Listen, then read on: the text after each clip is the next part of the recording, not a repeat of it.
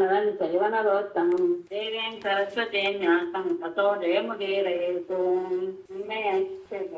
ಧರ್ಮಗಳಲ್ಲಿ ಅಂದ್ರೆ ಗೃಹಸ್ಥ ಧರ್ಮ, ಬ್ರಹ್ಮಚಾರಿ ಸಂನ್ಯಾಸಾದಿ ಆ ಧರ್ಮಗಳಲ್ಲಿ ಸನ್ಯಾಸ ಧರ್ಮ ಎನ್ನುವುದು ಪ್ರಧಾನವಾಗಿದೆ. ಅದೇ ನಾನು ಆ ಸ್ವರೂಪದಲ್ಲಿ ಇದ್ದೀನಿ. ಯಾಕೆಂದ್ರೆ ಅದು ಎಲ್ಲರಿಗೂ ಸಹ ಅಭಯವನ್ನು ಉಂಟು ಮಾಡಿ ಸಂಸಾರದಿಂದ ಬಿಡುಗಡೆಯನ್ನ ತೋರಿಸೋದ್ರಿಂದ ನಾನು ಸನ್ಯಾಸಿ ಗೊತ್ತಿದ್ದೀನಿ. ಹಾಗೇನೆ ನಿರ್ಭಯವಾಗಿರುವಂತಹ ಅವರ ವಿಷಯದಲ್ಲಿ ಯಾವುದು ನಿರ್ಭಯ ಸ್ಥಾನ ಅಂದ್ರೆ ಅಂತರ್ಮುಖವಾಗಿ ಇರುವುದು.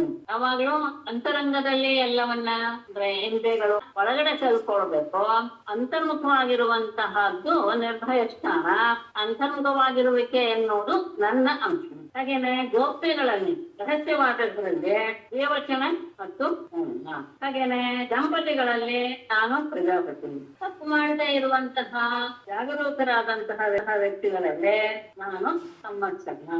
ಋತುಗಳಲ್ಲಿ ವಸಂತ ಋತೂನ ಮಧುಮಾಸವು ಮಾಸಾನ ಆಗಬೇಕು ಅನ್ನುವಂಥದ್ದು. ಋತುಗಳಲ್ಲಿ ನಾನು ನಿನ್ನೆ ಜ್ಞಾನ ತಿಳ್ಕೊಂಡಿದ್ದೆ. ಮಧುಮಾಸವ ಅಂದ್ರೆ 2 ಮಾಸ ಇರುವಂತದ್ದು ಹೇಳಿದ್ದ. ಆಮೇಲೆ ಸರಿಯಾಗಿ ಇತ್ತ ಮತ್ತು ವೈಶಾಖ ಮಾಸಗಳಿಂದ ಕೂಡಿರುವಂತಹ ಋತು. ಆ ವಸಂತ ಋತು ನಾನು ಮಾಸದಲ್ಲಿ ಮಾರ್ಗಶೀರ್ಷ ಬಿಟ್ಟು ಹೋಗ್ತೀನಿ. ಹಾಗೇನೆ ನಕ್ಷತ್ರಗಳಲ್ಲಿ ಅಭಿಜಿತ್ ನಕ್ಷತ್ರ. ಅಭಿಜಿತ್ ಅಂದ್ರೆ ಉತ್ತರಾಷಾಢ ನಕ್ಷತ್ರದ ಕೊನೆಯ ಪಾದ, ಶ್ರವಣ ನಕ್ಷತ್ರದ ಮೊದಲನೇ ಪಾದ. ಇವೆರಡು ಅಭಿಜಿತ್ ನಕ್ಷತ್ರ ಅಂತ ಅನ್ಕೊಳ್ಳೋದು. ಇವುಗಳಲ್ಲಿ ಕೃತೈಗ ಧೀರರಲ್ಲಿ ದೇವಲ ಮತ್ತು ಅನ್ಸುತ್ತ ನೋಡಕ್ಕಾಗಲಿಲ್ಲ ಅವ್ರಿಗೆ ಹೇಳ್ತಾನೆ. ವ್ಯಾಸರಲ್ಲಿ ಕೃಷ್ಣ ದ್ವೈಪಾಯನ, ಕವಿಗಳಲ್ಲಿ ಶುಕ್ರ, ಭಾಗವತರಲ್ಲಿ ನಾನು ವಾಸುದೇವ. ಭಗವಂತರಲ್ಲಿ ಅಂದ್ರೆ 9 ಅಂದ್ರೆ ಯಾರ್ಯಾರು ಉತ್ಪತ್ತಿ ವಿನಾಶ ಎಲ್ಲೂ ತಿಳ್ಕೊಂಡ್ರಂತ ಇರ್ತಾರೋ ಅಂಥವ್ರನ್ನೆಲ್ಲ ಭಗವಂತ ಅಂತ ಹೇಳ್ತಾರೆ. ಆ ಭಗವಂತರು ಅನೇಕ, ಅದರಲ್ಲಿ ನಾನು ವಾಸುದೇವ. ಹಾಗೇನೆ ಭಾಗವತ ಶ್ರೇಷ್ಠದಲ್ಲಿ ನೀನೇನೆ. ಕಿಂಪುರುಷರಲ್ಲಿ ಹನುಮಂತ, ವಿದ್ಯಾಧರಲ್ಲಿ ಸುದರ್ಶನ, ರತ್ನಗಳಲ್ಲಿ ಪದ್ಮರಾಗ ಅಂದ್ರೆ ಮಾಣಿಕ್ಯ, ಸುಂದರವಾದ ವಸ್ತುಗಳಲ್ಲಿ ಪದ್ಮಕೋಶ, ಗರ್ಭ ಜಾತಿಗಳಲ್ಲಿ ಅಂದ್ರೆ ಹುಲ್ಲಿನ ಜಾತಿಗಳಲ್ಲಿ ನಾನು ಕೃಷ್ಣ, ಹವಿಸುಗಳಲ್ಲಿ ಹಸುವಿನ ತುಪ್ಪ, ಸತತವಾಗಿ ಉದ್ಯೋಗ ಮಾಡುವಂತಹ ಸ್ವಭಾವವುಳ್ಳವರಲ್ಲಿ ನಾನು ಲಕ್ಷ್ಮೀ ಸ್ವರೂಪದಲ್ಲಿ ಇದ್ದೇನೆ. ಯೂತರಲ್ಲಿ ಕ್ಷರ ಸ್ವಭಾವದವನಾಗಿದ್ದೇನೆ. ಛಲ ಸ್ವಭಾವ ಎನ್ನುವುದು ನನ್ನ ಅಂಶ. ಹಾಗೆ ನಾನೇ ಆಗಿದ್ದೀನಿ ಅಂದ್ರೆ ಆ ಅಂಶ ನನ್ನದು. ತಾಳ್ಮೆ ಇರುವಂತಹ ಜನರಲ್ಲಿ ಆ ತಾಳ್ಮೆ ನನ್ನ ಅಂಶವೇ. ಹಾಗೇನೆ ಸತ್ವಶಾಲಿಗಳಲ್ಲಿ ಎಲ್ಲವನ್ನು ಎದುರಿಸುವಂತಹ ಸಾಮರ್ಥ್ಯ ಇರುವಂತಹದ್ರಲ್ಲಿ ಆ ಗುಣ, ಆ ಸತ್ವ ಎನ್ನುವಂಥದ್ದು ನಾನು. ಬಲಶಾಲಿಗಳಲ್ಲಿ ಓಜಸ್ಸು ಮತ್ತು ಬಲ ಎಲ್ಲವೂ ನಾನೇ. ಹಾಗೇನೆ ಭಾಗವತರಲ್ಲಿ ನನ್ನನ್ನ ಆರಾಧಿಸುವಂತಹ ಭಕ್ತರಲ್ಲಿ ಅವರು ಮಾಡುವಂತಹ ಭಕ್ತಿಪೂರ್ವಕವಾದಂತಹ ಕರ್ಮ ನಾನು. ಹಾಗೇನೆ ಮೂರ್ತಿಗಳಲ್ಲಿ ವಾಸುದೇವ, ಸಂಕರ್ಷಣ, ಪ್ರತ್ಯುಮ್ನ, ಅನಿರುದ್ಧ, ನಾರಾಯಣ, ಹಯಗ್ರೀವ, ವರಾಹ, ನಾರಸಿಂಹ, ಬ್ರಹ್ಮ. ಇವು ನವಮೂರ್ತಿಗಳು. ಇದನ್ನ ಸಾಮಾನ್ಯವಾಗಿ ಎಲ್ಲ ವಿಷ್ಣು ಭಕ್ತರೆಲ್ಲರೂ ಸಹ ಇದನ್ನ ಎಲ್ಲವನ್ನ ಆರಾಧಿಸ್ತಾರೆ. ಅದರಲ್ಲಿ ಮೊದಲನೇವನಾದಂತಹ ವಾಸುದೇವನೇ ನಾನು. ಹಾಗೇನೆ ಗಂಧರ್ವರಲ್ಲಿ ವಿಶ್ವಾವಸು, ಅಪ್ಸರೆಯರಲ್ಲಿ ಪೂರ್ವಚಿತ್ತಿ, ಪರ್ವತಗಳಲ್ಲಿರುವ ಸ್ಥಿರತೆ ನಾನೇನೆ. ಪೃಥ್ವಿಯಲ್ಲಿ ಪರಿಶುದ್ಧವಾದಂತಹ ಗಂಧ, ಜಲದಲ್ಲಿ ಮಧುರ ರಸ, ತೇಜಸ್ವಿಗಳಲ್ಲಿ ಅಗ್ನಿ, ಸೂರ್ಯನ ಚಂದ್ರ ನಕ್ಷತ್ರಗಳಲ್ಲಿ ಪ್ರಕಾಶ, ಆಕಾಶದಲ್ಲಿ ಪರಾಶಬ್ದ ನಾನೇ. ಬ್ರಾಹ್ಮಣರ ಬಗ್ಗೆ ಅತ್ಯಂತ ಹಿತವನ್ನು ಉಂಟು ಮಾಡಬೇಕು ಅನ್ನೋ ಸ್ವಭಾವ ಇರುವವರಲ್ಲಿ ಬಲಿಚಕ್ರವರ್ತಿ, ವೀರರಲ್ಲಿ ಪಾರ್ಥ, ಮತ್ತೆ ಪ್ರಾಣಿಗಳ ಸ್ಥಿತಿ, ಉತ್ಪತ್ತಿ, ಸಂಹಾರ ಎಲ್ಲವೂ ನಾನೇ. ಆ ಜೀವಿಗಳಲ್ಲಿ ನಡೆಯುವಂತಹ ಪಂಚಧರ್ಮೇಂದ್ರಿಯ ವ್ಯಾಪಾರಗಳು, ಪಂಚ ಜ್ಞಾನೇಂದ್ರಿಯ ವ್ಯಾಪಾರಗಳು, ಮತ್ತೆ ಆ ಇಂದ್ರಿಯಗಳಿಗೆಲ್ಲ ಕೊಡುವಂತಹ ಶಕ್ತಿ, ಇದೆಲ್ಲವೂ ನಾನು. ಆಮೇಲೆ ಪೃಥ್ವಿ 7 ವಿಶೇಷ. ಇಲ್ಲಿಂದ 25 ತತ್ವಗಳನ್ನು ಹೇಳ್ತಾರೆ. ಪೃಥ್ವಿ, ವಾಯು, ಆಕಾಶ, ಜಲ, ಅಗ್ನಿ ಇವುಗಳಲ್ಲಿ ಇರುವ ತನ್ಮಾತ್ರೆಗಳು. ಅಂದ್ರೆ ಪೃಥ್ವಿಯಲ್ಲಿ ಗಂಧ ತನ್ಮಾತ್ರೆ, ವಾಯುನಲ್ಲಿ ಸ್ಪರ್ಶ ತನ್ಮಾತ್ರೆ, ಆಕಾಶದಲ್ಲಿ ಶಬ್ದ ತನ್ಮಾತ್ರೆ, ಜಲದಲ್ಲಿ ರಸ ತನ್ಮಾತ್ರೆ, ವನ್ಯದಲ್ಲಿ ರೂಪ ತನ್ಮಾತ್ರೆ. ಈ ತನ್ಮಾತ್ರೆಗಳು ಮತ್ತು ಅಹಂಕಾರ, ಮಹತ್ತತ್ವ ಇದು. ಆಮೇಲೆ ಬರುವಂತಹ ಬರೀ ವಿಕಾರವಾದದ್ದು. ಈ 7 ಹೇಳಿದ್ದಲ್ಲ, ಅದು ವಿಕೃತಿಯೂ ಹೌದು, ಪ್ರಕೃತಿಯೂ ಹೌದು. ಮುಂದೆ ಹೇಳುವಂತಹದ್ದು 16 ಪಂಚಮಹಾಭೂತಗಳು, ಮನಸ್ಸು, ಜ್ಞಾನೇಂದ್ರಿಯ 5, ಕರ್ಮೇಂದ್ರಿಯ 5. ಈ 16 ಸಹ ಯಾವಾಗ್ಲೂ ವಿಕೃತಿಗಳೇ. ಅದು ಸಹ ನಾನೇ.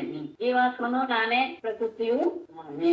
ಆಮೇಲೆ ಪ್ರಕೃತಿ ಗುಣಗಳಾದಂತಹ ರಜಸ್ಸು, ಆಮೇಲೆ ಈಶ್ವರ ರೂಪ ಜೀವರೂಪ ಗುಣ, ಆ ಗುಣ ಇರುವಂತಹ ಕ್ಷೇತ್ರಜ್ಞ, ಸರ್ವಾತ್ಮನಾದಂತಹ ಅಂದ್ರೆ ಕ್ಷೇತ್ರ, ಎಲ್ಲವೂ ಸಹ ನಾನೇನೆ. ನನ್ನನ್ನ ಬಿಟ್ಟು ಉಳಿದದ್ದು ಯಾವ ಒಂದು ಪದಾರ್ಥವೂ ಇಲ್ಲ. ಮತ್ತೆ ನಾನು ಮಹಿಮೆಗಳನ್ನ ಹೇಳ್ಕೊಂಡೇ ಹೋದ್ರೆ ಅದು ಮುಗಿಯೋದಿಲ್ಲ. ಒಂದು ವೇಳೆ ಪೃಥ್ವಿಯಾದ ದ್ರವ್ಯಗಳಲ್ಲಿ ಎಷ್ಟು ಪರಿಮಾಣಗಳಿದೆ ಅಂತ ಬೇಕಾದ್ರೂ ಸ್ವಲ್ಪ ಸಮಯ ತೆಗೆದುಕೊಂಡು ಅದು ನಾನು ಮಾತ್ರ ಅದನ್ನು ಹೇಳಬಲ್ಲೆ. ಆದ್ರೆ ನನ್ನ ವಿಭೂತಿಗಳೆಷ್ಟು ಅಂತ ಎಣಿಸಿ ತಿಳಿಸಕ್ಕೆ ಆಗೋದಿಲ್ಲ ನಾನೇ. ಯಾಕೆ ಅಂದ್ರೆ ಕೋಟಿಗಟ್ಟಲೆ ಬ್ರಹ್ಮಾಂಡಗಳನ್ನ ನಾನು ಸೃಷ್ಟಿಸ್ತಾ ಇರ್ತೀನಿ ಅಂದಾಗ ಅದು ಮಹಿಮೆಗಳು ಸಹ ಬೇಕಾದಷ್ಟು ಅಸಂಖ್ಯವಾದದ್ದಾಗ್ಬಿಡುತ್ತೆ, ಅದು ಎಣಿಸಕ್ಕೆ ಆಗೋದಿಲ್ಲ. ಆದ್ರೆ ಇದನ್ನು ಒಟ್ಟು ತಾತ್ಪರ್ಯ ಹೇಗಿಟ್ಕೊಳ್ಬಹುದು? ಎಲ್ಲಿ ಒಂದು ರೀತಿಯ ಪ್ರಭಾವ, ಸಂಪತ್ತು, ಕಾಂತಿ, ಕೀರ್ತಿ, ಪ್ರಭುತ್ವ, ಲಜ್ಜಾ, ತ್ಯಾಗ, ಆಹ್ಲಾದಕತೆ, ಮನಸ್ಸನ್ನ ಸಂತೋಷಗೊಳಿಸುವಂಥದ್ದು, ಆಮೇಲೆ ಭಾಗ್ಯ, ಬಲ, ತಾಳ್ಮೆ, ವಿಜ್ಞಾನ, ನಮಗಾಗುವಂತಹ ಅನುಭವ, ಇವುಗಳೆಲ್ಲವೂ ಸಹ ಕಂಡು ಬರುತ್ತೋ ಅದೆಲ್ಲವೂ ಸಹ ನನ್ನ ಮಹಿಮೆ ಅಂತ ನೀನು ತಿಳ್ಕೊಬಹುದು. ಎಲ್ಲೆಲ್ಲೆಲ್ಲಿ ಈ ರೀತಿಯಾದಂತಹ ಅನುಭವಗಳು ನಮಗೆ ಉಂಟಾಗುತ್ತೋ ಅಲ್ಲೆಲ್ಲ ಕಡೆ ಪರಮಾತ್ಮನ ಅಸ್ತಿತ್ವ ಇದೆ ಅಂತ ನಾವು ಖಂಡಿತ ಭಾವಿಸ್ಬೋದು. ಆದ್ರೆ ಈಗ ನಾ ಹೇಳಿರೋದು ಕೇವಲ ವಿಭೂತಿ ಪ್ರಕಾರಗಳು, ಬಹಳ ಸಂಕ್ಷಿಪ್ತ. ಮತ್ತೆ ಇದು ಸಹ ನಿಜವಲ್ಲ. ಇವೆಲ್ಲವೂ ಸಹ ಭಾವನಾ ವಿಶೇಷಗಳೇ ಹೊರತು ಪರಮಾರ್ಥಗಳು ಯಾವುದೂ ಅಲ್ಲ. ಯಾಕೆ ಅಂದ್ರೆ ಮನೋವಾದ ಅಗಮ್ಯ ವಸ್ತು ಪರಬ್ರಹ್ಮ ವಸ್ತು. ಆದ್ರಿಂದ ಇದೆಲ್ಲವೂ ಸಹ ಹೇಳಿದ್ದೇನೋ ಮಾತಿನ ಒಂದು ಚಾತುರ್ಯವೇ ಹೊರತು ಮನಸ್ಸಿನಲ್ಲಿ ಉಂಟಾದಂತಹ ಕಲ್ಪನಾ ವಿಶೇಷವೇ ಹೊರತು ಇದು ಯಾವುದೂ ಸಹ ಎಲ್ಲವೂ ಸಹ ಇಲ್ಲದೆ ಇರುವ ವಸ್ತುವನ್ನು ನಾವು ಹೇಳಿದೆ ಅದ್ರ ಬಗ್ಗೆ ನಾವು ಆಮೇಲೆ ಅದೆಲ್ಲಿದೆ ಅಂತ ಹೇಳಿ ಅದನ್ನ ನಾವು ತಿರಸ್ಕಾರ ಮಾಡಿಬಿಡ್ತೇವೋ ಹಾಗೆ ಈ ಎಲ್ಲವೂ ಸಹ ಪರಮಾರ್ಥದಲ್ಲಿ ಇಲ್ಲ ಎನ್ನುವ ನಿರ್ಣಯವನ್ನೇ ತೆಗೆದುಕೊಳ್ಬೇಕು. ಹಾಗಾಗಿ ನೀನು ಮಾಡ್ಬೇಕಾದ್ದೇನು, ಮೊದಲು ಮಾತನ್ನ ನಿಯಂತ್ರಣಕ್ಕೆ ತೆಗೆದುಕೊಳ್ಬೇಕು, ನಿನ್ನ ಅಧ್ಯಯನ ಮಾಡ್ಕೊಳ್ಬೇಕು. ಅಂದ್ರೆ ಮಾತಾಡಬಾರದು ಅಂತ ಆದ್ರೆ ಅದು ಆಡಬಾರದು ಅಷ್ಟೇ. ಇದು ನಮ್ಮನ್ನ ಮೀರಿ ಮಾತು ನಮ್ಮ ಬಾಯಿಂದ ಹೊರಗೆ ಬರಬಾರದು. ಅದಾದ ಮೇಲೆ ಮಾತು ನಿಯಂತ್ರಣ ಆಗ್ತಾ ಇದ್ದ ಹಾಗೆ ಮನಸ್ಸನ್ನ ನೀನು ನಿಯಂತ್ರಣ ಮಾಡಿಕೊ.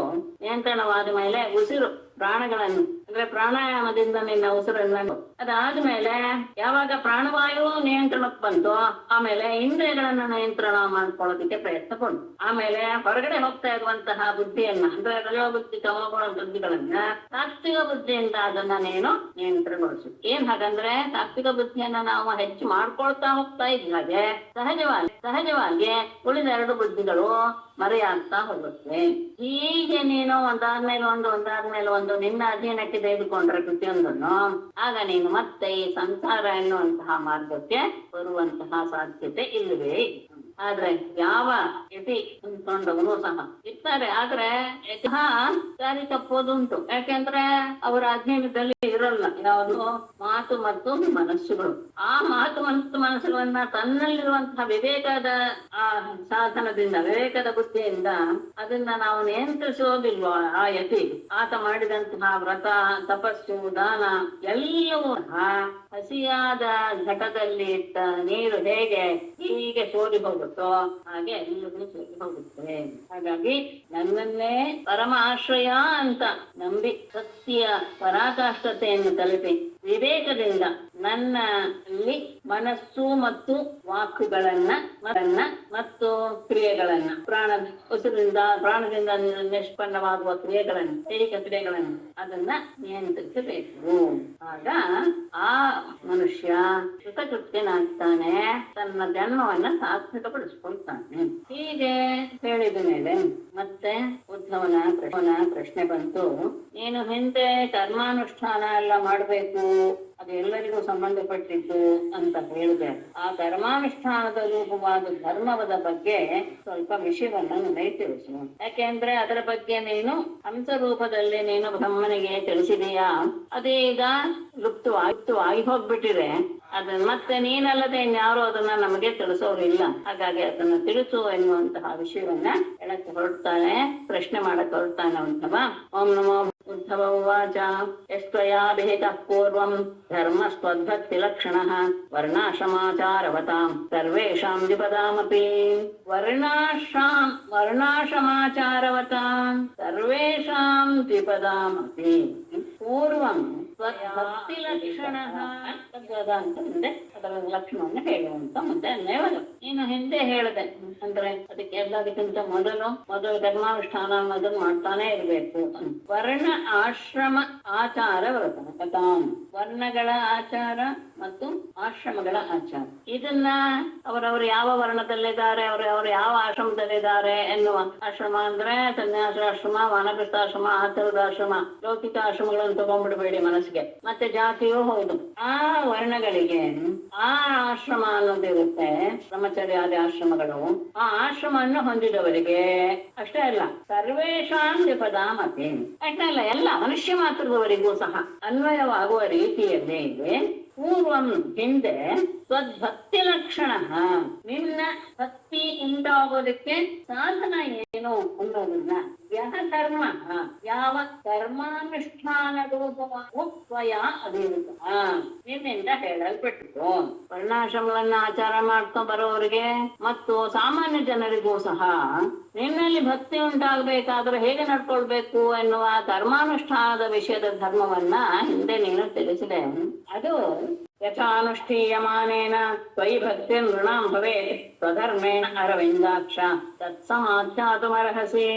ಅರವಿಂದಾಕ್ಷ ಯಥಾ ಅನುಷ್ಠೀಯಮಾನೇನ ಸ್ವಧರ್ಮೇಣ ತ್ವಯಿ ನೃಣಾಂ ಭಕ್ತಿ ಭವೇತ್ ತತ್ ಸಮಾಖ್ಯಾತುಂ ಅರ್ಹಸಿ. ತತ್ ಅಂತ ನಪುಂಸಕಲಿಂಗ ತಗೊಂಡಿದ್ದಾರೆ. ಅದು ಇದು ಧರ್ಮಕ್ಕೆ ಅನ್ವಯ. ತಮ್ಮ ಅಂತ ಅರ್ಥ ಮಾಡ್ಕೊಳ್ಬೇಕು ಬದಲಾಸದಲ್ಲಿ. ಅರವಿಂದಾಕ್ಷ ಪರಮಾತ್ಮನೇ ಯಥಾ ಅನುಷ್ಠೀಯಮಾನೇನ, ಯಥಾ ಅಂದ್ರೆ ಯಾವ ರೀತಿಯಲ್ಲಿ ಅಂತ ಅರ್ಥ, ಯಾವ ಪ್ರಕಾರವಾಗಿ ಅನುಷ್ಠಾನ ಮಾಡೋದ್ರಿಂದ ನೃಣಾಂ ಮನುಷ್ಯರಿಗೆ ತ್ವಯಿ ಭಕ್ತಿ ಭವೆ, ನಿನ್ನಲ್ಲಿ ಭಕ್ತಿ ಅನ್ನೋದು ಉಂಟಾಗುತ್ತೋ. ಮುಕ್ತಿಯ ಸಾಧನ ಕರ್ಮಾನುಷ್ಠಾನ ರೂಪದಲ್ಲಿರುವಂತಹ ಧರ್ಮ ಹೇಳಿದ್ಯಲ್ಲ, ಅದರಲ್ಲಿ ಯಾವ ರೀತಿಯಾಗಿ ಸ್ವಧರ್ಮವನ್ನ ಆಚರಣೆ ಮಾಡ್ತಾ ಇದ್ರೆ ಜನರಿಗೆ ನಿನ್ನಲ್ಲಿ ಭಕ್ತಿ ಅನ್ನೋದು ಉಂಟಾಗುತ್ತೋ ಅಂತಹ ತತ್ ಆ ಧರ್ಮವನ್ನ ಸಮಾಖ್ಯಾತಿ ಮಾಡಿದ್ದೆ, ಅದನ್ನ ನೀನು ನನಗೆ ತಿಳಿಸಿಕೊಡು. ಯಾವ ಧರ್ಮ ಹೇಳಿದ್ದೆ ಹೌದು, ಆದ್ರೆ ಆ ಕರ್ಮದಲ್ಲಿ ಹೇಗೆ ನಡ್ಕೊಳ್ಬೇಕು, ಯಾವ ಪ್ರಕಾರವಾಗಿರ್ಬೇಕು, ಪ್ರತಿಯೊಂದು ವಿಷಯವನ್ನು ಸಹ ನೀನು ನನಗೆ ತಿಳಿಸು.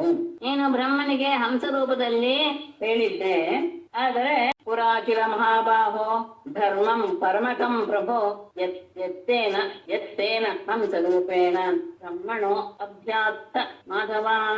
ಇಲ್ಲಿ 2-3 ಸಂಬೋಧನ ಇದು ಬಿಟ್ಟಿದೆ, ಇದನ್ನು ಎಲ್ಲಾನು ತಗೊಂಡ್ಬಿಡ್ತೀನಿ ನಾನೀಗ. ಮಹಾಬಾಹೋ ಪ್ರಭೋ ಆರಂಭದಲ್ಲಿ, ಆಮೇಲೆ ಉತ್ತರ ಬೇಕಾದ್ರೆ ಮಾಧವ ತಗೊಳ್ಳೋಣ. ಮಹಾಬಾಹೋ ಪ್ರಭೋ ಪುರಾಕಿಲ ಪರಮಕಂ ಧರ್ಮಂ ಯತ್ ಹಂಸರೂಪೇಣ ತೇನ ಮಾಧವ ಹಂಸರೂಪೇಣ ತೇನ ಬ್ರಹ್ಮಣೇ ಅಭ್ಯಾತ್ತ ಸಹ ಅಂತ ಮುಂದೆ. ಮಹಾಬಾಹೋ ಪ್ರಭು ಪರಮಾತ್ಮನೇ ಈಶ್ವರನೇ, ಪುರಾಕಿಲ ಹಿಂದೆ ನೀನು ಪರಮಕಂ ಧರ್ಮಂ, ಪರಮಕ ಅಂದ್ರೆ ಅತ್ಯಂತ ಸುಖ ಸ್ವರೂಪವಾದಂತಹ, ಪರಮಂ ಕಂ ಅಂತ ಕ ಎನ್ನುವ ಶಬ್ದಕ್ಕೆ ಸುಖ ಎನ್ನುವ ಅರ್ಥ ಇದೆ. ಪರಮಂ ಕಂ ಅಂದ್ರೆ ಪರಮ ಸುಖ ಅಂತ ಅರ್ಥ. ಅಂದ್ರೆ ಪರಮ ಸುಖ ರೂಪವಾದಂತಹ ಧರ್ಮವನ್ನ ನೀನು ಯಾವ ರೀತಿಯಲ್ಲಿ ಹಂಸರೂಪೇಣ ತೇನ, ಹಂಸರೂಪದಲ್ಲಿರುವಂತಹ ಹಂಸರೂಪವಾಗಿ ಬಂದಂತಹ ನಿನ್ನಿಂದ ಮಾಧವ ಬ್ರಹ್ಮಣೇ ಅಭ್ಯಾಸ, ನೀನು ಆ ಚತುರ್ಮುಖ ಬ್ರಹ್ಮನಿಗೆ ಬೋಧಿಸಿದ್ದೀಯಲ್ವೇ. ಯತ್ ಹಂಸರೂಪೇಣ ಬ್ರಹ್ಮಣೇ ಅಧ್ಯಾತ್ಮ, ಪರಮಸುಖ ಸ್ವರೂಪವಾದಂತಹ ಒಂದು ಧರ್ಮವನ್ನ ನೀನು ಹಿಂದೆ ಹಂಸರೂಪದಿಂದ ಬಂದು ಬ್ರಹ್ಮನಿಗೆ ಅದನ್ನ ನೀನು ಬೋಧಿಸಿದ್ದೆ. ಅದೀಗ ಏನಾಗಿದೆ, ಸರಿ ಅದಿಟ್ಕೊಂಡು ಮುಂದುವರಿಬಹುದಲ್ಲ ಅಂತ ಹೇಳಿದ್ರೆ, ತೈದಾನಿಂ ಸುಮಹತಾ ಕಾಲೇನ ಅಮಿತ್ರಕರ್ಷಣ ನ ಪ್ರಾಯೋ ಭವಿತಾ ಮರ್ತ್ಯಲೋಕೆ ಪ್ರಾಗನುಶಾಸಿತ.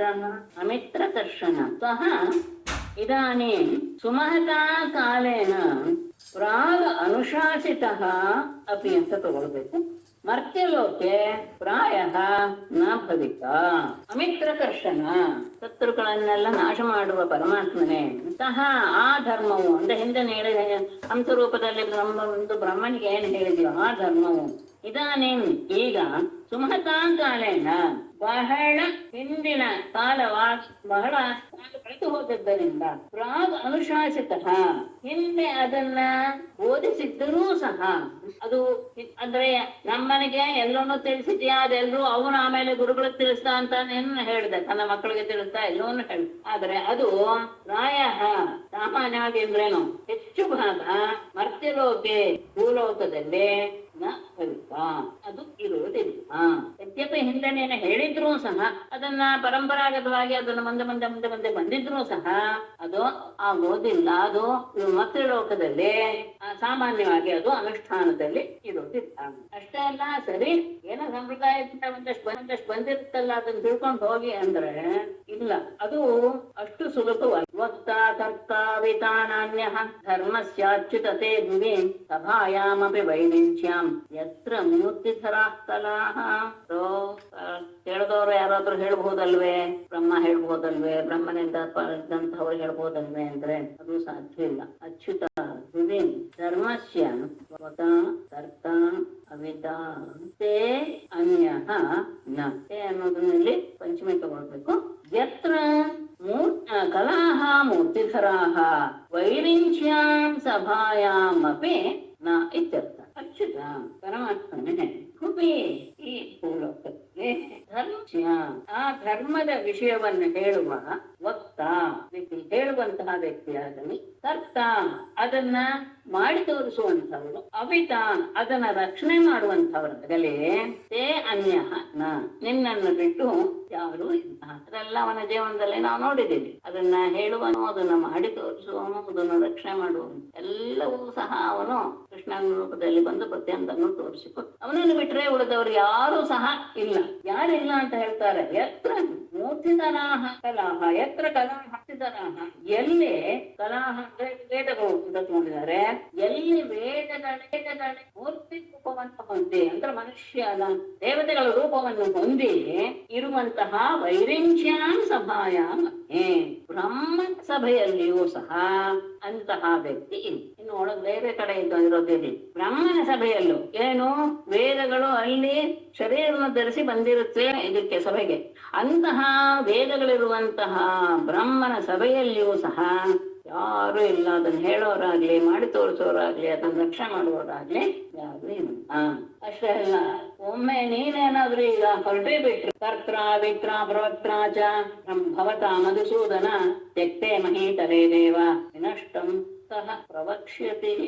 ಮಧುಸೂದನ ಭವತಾ ಮಹೀತಲೆ ತ್ಯಕ್ತೆ ಕರ್ತ್ರ ಅವಿತ್ರ ಪ್ರವಕ್ತ್ರ ಚ ದೇವ ವಿನಷ್ಟಂ ಸಹ ಪ್ರವಕ್ಷ್ಯತಿ. ಮಧುಸೂದನ, ಸ್ವಲ್ಪ ಅನ್ವಯ ಬದಲಾಯಿಸ್ತೇನೆ, ಅದು ಕೃತ್ಯ ಇದೆ, ಭವತಾಗೆ ಅನ್ವಯ ಮಾಡ್ಕೋಣ. ಮಧುಸೂದನ ಕರ್ತ್ರ ಅವಿತ್ರ ಪ್ರವಕ್ತ್ರ ಚ ಭವತಾ ಮಹೇತಲೆ ತ್ಯಕ್ತೆ. ಅದನ್ವಯ ಮಾಡಿ ಕ್ಷಮಿಸಿ. ಎಲ್ಲವೂ ಭವತ ಎನ್ನುವಂತಹ ತೃತೀಯಕ್ಕೆ ಅದು ವಿಶೇಷವಾದ್ದರಿಂದ ಇಲ್ಲಿ ನಾನು ಏಕವಚನ ಅನ್ನೋದು ಪ್ರಮೇಯ ಇಟ್ಟಿದ್ದೆ ಅಲ್ಲ. ಮಧುಸೂದನ ಪರಮಾತ್ಮನೇ ಕರ್ತ್ರ ಅದನ್ನ ಮಾಡುವಂತಹವನು, ಅವಿತ್ರ ಅಂದ್ರೆ ರಕ್ಷಣೆ ಮಾಡುವಂತಹ, ಪ್ರವಕ್ತ್ರ ಅದನ್ನ ಹೇಳುವಂತಹ, ಭವತ ನಿನ್ನಿಂದ ಎಲ್ಲೂ ಸಹ ನಿನ್ನಲ್ಲೇ ಇದೆ. ಮಾಡುವವನು, ಪಾಲಿಸುವವನು ಅಂದ್ರೆ ಅದನ್ನ ರಕ್ಷಣೆ ಮಾಡುವವನು ಮತ್ತು ಅದನ್ನ ಹೇಳುವವನು ಎಲ್ಲ ಆದಂತಹ ನೀನು ಮಹೀತಲೆ ತ್ಯಕ್ತೆ ಈ ಭೂಮಂಡಲವನ್ನ ಬಿಟ್ಟು ಹೊರಟು ಹೋದ ಮೇಲೆ ದೇವ ಪರಮಾತ್ಮನೆ ವಿನಷ್ಟಂ ನಾಶವಾದಂತಹ ಆ ಧರ್ಮವನ್ನ ಸಹ ಪ್ರವಕ್ಷಣೆ ಯಾರು ತಾನೇ ನಮಗೆ ತಿಳಿಸ್ತದೆ. ನೀನೇ ಧರ್ಮದ ಕರ್ತ ಹೌದು, ರಕ್ಷಕನೂ ಹೌದು, ವಕ್ತಾರನೂ ಹೌದು. ಅಂತಹ ನೀನು ಈ ಭೂಮಿಯನ್ನು ಬಿಟ್ಟು ಹೊರಟು ಹೋದ ಮೇಲೆ ನಾಶವಾಗಿರುವಂತಹ ಆ ಧರ್ಮದ ವಿಷಯವನ್ನ ನಮಗೆ ಯಾರು ತಿಳಿಸಿಕೊಡ್ತಾರೆ? ಹಾಗಾಗಿ ಆ ಭಕ್ತಿಗೆ ಸಾಧನವಾದ ಧರ್ಮ ನಮಗೆ ಬೇಕು. ತತ್ವನ ಸರ್ವಧರ್ಮಜ್ಞ ಧರ್ಮಸ್ತ್ವದ್ಭಕ್ತಿ ಲಕ್ಷಣ ಯಥಾ ಯಸ್ಯ ವಿಧೀಯೇತ ತಥಾ ವರ್ಣಯ ಮೇ ಪ್ರಭೋ. ತತ್ ಸರ್ವಧರ್ಮಜ್ಞ ಭಕ್ತಿಲಕ್ಷಣಃ ಧರ್ಮಃ ತ್ವಂ ನಃ ಯಥಾ ಯಸ್ಯ ವಿಧೀಯೇತ ತಥಾ ಪ್ರಭೋ ಮೇ ವರ್ಣಯ. ತತ್ ಆದ್ದರಿಂದ ಸರ್ವಧರ್ಮಜ್ಞ ಎಲ್ಲ ಧರ್ಮವನ್ನು ಚೆನ್ನಾಗಿ ಅರಿತಿರುವಂತಹ ಪರಮಾತ್ಮನೇ ಸ್ವದ್ಭಕ್ತಿ ಲಕ್ಷಣ ಧರ್ಮ ನಿನ್ನ ಭಕ್ತಿಗೆ ಸಾಧನವಾದಂತಹ ಧರ್ಮವು ಲಕ್ಷಣ ಧರ್ಮವು ತ್ವಂ ನೀನು ನಹ ನಮ್ಮೆಲ್ಲರ ಮಧ್ಯದಲ್ಲಿ ಅಂದ್ರೆ ನಮ್ಮೆಲ್ಲರ ಮಧ್ಯದಲ್ಲಿ ನೀನದನ್ನು ತಿಳ್ಕೊಂಡಿದ್ಯಾ ಅದನ್ನ ಯಥಾ ಯಾವ ಪ್ರಕಾರದಲ್ಲಿ ಎಸ್ಸಿರಿತಿ ಯಾವ ಪ್ರಕಾರವಾಗಿ ಅವರಿಗೆ ಅದನ್ನ ವಿಧಾನ ಮಾಡಲಾಗಿದೆ ಅಂದ್ರೆ ಉಪಯೋಗಿಸ್ಕೊಂಡು ಭಕ್ತಿಯನ್ನ ಪಡ್ಕೊಳ್ಬಹುದು ಎನ್ನುವಂತಹ ವಿಚಾರವಾಗಿ ಇದೆಯೋ ಪ್ರಭೋ ಪ್ರಭು ತಥಾ ಆ ಪ್ರಕಾರವನ್ನ ಮೇ ಒಂದನ್ನ ನನಗೆ ಅದನ್ನ ತಿಳಿಸ್ಕೊಟ್ಟು ಸರ್ವಧರ್ಮವನ್ನು ಅರಿತಂತಹವನು ನೀನು. ಹಾಗಾಗಿ ನಿನ್ನ ಭಕ್ತಿಗೆ ಸಾಧನವಾದಂತಹ ಧರ್ಮ ನಮ್ಮಲ್ಲಿ ಯಾರಿಗೆ ಯಾವ ಪ್ರಕಾರದಲ್ಲಿ ಹೇಳಲ್ಪಟ್ಟಿದೆ ಎನ್ನುವುದನ್ನ ನನಗೆ ತಿಳಿಸಿಕೊಟ್ಟಿರು ಅಂದ್ರೆ ಅದು ಯಾವುದೇ ಕಾರಣಕ್ಕೂ ಆತ ಅದನ್ನ ಹೇಳದೆ ಇರಬಾರ್ದು. ಅದಕ್ಕೋಸ್ಕರ ಸುಮಾರು ಪೀಠಿಗೆಯನ್ನ ಹಾಕಿ ಉದ್ಧವ ಇಲ್ಲಿಗೆ ತಂದು ನಿಲ್ಲಿಸ್ತ. ಶ್ರೀ ಶುಕರು ಹೇಳ್ತಾರೆ ಈಗ ಶ್ರೀ ಶುಕವಾಚ ಇತ್ತಂ ಸ್ವಭೃತ್ಯ ಮುಖ್ಯೇನ ಪೃಷ್ಟಸ್ಥ ಭಗವಾನ್ ಹರಿಃ ಪ್ರೀತಃ ಕ್ಷೇಮಾಯ ಮರ್ತ್ಯಾನಾಂ ಧರ್ಮಾನ್ ಆಹ ಸನಾತನ ಇತ್ತಂ ಸ್ವಭೃತ್ಯ ಮುಖ್ಯೇನ ಪೃಷ್ಟಃ ಸಹ ಭಗವಾನ್ ಪ್ರೀತಃ ಮರ್ತ್ಯಾನಾಂ ಕ್ಷೇಮಾಯ ಸನಾತನಾನ್ ಧರ್ಮಾನ್ ಇತ್ತಂ ಇತ್ತಂ ಈ ರೀತಿಯಾಗಿ ಸ್ವಭೃತ್ಯ ಮುಖ್ಯೇನ ತನ್ನ ಭಕ್ತರಲ್ಲಿಯೇ ಅಗ್ರಗಣ್ಯನಾದಂತಹ ಉತ್ತಮನಿಂದ ಅವನು ಕೇಳಿದಾಗ ಇಲ್ಲ ಅಂತ ಹೇಳೋ ಹಾಗಿಲ್ಲ ಅಂತಹ ಭಕ್ತ ಅವನಿಗೆ. ಹಾಗಾಗಿ ಅವನಿಂದ ಪೃಷ್ಟ ಕೇಳಲ್ಪಟ್ಟಂತಹ ಸಹ ಭಗವಾನ್ ಹರಿಗೆ ಆ ಪೂಜ್ಯನಾದ ಪರಮಾತ್ಮನು ಹರಿಯು ಪ್ರೀತಃ ಸಂತೋಷಗೊಂಡವನಿಗೆ ಮರ್ತ್ಯಾನಾಂ ಕ್ಷೇಮಾಯ ಮಾನವರ ಹಿತಕ್ಕೋಸ್ಕರ ಸನಾತನ ಅಂದ್ರೆ ಯಾವಾಗಲೂ ಇರುವಂಥದ್ದು ಅಂತ ನಾಶವೇ ಹೊಂದಿದೆ. ಸನಾತನವಾದಂತಹ ಧರ್ಮಗಳನ್ನ ಹೇಳೋದಕ್ಕೆ ಶ್ರೀಕೃಷ್ಣರು ಹೇಳ್ತಾರೆ. ಇಂತಹ ಪ್ರಶ್ನೆಗಳನ್ನ ಉದ್ಧವ ಕೇಳಿದಾಗ ಪರಮ ಭಕ್ತ ಪರಮಾತ್ಮನಿಗೆ ಉದ್ಧವ. ಹಾಗಾಗಿ ಅವನು ಕೇಳಿದಂತಹ ಪ್ರಶ್ನೆಗಳಿಗೆ ಬಹಳ ಆನಂದವೂ ಆಯಿತು. ಮತ್ತೆ ಹೀಗೆ ಆದಾಗ ಲೋಕದಲ್ಲಿಯೂ ಸಹ ಎಲ್ಲರಿಗೂ ಸಹ ಇದರಿಂದ ಉಪಯೋಗವಾಗುತ್ತೆ ಅನ್ನಂತ ಭಾವಿಸಿದಂತಹ ಪರಮಾತ್ಮ ಸನಾತನ ಧರ್ಮವನ್ನ ಆತನಿಗೆ ನಿರೂಪಿಸೋದಕ್ಕೆ ಏನಂತ ಶ್ರೀ ಭಗವಾನ್ ವಾಚ ಧರ್ಮ್ಯೇಷ ತವ ಪ್ರಶ್ನ ನೈಶ್ರೇಯಸಕರೋ ನೃಣಾಂ ವರ್ಣಾಶ್ರಮಾಚಾರವತಾಂ ಸಮುದ್ಭವ ನಿಬೋಧಮಿ ಏಷಃ ತವ ಪ್ರಶ್ನಃ ಧರ್ಮ್ಯಃ ವರ್ಣಾಶ್ರಮಾಚಾರವತಾಂ ನೈಶ್ರೇಯಸಕರಃ ತಂ ಮೇ ನಿಬೋಧ. ಏಷಃ ತವ ಪ್ರಶ್ನಃ ನೀನು ಮಾಡಿದ ಈ ನಿನ್ನ ಪ್ರಶ್ನೆಯನ್ನು ಧರ್ಮ್ಯಃ ಅತ್ಯಂತ ಧರ್ಮದ ಸ್ವರೂಪವನ್ನು ಹೊಂದಿದೆ. ಅಂದ್ರೆ ಧರ್ಮಕ್ಕೆ ಸಂಬಂಧಪಟ್ಟಿದ್ದಾಗಿದೆ, ಯೋಗ್ಯವಾಗಿದೆ. ಧರ್ಮದ ವಿಷಯವನ್ನ ಧರ್ಮ್ಯ ಅಂದ್ರೆ ಧರ್ಮದಿಂದ ವಿಮುಖವಾಗದೇ ಇರೋದು ಅಂತ ಅರ್ಥ. ಅಲ್ಲೊಂದು ವಿಶೇಷವಾದಂತಹ ತತ್ವಪ್ರತ್ಯಯ ಇದೆ. ಧರ್ಮ ಅನಪೇಕ್ಷ ಪರಿಪಕ್ತಿಯನ್ನು ಹೊಂದಿಲ್ಲದೆ ಇರುವಂತದ್ದನ್ನ ಧರ್ಮ್ಯ ಅಂತ ಕರೀತಾರೆ. ಅಂತಹ ಪ್ರಶ್ನೆಯನ್ನ ನೀನು ಕೇಳಿದೆ ಅಂತ ಎಲ್ಲ ಪ್ರಶ್ನೆ ಹೇಗಿದೆ?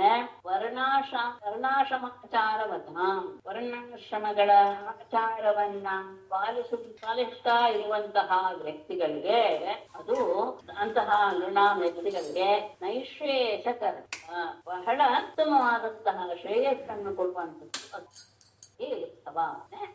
ಆ ವಿಷಯವನ್ನ ನನ್ನಿಂದ ನೀನು ನಿಬೋಧ.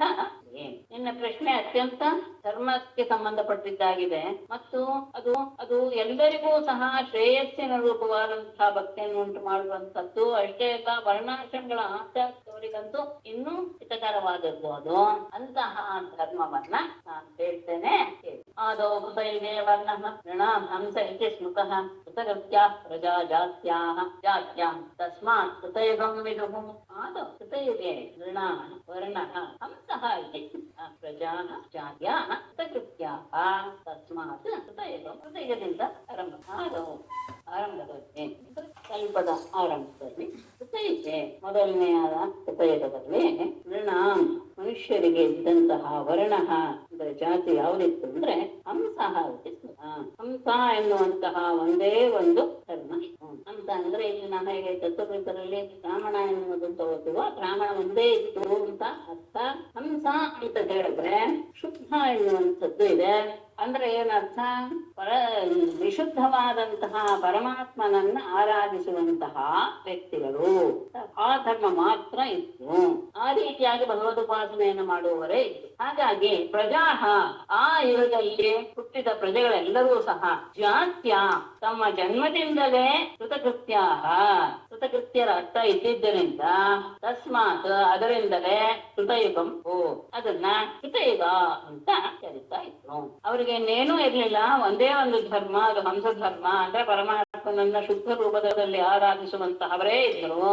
ಹಾಗಾಗಿ ಅವರು ಆ ಹಂಸ ಜಾತಿಯಲ್ಲಿ ಹುಟ್ಟಿದ್ರಿಂದಲೇ ಅವರು ತಮ್ಮ ಜನ್ಮವನ್ನು ಸಾರ್ಥಕ ಮಾಡ್ಕೊಂಡ್ಬಿಟ್ಟಿದ್ರು.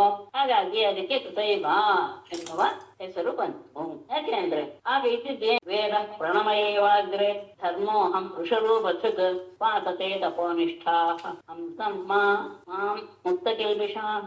ಅಗ್ರೆ ವೇದಃ ಪ್ರಣವಃ ಏವ ವೃಷರೂಪಧೃಕ್ ಅಹಂ ಮುಕ್ತಕಿಲ್ಬಿಷಾಃ ಹಂಸಂ ಮಾಂ ತಪೋನಿಷ್ಠಾಃ. ತಗೊಳ್ಬಹುದು ಉಪಾಸತೆ ತಗೋಣ. ಮುಕ್ತಕಿಲ್ಬಿಷಾಃ ತಪೋನಿಷ್ಠಾಃ ಹಂಸಂ ಮಾಂ ಉಪಾಸ. ಅವಾಗ ಏನಿತ್ತು? ವೇದ ಯಾವ್ದಿತ್ತು ಅಂದ್ರೆ ಆಗ ವೇದದ ಆವಿರ್ಭಾವೇ ಆಗಿರ್ಲಿಲ್ಲ. ಆವಾಗ ವೇದ ಅಂದ್ರೆ ಏನಿತ್ತು? ಅಗ್ರೆ ಆರಂಭದಲ್ಲಿ ವೇದ ಪ್ರಣಮಯ. ಆವಾಗ ವೇದ ಅಂದ್ರೆ ಓಂಕಾರ ಒಂದೇ ಆಗಿತ್ತು. ರೂಪಧೃಕ್ ಅಹಂ, ನಾನು ಚತುಷ್ಪಾತ್ತಾದಂತಹ ನಾನೊಬ್ಬನೇ ಅಹಂ ಧರ್ಮ, ನಾನೊಬ್ಬನೇ ಧರ್ಮ ಆಗಿದ್ದೆ. ಏನು ಅಂದ್ರೆ ತಪಸ್ಸು, ಶೌಚ, ದಯಾ ಮತ್ತು ಸತ್ಯ, ಈ 4 ಪಾದಗಳು ಆವಾಗ ಇದ್ದಿದ್ದು ಕೃತಯುಗದಲ್ಲಿ. ಆ 4 ಪಾದಗಳ ರೂಪದಲ್ಲಿ ನಾನು ಒಬ್ಬನೇ ಇದ್ದೆ, ಅದೇ ಧರ್ಮವಾಗಿದೆ. ಆಗ ಮುಕ್ತಗೆ ನಿಶಾಹ, ಯಾವ ಪಾಪವನ್ನು ಮಾಡದೆ ಪೂರ್ತಿಯಾಗಿ ಪಾಪರಹಿತರಾಗಿ ತಪೋನಿಷ್ಠಾಹ, ತಪಸ್ಸಿನಲ್ಲಿ ನಿಷ್ಠೆಯಿಂದ ಇದ್ದವಂತಹ ಆ ಜನರು ಹಂಸಂ ಮಾಂ, ಹಂಸರೂಪನಾದಂತಹ ನನ್ನನ್ನ, ಪರಿಶುದ್ಧನಾದಂತಹ ನನ್ನನ್ನ ಉಪಾಸತೆ ಆರಾಧಿಸ್ತಾ ಇದ್ರು. ಅಂದ್ರೆ ಅಲ್ಲಿ ಯಾತ್ಮಿಕ ಕ್ರಿಯೆ ಇರ್ಲೇ ಇಲ್ಲ, ಕೇವಲ ತಪಸ್ಸೇ ಆಗಿತ್ತು. ಯಾಕೆಂದ್ರೆ ಅಲ್ಲಿ ಮೊದಲಿದ್ದಿದ್ದೇ ತಪಸ್ಸು, ಶೌಚ, ದಯ ಮತ್ತು ಸತ್ಯ, ಈ 4. ಅದರಲ್ಲಿ ತಪಸ್ಸಿಗೆ ಹೆಚ್ಚು ಪ್ರಾಧಾನ್ಯ. ಹಾಗಾಗಿ ಹಂಸರೂಪದಲ್ಲಿರುವಂತಹ ಪರಿಶುದ್ಧನಾದಂತಹ ಪರಬ್ರಹ್ಮ ವಸ್ತುವಾದಂತಹ ನನ್ನನ್ನೇ ಯಾವಾಗ್ಲೂ ಸಹ ಆ ಜನರು ಆರಾಧಿಸ್ತಾ ಇದ್ರು. ಆಗಿದ್ದ ವೇದ ಏನು? ಕೇವಲ ಓಂಕಾರ ಮಾತ್ರ. ಅದಾದ್ಮೇಲೆ ಪ್ರೇತಾಮುಖೇ ಮಹಾಭಾಗ ಪ್ರಾಣಾದ್ಮೇತ್ರಯಿ ವಿದ್ಯಾಪಾದುರಭೂತಸ್ಯಾಹ ಅಹಮಾಸಂ ವಿವೃನ್ಮಖಃ. ಯಜ್ಞದ ಆರಂಭ ತ್ರೇತಾಯುಗದಲ್ಲಿ. ಮಹಾಭಾಗ ಪ್ರೇತಾಮುಖೇ ಮೇ ಪ್ರಾಣಾತ್ ಹೃದಯಾತ್ ತ್ರಯೀ ವಿದ್ಯಾ ಪ್ರಾದುರಭೂತ್ ತಸ್ಯಾಹ ತ್ರಿವೃನ್ಮಖಃ ಅಹಂ ಆಸಂ.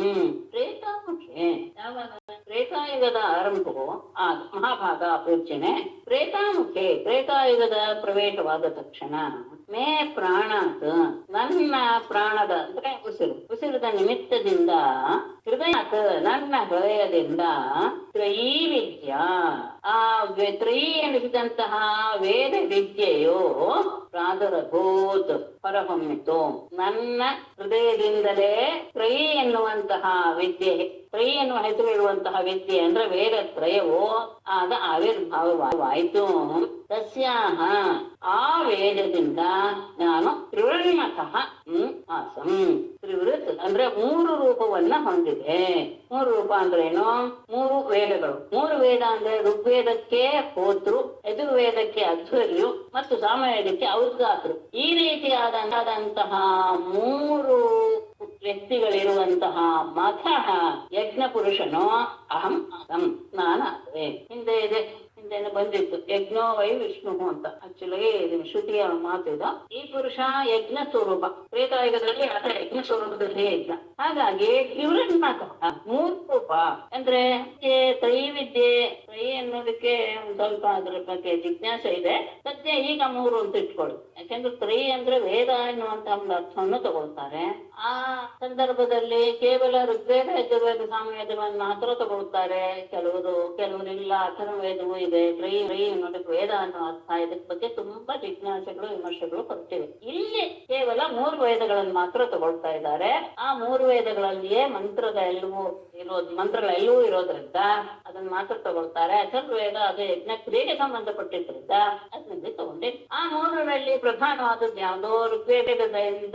ಋಗ್ವೇದದಿಂದ ಹೋತೃ, ಯಜುರ್ವೇದದಿಂದ ಅಧ್ವರ್ಯು, ಸಾಮವೇದದವರು ಉದ್ಗಾತರು ಎನ್ನುವ ಶಬ್ದದಿಂದ ಅಲ್ಲಿ ಕೂತಿರ್ತಾರೆ. ಯಜ್ಞದಲ್ಲಿ 4 ಜನರಲ್ಲಿ ನೀವು ಅದನ್ನ ಗಮನಿಸ್ಬೋದು. ಅದರಲ್ಲಿ ಒಬ್ಬ ಬ್ರಹ್ಮ, ಆಕ್ಚುಲ್ ಆಗಿ ಒಬ್ಬ ಬ್ರಹ್ಮ, ಆತ ಅಲ್ಲಾಡದೆ ಇರುವಂತದ್ದು. ಹಿಂದೆ ಬಂತಲ್ಲ ಬಲರಾಮ, ಹೋಗಿ ಸ್ವಲ್ಪ ಸಮಸ್ಯೆ ಆಯ್ತಲ್ಲ, ಅದು ಬ್ರಹ್ಮನ ಸ್ಥಾನದಲ್ಲಿ ಕೊಡ್ತವ್ರು ಎದ್ದು ನಿಲ್ಲುವ ಹಾಗಿಲ್ಲ. ಉಳಿದ 3 ಜನ ಅವರವರ ಪ್ರಕ್ರಿಯೆಗಳನ್ನು ಮಾಡ್ತಾರೆ ಆಯಾ ವೇದಕ್ಕೆ ಸಂಬಂಧಪಟ್ಟಂತೆ. ಯಾವಾಗ ತ್ರೇತಾಯುಗದ ಆರಂಭವಾಯಿತು, ಆಗ ನನ್ನ ಪ್ರಾಣದ ಕಾರಣದಿಂದ, ಅಂದ್ರೆ ನಿಮ್ಮ ಉಸಿರಾಟದ ಸಂದರ್ಭದಿಂದ, ನನ್ನ ಹೃದಯದಿಂದ ತ್ರೈ ಎನ್ನುವಂತಹ ಹೆಸರನ್ನು ಪಡೆದಂತಹ ವೇದತ್ರಯದ ಆವಿರ್ಭಾವವಾಯಿತು. ಅದರಲ್ಲಿ ನಾನು 3 ರೂಪನಾದೆ. ಏನೇನೋ ಹೋತೃ, ಅಧ್ವರ್ಯು, ಔದ್ಗಾತೃ ಎನ್ನುವಂತಹ 3 ರೂಪವನ್ನು ನಾನು ಹೊಂದಿದೆ. ಅಂದ್ರೇನು?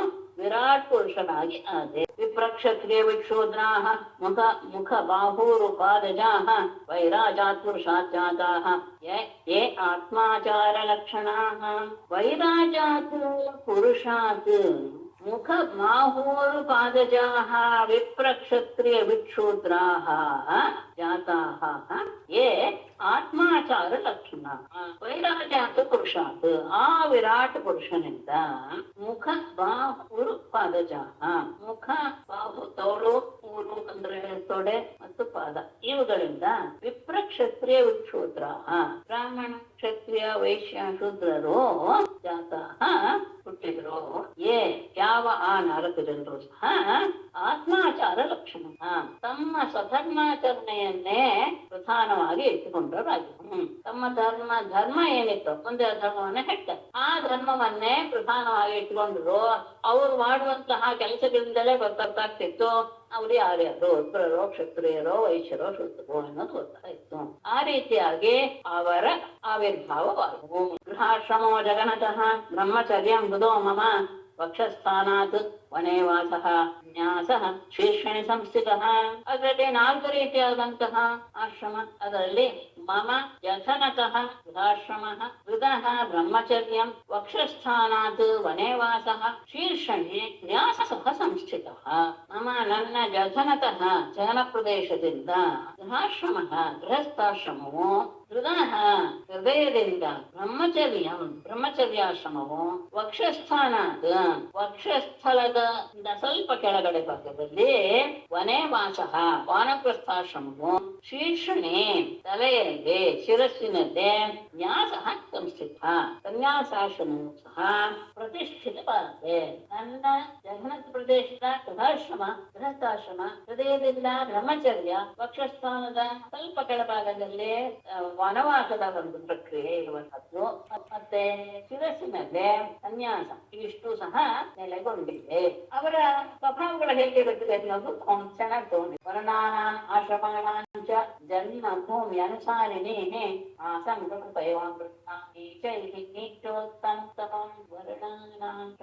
ಜನ್ಮ ಭೂಮಕಾರಿ ಪ್ರಕೃತಯಃ ನೀಚೈಃ ನೀಚೋತ್ತಮೋತ್ತಮಾಃ. ವರ್ಣಗಳ ಬಗ್ಗೆ ಮತ್ತು ಆಶ್ರಮಗಳ ಬಗ್ಗೆ ಮತ್ತು ಅವರಿರುವಂತಹ ಗೃಹಸ್ಥಾಶ್ರಮ ಇತ್ಯಾದಿ ಆಶ್ರಮ ಅವರು ಹೇಗೆ ನಡ್ಕೊಳ್ತಿದ್ರು ಅಂದ್ರೆ ಜನ್ಮ ಭೂಮಿ ಅನುಸಾರಿಣಿ, ತಮ್ಮ ಜನ್ಮಸ್ಥಾನಗಳನ್ನ ಅನುಸರಿಸುವಂತಹ ಪರಮಾತ್ಮನ ಯಾವ ಶಾಂತಿಯಿಂದ ಅವರ ಹೃದಯ ಹೊರಯಿತು ಆ ಜನ್ಮಸ್ಥಾನದ ಸ್ವಭಾವಕ್ಕೆ ಅನುಸಾರವಾಗಿ ತನ್ನ ಪ್ರಜೆಗಳು ಇದ್ದರು. ಅವರು ಏನಾಗಿದ್ರು ಹಾಗೆ ಅಂದ್ರೆ ಜನ್ಮಭೂಮಿ ಅನುಸಾರಿಣಿ ನೀಚೋತ್ತಮ ಉತ್ತಮ, ನೀಚೋತ್ತಮ ಉತ್ತಮ ಅಂತ 3 ವಿಭಾಗ. ನೀಚ ಅನ್ನೋದು ತೃತೀಯ ಅಲ್ಲ, ಅವ್ಯಯ. ನೀಚೋತ್ತಮ ಮತ್ತು ಉತ್ತಮ. ನೀಚ ಶಬ್ದಕ್ಕೆ ಅರ್ಥ ಮಾಡ್ತಾರೆ ಮಂದ ಅಷ್ಟು ಬುದ್ಧಿ ಇಲ್ಲದೆ ಇರುವುದು. ನೀಚೋತ್ತಮ ಅಂತ ಹೇಳಿದ್ರೆ ಮಧ್ಯಮ ವರ್ಗ ಅಂತ, ಹಾಗೇನೆ ಉತ್ತಮ ಹೀಗೆ ಅರ್ಥ ವರ್ಣದಲ್ಲಿ ತಗೊಂಡ್ರೆ ವಿಪ್ರ ಉತ್ತಮ ವರ್ಣದಲ್ಲಿ ತಗೊಂಡಾಗ, ಆಶ್ರಮದ ವಿಷಯದಲ್ಲಿ ತಗೊಂಡಾಗ ಗೃಹಸ್ಥಾಶ್ರಮ ಮಂದ್ ಶ್ರೇಷ್ಠವಾದದ್ದು ಇನ್ನೊಂದು ಇರೋದ್ರಿಂದ ಹೀಗೆ ಆ ವರ್ಣಗಳು ಮತ್ತು ಆಶ್ರಮಗಳು ಎರಡೂ ಸಹ ತಮ್ಮ ತಮ್ಮ ಜನ್ಮದ ಸ್ಥಾನಗಳನ್ನ ಅನುಸರಿಸಿ ಕ್ರಮವಾಗಿ ಮಂದ ಮಧ್ಯಮ ಉತ್ತಮ ಅಂತ ಅನಿಸ್ಕೊಂಡು ಅದರಲ್ಲಿ ಬ್ರಾಹ್ಮಣ ಪ್ರಕೃತಿ ಏನಿರುತ್ತೆ ಶಮೋದಮಸ್ತವ ಶೌಚಂ ಸಂತೋಷ ಅಂತಿರಾಜ್ಯವಂ ಮಧ್ವತ್ತಿಷ್ಟ ದಯಾ ಸತ್ಯಂ ನಮ್ಮ ಪ್ರಕೃತಯ ತು ಇಮಾನ್ ಕ್ರಮವಾಗಿದೆ, ಸತ್ಯವಾಗಿ ಕ್ರಮವಾಗಿದ್ದೆ. ಆಮೇಲೆ ಬದಲಾಯಿಸಿ ಸ್ವಲ್ಪ ಇಮಾನ ನಮ್ಮ ಪ್ರಕೃತಿ ಮೇಲೆ ಹೇಳಿದಂತಹ ಎಲ್ಲ ಗುಣಗಳು ಬ್ರಾಹ್ಮಣ ಸ್ವಭಾವಗಳು. ಶಮ ಅಂತರಂಗವನ್ನ ಇಟ್ಕೊಳ್ತಂದ್ರೆ ಯಾವಾಗಲೂ ಶಾಂತವಾಗಿರಬೇಕು. ಶಮಃ ಇಂದ್ರಿಯ ನಿಗ್ರಹ. ತಪಃ ಅಂದ್ರೆ ಬ್ರಹ್ಮನ ವಿಚಾರವನ್ನು ಆಲೋಚನೆ ಮಾಡುವುದು ಎನ್ನುವುದು ವಿಶೇಷ. ತಪಸ್ಸು ಅಂದ್ರೆ ನಾವು ತಿಳ್ಕೊಂಡದ್ದಲ್ಲ, ಬ್ರಹ್ಮಗೆ ವಿಚಾರ ಮಾಡುವಿಕೆ. ಆಮೇಲೆ ಶೌಚಂ ಶುಚಿ, ಬಾಹ್ಯ ಶೌಚ ಅಂತರ್ಶ. ಆಮೇಲೆ ಸಂತೋಷ, ಯಾವಾಗಲೂ ಸಹ ಸಂತೃಪ್ತ ಮನೋಭಾವವನ್ನು ಹೊಂದಿದಂಥದ್ದು. ಶಾಂತಿ ಸಹನೆ, ಆರ್ಜವಂ ನೇರವಾದ ನಡವಳಿಕೆ, ವಕ್ರತ ಇಲ್ಲದೆ ಇರೋದು. ಮದ್ಭಕ್ತಿ ನನ್ನಲ್ಲಿ ಪರಮಾತ್ಮನಲ್ಲಿ ಯಾವಾಗಲೂ ಭಕ್ತಿಯನ್ನು ಹೊಂದಿರುವುದು. ದಯಾ ಗುಣವಿರುವುದು. ಸತ್ಯಂ ಸತ್ಯ. ಇಮಾಹ ಇವುಗಳು, ಇಮಾಹತು ಇವುಗಳಾದರೂ ಬ್ರಹ್ಮ ಪ್ರಕೃತಿ ಬ್ರಾಹ್ಮಣರಿಗೆ ಇರುವಂತಹ ಸ್ವಭಾವಗಳು. ಇದಿಷ್ಟು ಇದು ಎಲ್ಲರಿರುತ್ತೋ ಅವರೆಲ್ಲರೂ ಅಂತ ಹೇಳ್ಬಿಡ್ಬೋದು ಅಂತ ನಾವು ತಿಳ್ಕೊಳ್ಬೇಕು. ಇದರಲ್ಲಿ ಪ್ರಧಾನವಾದದ್ದು ಎಲ್ಲವೂ ಸಹ ನಮ್ಗೆ ಗೊತ್ತು. ಶಾಂತ ಸ್ವಭಾವ ಅಂದ್ರೆ ಅಂತರಂಗವನ್ನ ಮನಸ್ಸನ್ನ ನಿಗ್ರಹ ಮಾಡೋದು. ತಮಃ ಇಂದ್ರಿಯ ನಿಗ್ರಹ. ತಪಃ ಅಂದ್ರೆ ಪರಬ್ರಹ್ಮ ವಸ್ತುವಿನ ಬಗ್ಗೆ ವಿಚಾರ. ಶೌಚ ಅಂತರ ಶೌಚ ಬಾಹ್ಯ ಶೌಚ. ಸಂತೋಷ ಇದರಲ್ಲಿ ಆನಂದವನ್ನ ಹೊಂದುವುದು. ಸಹನೆ ನೇರವಾದ ನಡವಳಿಕೆ, ಪರಮಾತ್ಮನಲ್ಲಿ ಭಕ್ತಿ, ದಯೆ ಮತ್ತು ಸತ್ಯವಾದ ಮಹಾ. ಇದು ಬ್ರಾಹ್ಮಣ ಪ್ರಕೃತಿ. ಬ್ರಾಹ್ಮಣ ಪ್ರಕೃತಿ. ಕ್ಷತ್ರಿಯರ್ದೇನಿರುತ್ತೆ ತೇಜೋ ಬಲಂ ಧೃತಿ ಶೌರ್ಯಂ ತಿತಿಕ್ಷೌದಾರ್ಯಂ ಉದ್ಯಮಃ ತಿತಿಕ್ಷಾ ಔದಾರ್ಯಂ ಉದ್ಯಮಃ ಧೈರ್ಯಂ ಬ್ರಹ್ಮಣ್ಯತಾ ಐಶ್ವರ್ಯಂ ಕ್ಷತ್ರ ಪ್ರಕೃತಯಃ ಸ್ತು ಇಮಾಃ. ಅರುತ್ತದೆ ಕ್ರಮವಾಗಿದೆ. ತೇಜಃ ಬಲಂ ಧೃತಿ ಶೌರ್ಯಂ ತಿತಿಕ್ಷಾ ಔದಾರ್ಯಂ ಉದ್ಯಮಃ ಧೈರ್ಯಂ ಬ್ರಹ್ಮಣ್ಯತಾ ಐಶ್ವರ್ಯಂ ಇಮಾಃ ತು ಕ್ಷತ್ರ. ತೇಜಃ ಪ್ರತಾಪ, ಬಲ ದೇಹದ ಬಲ. ಧೃತಿ ಧೈರ್ಯ, ಶೌರ್ಯಂ ಶೂರತೆ, ತಿತಿಕ್ಷಾ ಸಹಿಸಿಕೊಳ್ಳುವುದು. ಆಮೇಲೆ ಔದಾರ್ಯ ಉದಾರವಾದಂತಹ ಗುಣ. ಉದ್ಯಮ ಸತತವಾಗಿ ಉದ್ಯೋಗ ಮಾಡುವುದು ನಿರಂತರವಾಗಿ. ಆಮೇಲೆ ಸ್ಥೈರ್ಯಂ ಸ್ಥಿರತೆ, ಬ್ರಹ್ಮಣ್ಯತ ಬ್ರಾಹ್ಮಣರ ಬಗ್ಗೆ ಆದರ ಗೌರವ. ಮತ್ತೆ ಐಶ್ವರ್ಯಂ ಅಂದ್ರೆ ಒಡೆತನ, ರಾಜ್ಯದ ಒಡೆತನ, ಕ್ಷತ್ರಿಯರಾಗಿ. ಕ್ಷತ್ರ ಪ್ರಕೃತಿ ಇವೆಲ್ಲವೂ ಸಹ ಕ್ಷತ್ರಿಯ ಸ್ವಭಾವ. ಇದೆಲ್ಲ ಬೇಕೇ ಬೇಕು ಕ್ಷತ್ರಿಯರಿಗೆ. ಅಂದ್ರೆ ಪ್ರಜೆಗಳನ್ನ ರಕ್ಷಣೆ ಮಾಡುವಂತಹ ಗುಣ ಇರುವಂತಹದ್ದು ಇದೆಲ್ಲವೂ ಸಹ ಗುಣಗಳೆಲ್ಲವೂ ಸಹ. ಹಾಗಾಗಿ ಇದಿದ್ರೆ ಅದು ಅವನು ಕ್ಷತ್ರಿಯ ಅಂತ. ಆಸ್ತಿಕ್ಯಂ ದಾನಂ ನಿಷ್ಠಾಜ ಅದಂಭೋ ಬ್ರಹ್ಮ ಸೇವನಂ ಅದುಷ್ಟಿ ಅರ್ಥೋಪಚರ್ಯ ಇತಿ ವೈಶ್ಯ ಪ್ರಕೃತಯಸ್ವಿಮಾಃ. ಆಸ್ತಿಕ್ಯಂ ದಾನನಿಷ್ಠ ಅದಂಭ ಬ್ರಹ್ಮ ಸೇವನ ಮುಂದಿನ ದೊಡ್ಡದೆ ಅರ್ಥೋಪಚಯ ಅತುಷ್ಟಿ ಇಮಾಃ ವೈಶ್ಯ ಪ್ರಕೃತ. ಆಸ್ತಿಕ್ಯ ವೇದದ ಬಗ್ಗೆ ಅತ್ಯಂತ ಗೌರವ. ಈ ನಾಸ್ತಿ ಶಬ್ದಕ್ಕೆ ಅದೇ ಅರ್ಥ. ವೇದಗಳು ಪ್ರಮಾಣ, ವೇದಗಳು ಇವೆ ಅಂತ ಹೇಳೋದು ಆಸ್ತಿಕ್ಯ ಬುದ್ಧಿ. ವೇದಗಳೇ ಇಲ್ಲ ಅಂತ ಹೇಳೋದು ನಾಸ್ತಿಕ್ಯ ಬುದ್ಧಿ. ವೇದವನ್ನ ಯಾರು ಪ್ರಮಾಣವಾಗಿ ಅಂಗೀಕಾರ ಮಾಡೋದಿಲ್ವೋ, ಉದಾಹರಣೆಗೆ ಬೌದ್ಧರು, ಜೈನರು, ಚಾರ್ವಾಕರು, ಇವರು ಯಾರು ಸಹ ಒಪ್ಪಲ್ಲ. ಹಾಗಾಗಿ ಅವರೆಲ್ಲರೂ ಸಹ ನಾಸ್ತಿಕರೇ. ಆಸ್ತಿಕ್ಯ ದಾನನಿಷ್ಠ, ದಾನದ ನಿಷ್ಠೆ ಅದು ಅವರಲ್ಲಿ ಬಹಳ ಇರುತ್ತೆ ವೈಶ್ಯದಲ್ಲಿ. ಹಾಗೇನೆ ಅದಂಭ ಅಂದ್ರೆ ತೋರಿಸ್ಕೊಳ್ದೆ ಇರೋದು. ಅದನ್ನ ಮಾಡ್ದೆ ಅನ್ನುವಂತಹ, ಎಲ್ಲರಿಗೂ ತನ್ನ ಗುಣವನ್ನ ತಾನು ಹೀಗೆ ಮಾಡ್ದೆ ಅನ್ನೋದನ್ನ ತೋರಿಸಿಕೊಡದೆ ಇರುವಂತ ದಾನ ಮಾಡುವಂತ ಇಟ್ಕೊಂಡು ಅದಂಭ.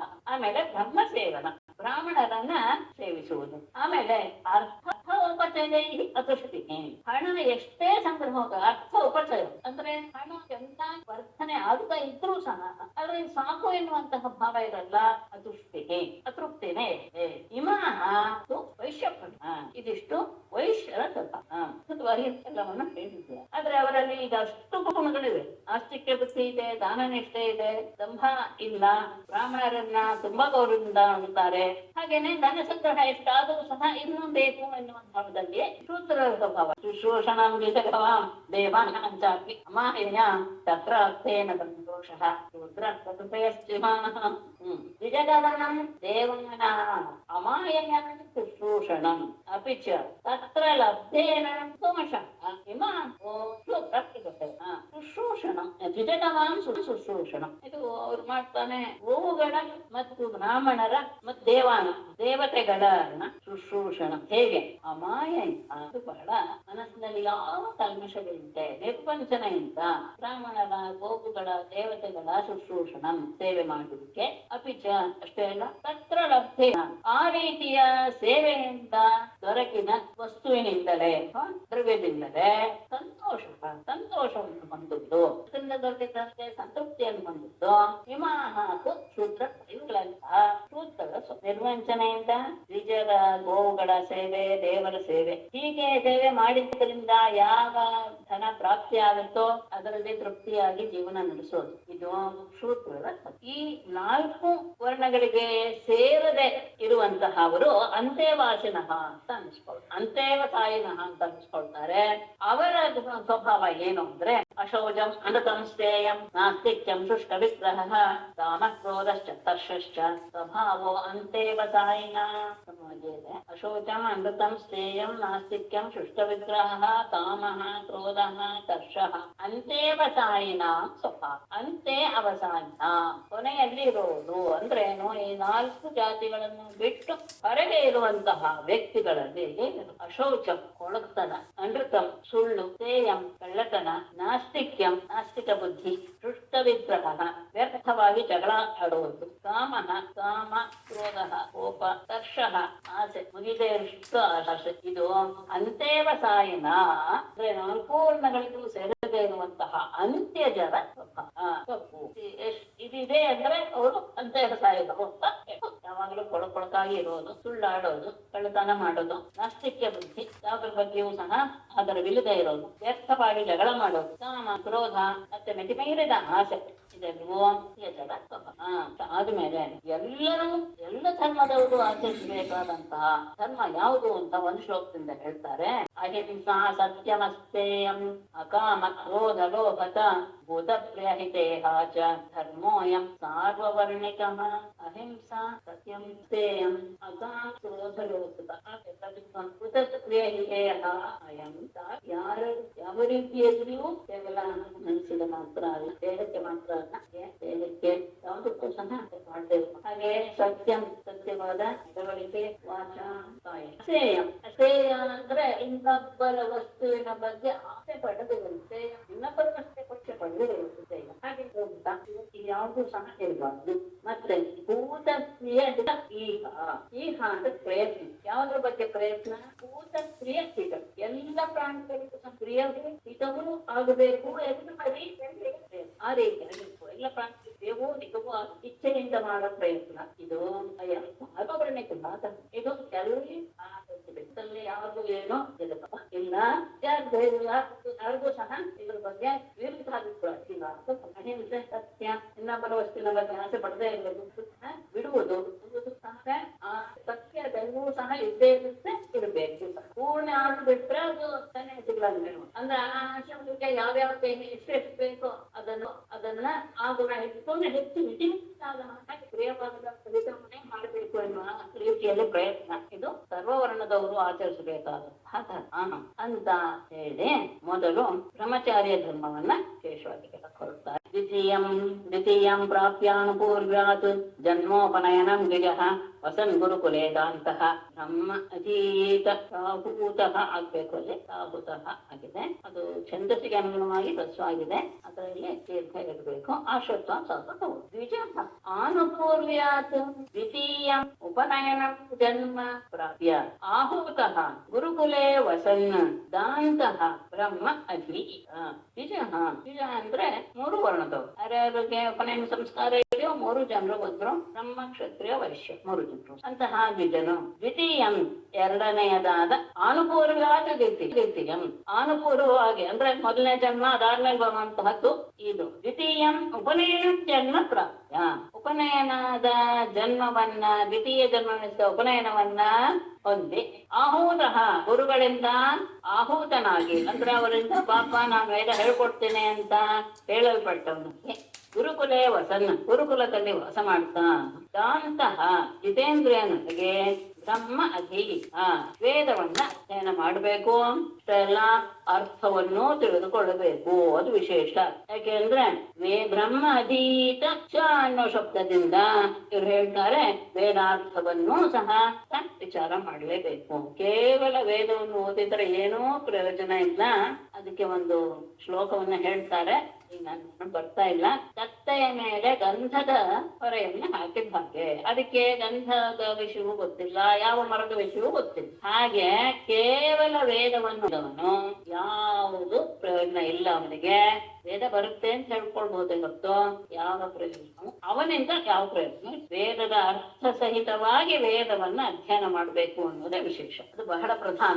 ಉಪನಯನದ 2ನೇ ಜನ್ಮ ಅದು ಉಪನಯನದ ಕ್ರಮ. ಆ ಉಪನಯನ ಸಂಸ್ಕಾರವನ್ನು ಪಡೆದುಕೊಂಡ ಮೇಲೆ ಗುರುಗಳಿಂದ ಕರೆಯಲ್ಪಟ್ಟವನಾಗಿ, ಇಂತಹ ಗುರುಗಳು ಸಾಮಾನ್ಯ ಒಳ್ಳೊಳ್ಳೆಯ ವ್ಯಕ್ತಿ ಇರ್ತಾರೆ, ಗುರುಗಳೇ ಅವ್ರನ್ನ ಕರೆದು ತಮ್ಮ ಆಶ್ರಮದಲ್ಲಿ ಇಟ್ಕೊಂಡು ಅವ್ರಿಗೆ ವಿದ್ಯಾಭ್ಯಾಸ ಮಾಡ್ತಾರೆ, ಮಾಡಿಸ್ತಾರೆ. ಅಲ್ಲಿ ಹೋಗಿ ವೇದಾಧ್ಯಯನವನ್ನು ಮಾಡಬೇಕು. ಆಗ ಅವನು ಹೇಗಿರ್ಬೇಕು? ಮೇಖಲಾಜಿನ ದಂಡಾಕ್ಷ ಬ್ರಹ್ಮಸೂತ್ರ ಕಮಂಡಲೋನ ಜಟಿಲೋ ಅಧೋತ ದದ್ವಾಸ ಅರಕ್ತಪೀಠ ಕುಶಾನ ದಧತ್. ಕಠಿಣವಾದದ್ದೇ. ಮೇಖಲಾಜಿನ ದಂಡಾಕ್ಷ ಬ್ರಹ್ಮಸೂತ್ರ ಕಮಂಡಲೋನ ಜಟಿಲ ಅಧೌತ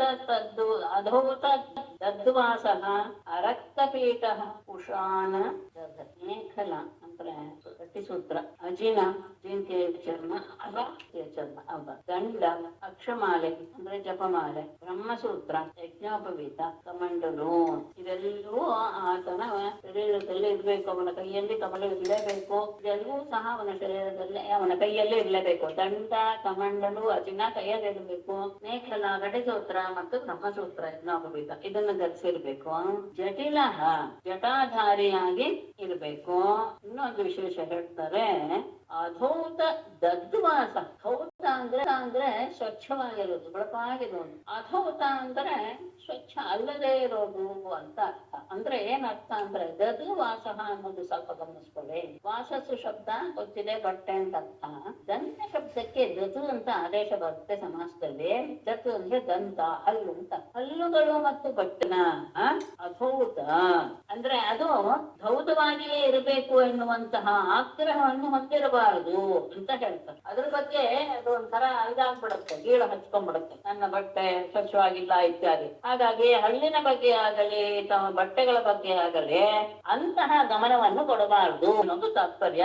ಸ್ವಚ್ಛ ಮಾಡಬಾರ್ದು ಅನ್ನೋದಲ್ಲ ತಾತ್ಪರ್ಯ. ಅತ್ಯಂತ ಬಿಡುಪಾಗಿರ್ಬೇಕು ನನ್ನ ಬಟ್ಟೆ ಹೀಗೆ ಎನ್ನುವಂತಹ ಆಗ್ರಹ ಬಂದ್ಬಿಟ್ರೆ ಉಳಿದ ಕಡೆ ಅದು ಗಮನ ಹೋಗ್ಬಿಡುತ್ತೆ ಅನ್ನೋ ಉದ್ದೇಶದಿಂದ ಈ ಮಾತನ್ನ ಆಡಿದ್ದಾರೆ. ಅಷ್ಟೇ ಅಲ್ಲ, ಇನ್ನೊಂದು ಹೇಳ್ತಾರೆ, ಅರಕ್ತಪೀಠ ತಾನು ಕುಳಿತುಕೊಳ್ಳುವಂತಹ ಪೀಠದ ಬಗ್ಗೆ ಅದು ಬಣ್ಣವಾಗಿ ಇರಬಾರ್ದು. ಯಾಕಂದ್ರೆ ಅದು ಸಹ ಮೋಹಕ್ಕೆ ಕಾರಣವಾಗ್ಬಿಡುತ್ತೆ. ಈ ಬಣ್ಣ ಇದು ಇರ್ಬೇಕು ಅಂತ. ಹಾಗಾಗಿ ಆ ರೀತಿಯಾದಂತಹ ವರ್ಣರಂಜಿತವಾದ ಪೀಠವೂ ಆಗಿರ್ಬಾರ್ದು. ಆಮೇಲೆ ಯಾವಾಗ್ಲೂ ಸಹ ಕುಶಾನ್ ದಧತ್, ದರ್ಭೆಯನ್ನ ಕೈಯಲ್ಲಿ ಹಿಡಿದಿರ್ಬೇಕು. ದರ್ಭ ಪವಿತ್ರವಾಣಿನಿ ಅಂತಾನೆ ವಿಶೇಷವಾಗಿ ಈ ಶಬ್ದವನ್ನು ಬಳಸ್ತಾನೆ. ಕೈಯಲ್ಲಿ ದರ್ಭೆಯನ್ನು ಹಿಡಿದುಕೊಂಡು ಯಾವಾಗಲೂ ಅದು ದರ್ಭೆ ಒಂದು ಪವಿತ್ರದ ವಸ್ತು, ಹಾಗಾಗಿ ಪವಿತ್ರನಾಗಿರ್ಬೇಕು.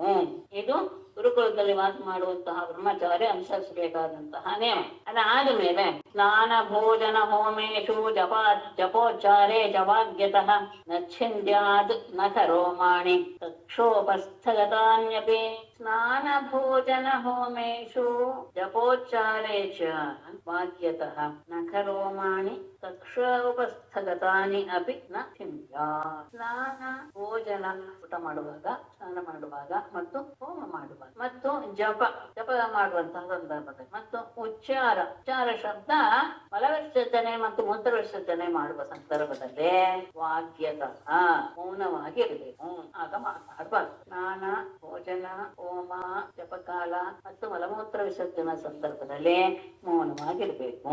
ನಖರೋಮಾಣಿ ಉಗುರುಗಳನ್ನಾಗಲಿ ಕೂದಲುಗಳನ್ನಾಗಲಿ ಅದು ಕಕ್ಷೋಪಸ್ಥಗತಾನಿ ಅತಿ ನಮ್ಮ ಕಂಕುಳಲ್ಲಿರುವುದಾಗ್ಲಿ ಉಪಸ್ಥದಲ್ಲಿರುವಂತಹದ್ದಾಗಲಿ ಅಂತಹ ಕೂದಲುಗಳನ್ನು ಸಹ ಚಿಂತ್ಯಾತ್ ಶ್ರೇತೋ ನಾವಕಿರೇತ್ಯಾತು ಬ್ರಹ್ಮವ್ರತಧರ ಸ್ವಯಂ ಅವಕೀರ್ಣೆ ಅವಗಾಹ್ಯಾಪ್ಸು ಯಥಾಸು ತ್ರಿಪದೀಂ ಜಪೇತ್ ಜಾತು ಬ್ರಹ್ಮವ್ರತಧರಃ ಸ್ವಯಂ ರೇತಃ ನ ಅವಕಿರೆ ಅವಕೀರ್ಣೆ ಅಪ್ಸು ಅವಗಾಹ್ಯ ಯಥಾಸು ತ್ರಿಪದೀಂ ಜಪೇತ್. ಬ್ರಹ್ಮವ್ರತಧರಃ ಬ್ರಹ್ಮಚರ್ಯ ವ್ರತವನ್ನ ಪಾಲಿಸ್ತಾ ಇರುವಂತಹ ವ್ಯಕ್ತಿಯಲ್ಲಿ ಸ್ವಯಂ ಬ್ರಹ್ಮವ್ರತ ತಾನು ಸ್ವಯಂ ಬ್ರಹ್ಮಚರ್ಯ ವ್ರತವನ್ನ ಪಾಲಿಸ್ತಾ ಇರುವಂತಹ ವ್ಯಕ್ತಿಯು ವೇದಃ ಜಾತೋ ಒಮ್ಮೆಯೂ ಸಹ ವೇದಃ ವೀರ್ಯವನ್ನ ಅದಕ್ಕಿದೆ ಸ್ಥಳನವಾಗ್ತಾ ಇರುವ ಹಾಗೆ ನೋಡ್ಕೊಳ್ಬೇಕು. ಬ್ರಹ್ಮಚರ್ಯ ವ್ರತ ಮಾಡ್ತಾ ಇರುವಾಗ ಅದರಿಂದ ವೇದ ಸ್ಥಳನ ಆಗಿರಬಾರ್ದು, ಬಹಳ ಎಚ್ಚರಿಕೆಯಿಂದ ಇರಬೇಕು. ಒಂದು ವೇಳೆ ಹಾಗಾಗಿ ಬಿಟ್ರೆ ಅವಕೀರ್ಣೆ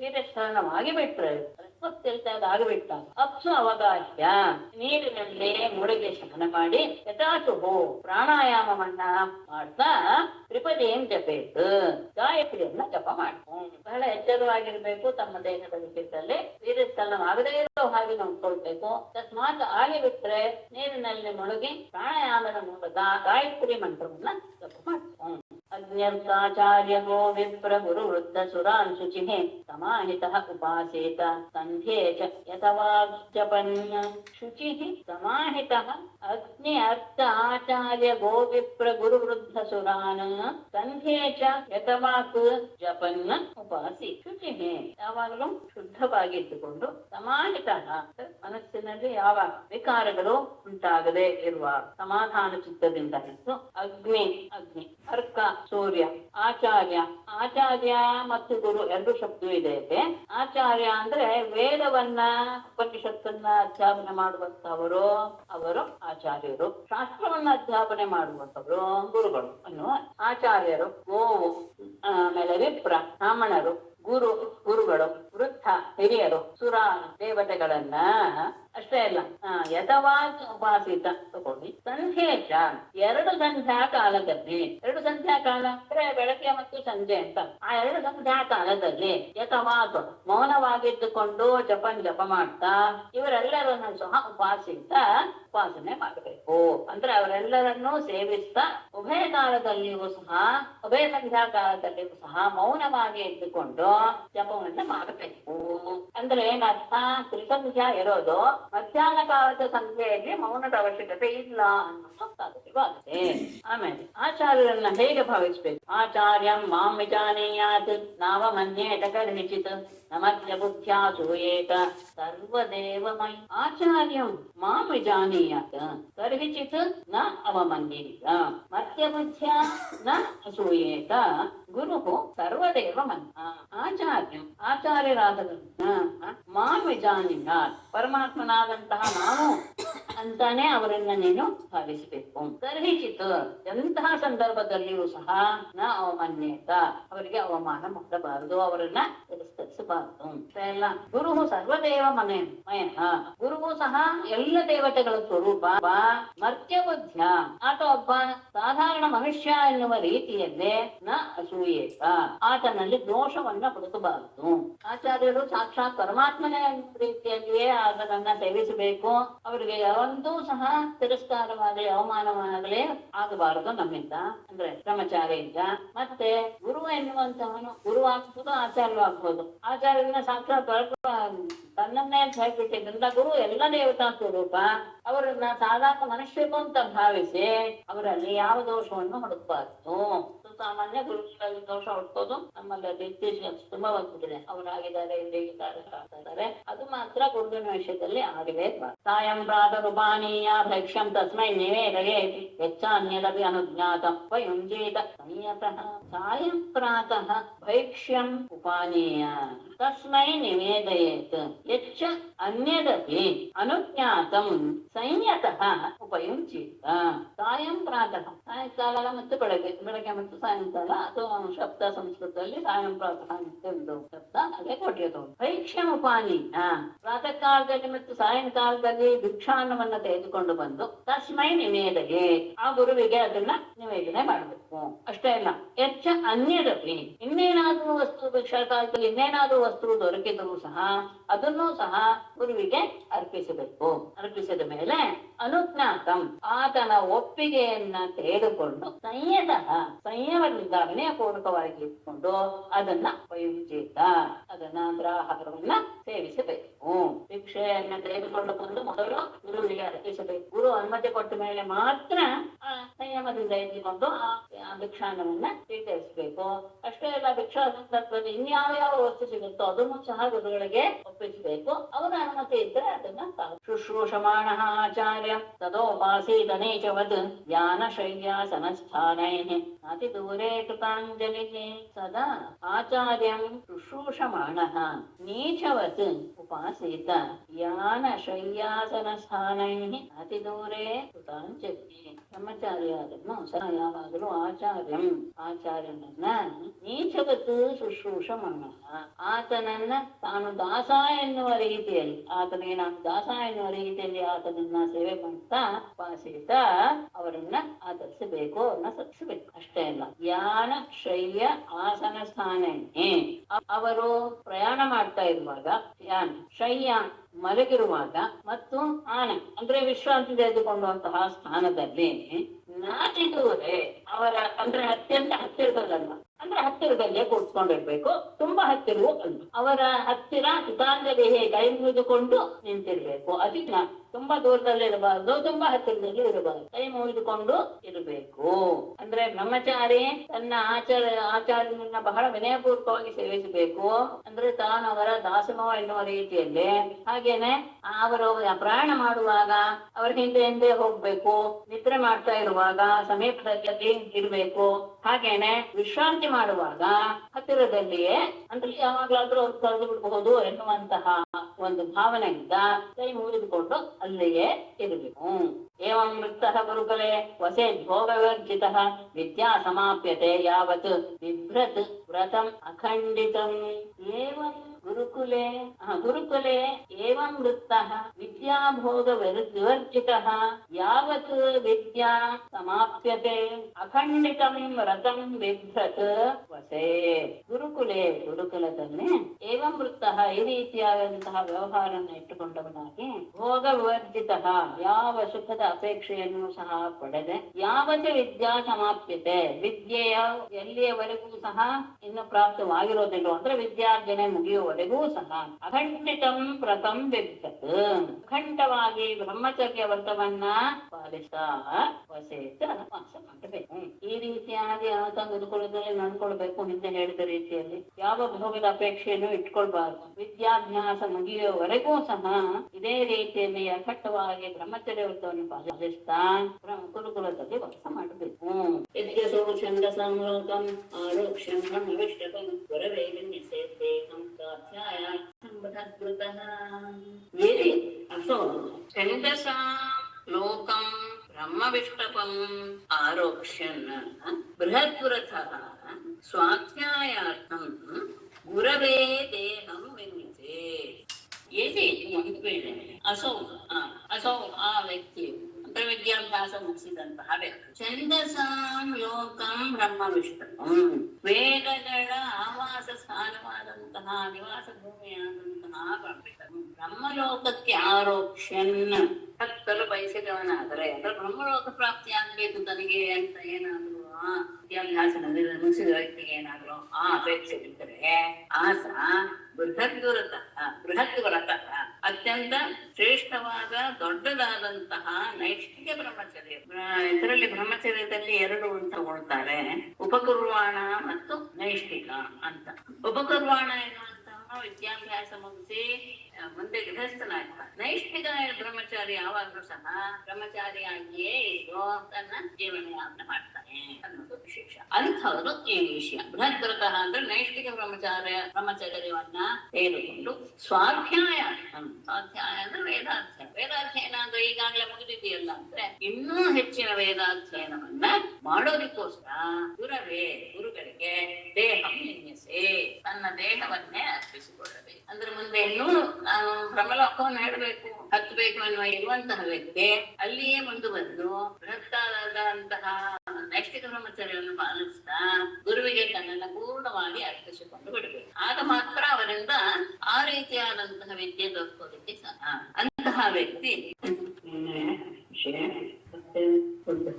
ಪ್ರಶ್ನೆ. ಅದಕ್ಕೆ ಮೊದಲು ಧರ್ಮದ ವಿಷಯದಲ್ಲಿ ಸನ್ಯಾಸ ಧರ್ಮದ ಪ್ರಧಾನವಾದದ್ದು ವೃತ್ತಿಯನ್ನು ಇಡುವುದೇ ಹೇಳಿದೆ. ಅದಕ್ಕೆ ಸಾಧನವಾಗಿ ಕರ್ಮಾನುಷ್ಠಾನವನ್ನು ಮಾಡಬೇಕು ಎನ್ನುವಂತಹ ಮೇಲೆ ನಮಗೆ ತಿಳಿಸ್ತೇವೆ. ಅದು ವರ್ಣಾಶ್ರಮಗಳ ಆಚಾರವನ್ನ ಪಾಲಿಸುವಂತವರಿಗೂ ಮತ್ತು ಉಳಿದ ಸಾಮಾನ್ಯ ಜನರಿಗೂ ಬೇರೆ ಕೇವಲ ತಮಗೆ ಏನು ತೋಚುತ್ತೋ ಹಾಗೆ ಇರುವಂತಹ ವ್ಯಕ್ತಿಗಳಿಗೂ ಈ ಸ್ವಧರ್ಮವನ್ನ ಯಾವ ರೀತಿ ಆಚರಿಸಬೇಕು, ಯಾವ ರೀತಿ ಆಚರಿಸಿದ್ರೆ ನಿರ್ಣಯದ ಗತಿ ಉಂಟಾಗಿದೆ ಅನ್ನುವುದನ್ನ ನಾವು ತಿಳಿಸು. ಈ ವಿಷಯವನ್ನ ನೀವು ಹಂಸರೂಪದಿಂದ ತಂದು ಈ ಧರ್ಮವನ್ನ ಎಂಥ ಧರ್ಮ ಅಂದ್ರೆ ಪರಮ ಸುಖರೂಪವಾದಂತಹ ಧರ್ಮ ಅದನ್ನ ನೀನು ತಮ್ಮನಿಗೆ ಬೋಧಿಸಿದ್ರೆ ಅದು ಪರಂಪರಾಗತವಾಗಿ ತಮ್ಮ ಮಕ್ಕಳು ಎಲ್ಲ ಹೋಯ್ತು. ಆದರೆ ಬಹಳ ಕಾಲವಾಗಿಟ್ಟಿರುವುದರಿಂದ ಅದು ಭೂಲೋಕದಲ್ಲಿ ಸಾಮಾನ್ಯವಾಗಿ ಅನುಷ್ಠಾನದಲ್ಲಿ ಇರುವುದಿಲ್ಲ.